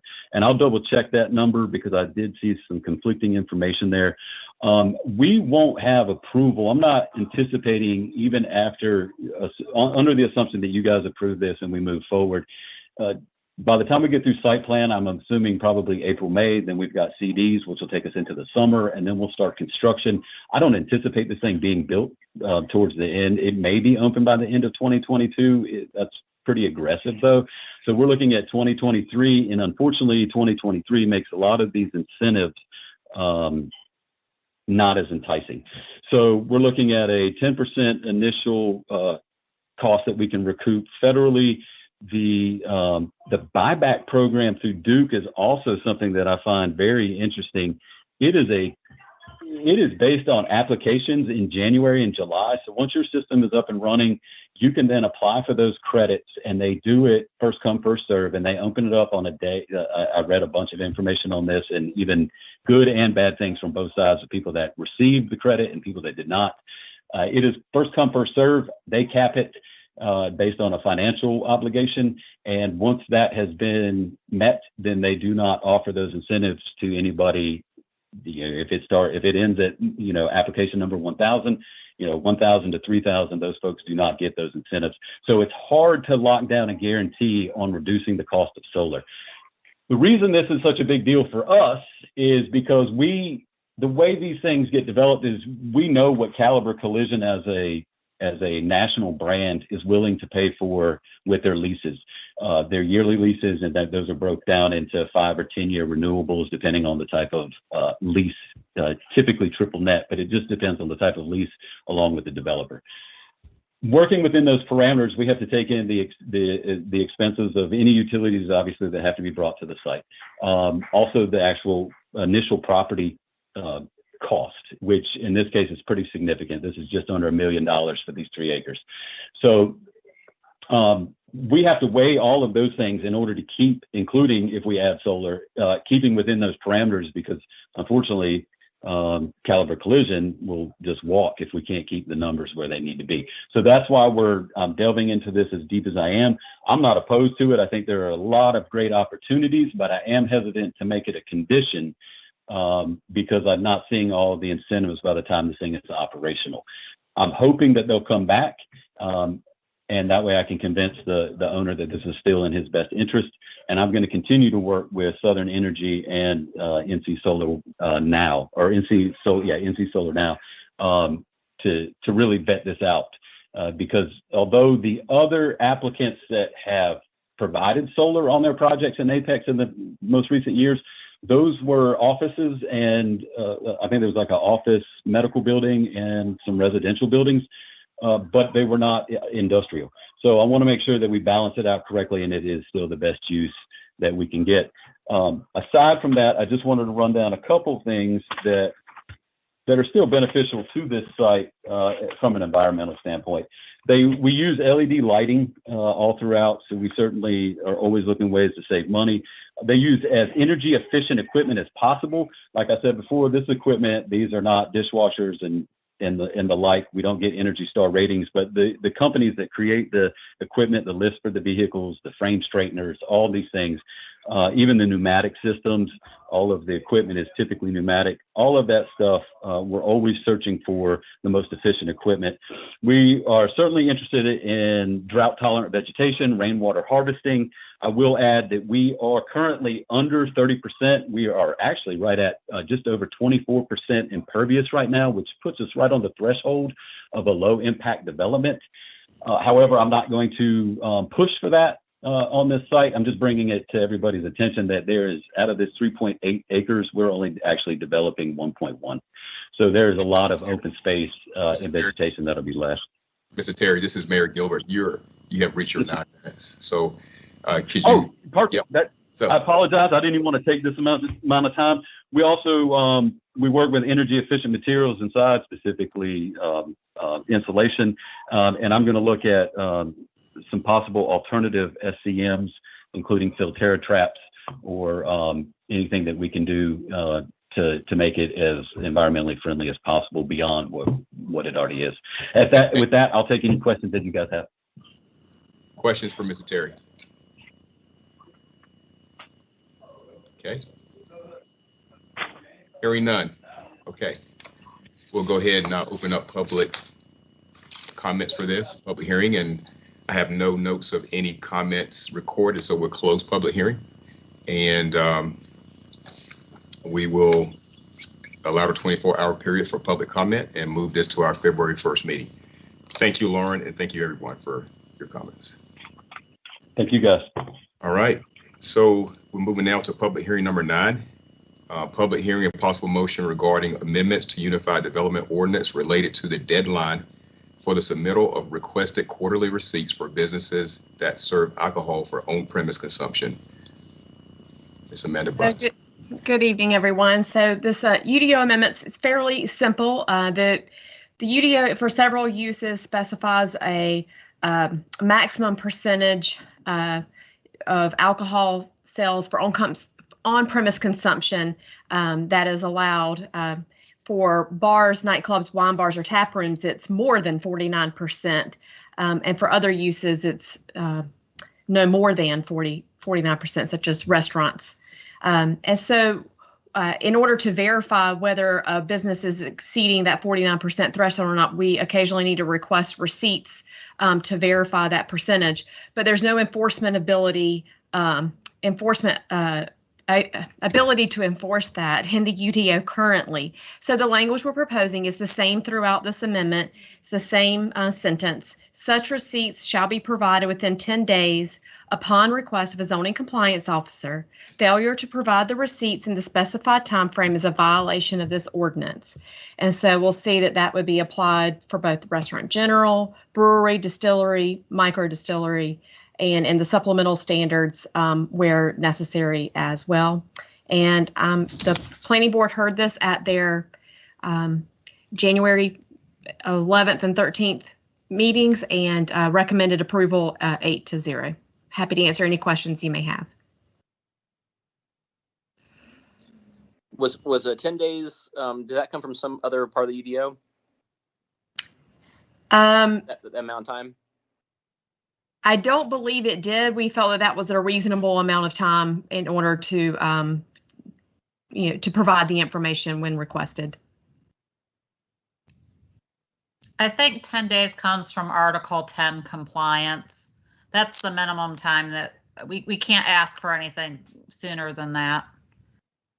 It could be longer if you don't feel 10 days is enough. It's just if they have their, we don't ask them to give us new receipts. It's whatever their last quarterly receipts are.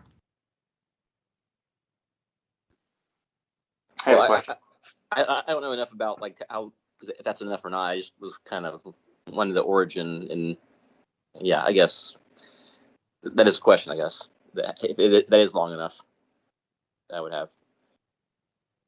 Okay. Thank you, Mr. Gant. Mr. Mahaffey. Thank you, Mayor.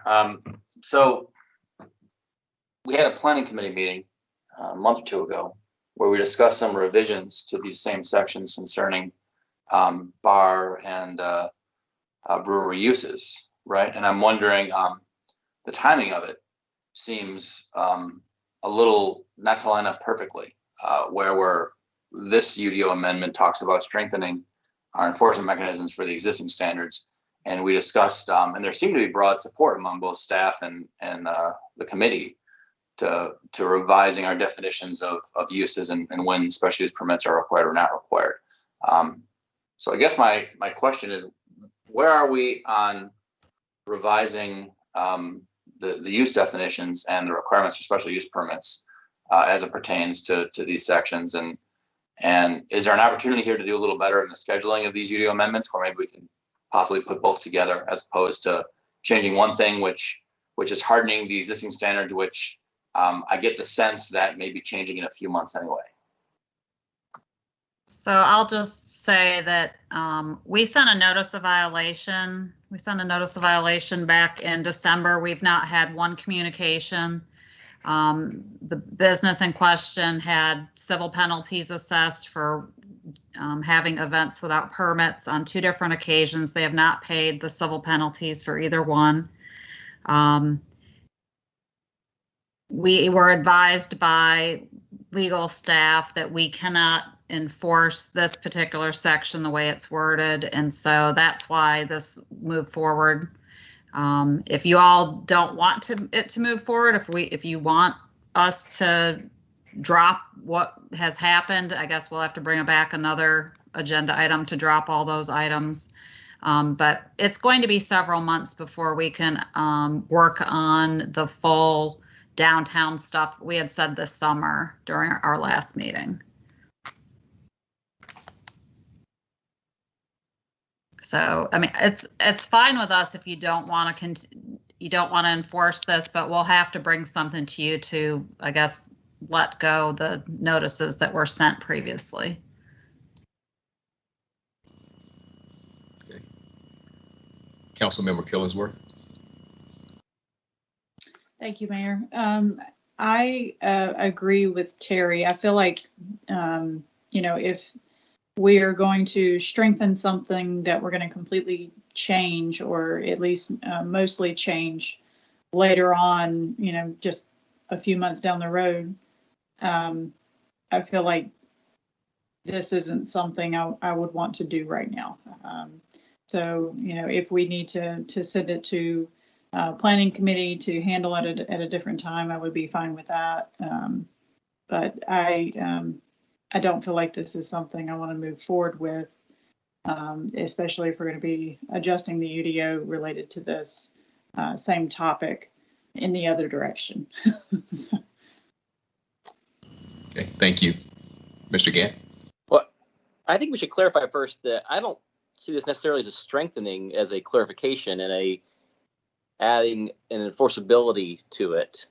We could change the strengthening of other stuff, I think, in this if we want, but I don't really see it that way. I mean, it's just that there maybe 10 days is too little. I don't know that part very well. But I also believe that the changes we had anticipated were kind of just to inform the rest of the council, is kind of a downtown wide look at some of the uses that, in the downtown plan, we talked about wanting more of those. But I don't see some kind of thing like this where we're adding an enforceability mechanism here.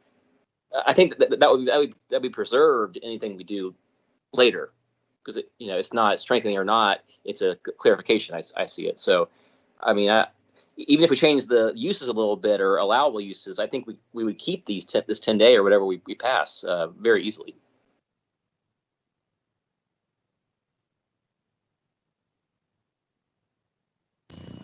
Okay. Any other discussion?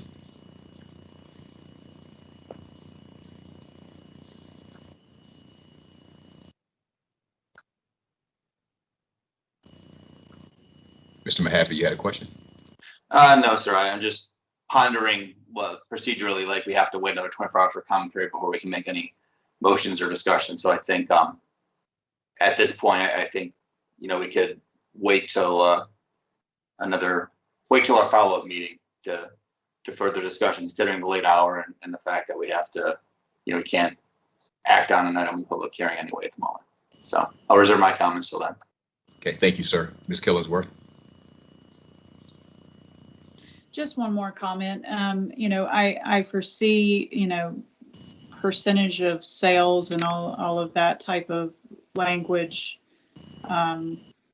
to either not be there or not be as specific in the first place when this does go, or when it comes out of planning committee. So, that's why I'm saying I don't perceive this as necessary, especially if we're planning on lessening, these UDOs and allowing for more, whether it's bars or whatever it is that's coming from planning committee. But like I said, I still don't feel like this is necessary at this time. Okay. Any other comments? All right. Hearing none, I'll go ahead and open up public hearing for this item. No recorded comments noted, so I'll close it. And the matter will be held open for 24 hours for public comment and move to our next meeting on February 1st. Thank you, everyone, for that. And the next item we have on the agenda, closed session 1. Can I get a possible motion to go into closed session to discuss personnel matters? Can I have a motion for that, please? Killingsworth, I'll make that motion to go in closed session. Okay. Killingsworth motion. Dozier, I'll Second. second. Gant. Oh, she got it. Okay. All right, second by Mayor Pro Tem Dozier. Any discussion? All right, if you are in favor, say aye. If not, say no. Mayor Pro Tem Dozier. Aye. Councilmember Killingsworth. Aye. Councilmember Gant. Aye. Councilmember Stallings. Aye. And Councilmember Mahaffey. Aye. All right, that passed unanimously. We are going into closed session.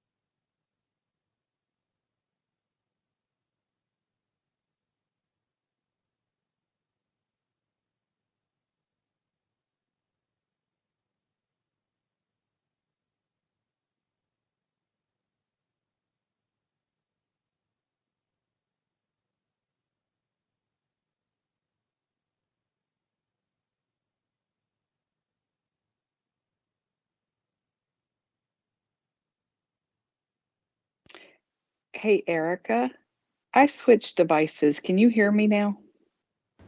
I can hear you, yes. Awesome. Thank you. I'm going to mute myself again. Sure.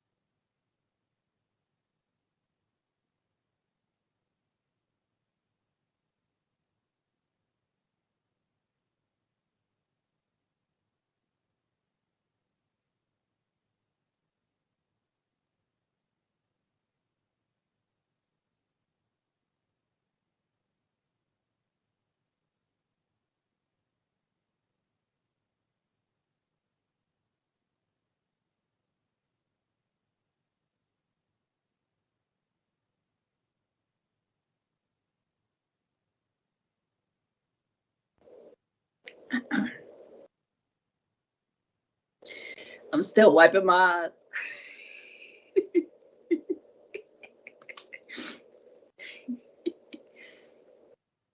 All right, we got everyone back. Is Mr. Mahaffey, you here? Yes, sir. Can you see me? I can Yes, see got him. you now. Got you now. Just Nicole, I think, right now. Right.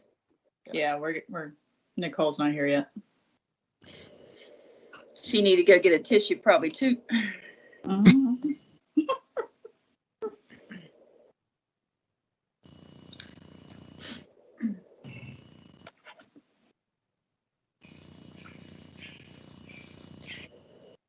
Mayor Pro Tem, you there?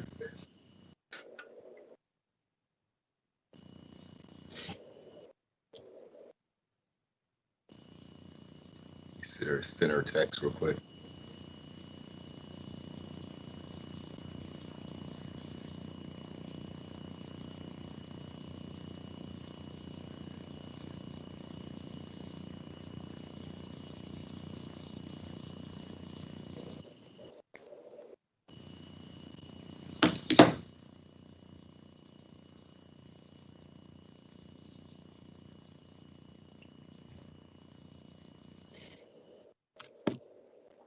All right, she's trying to get in.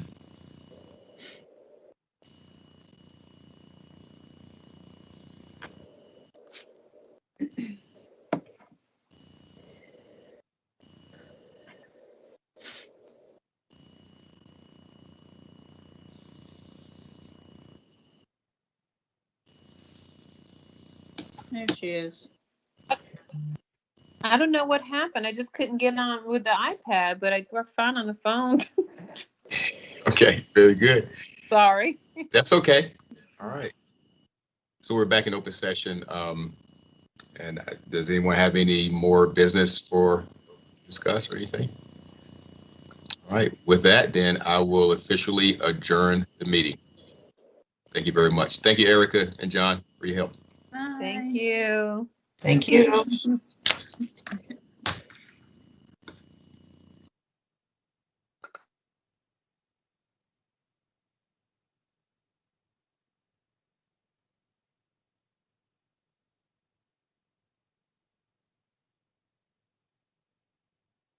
you.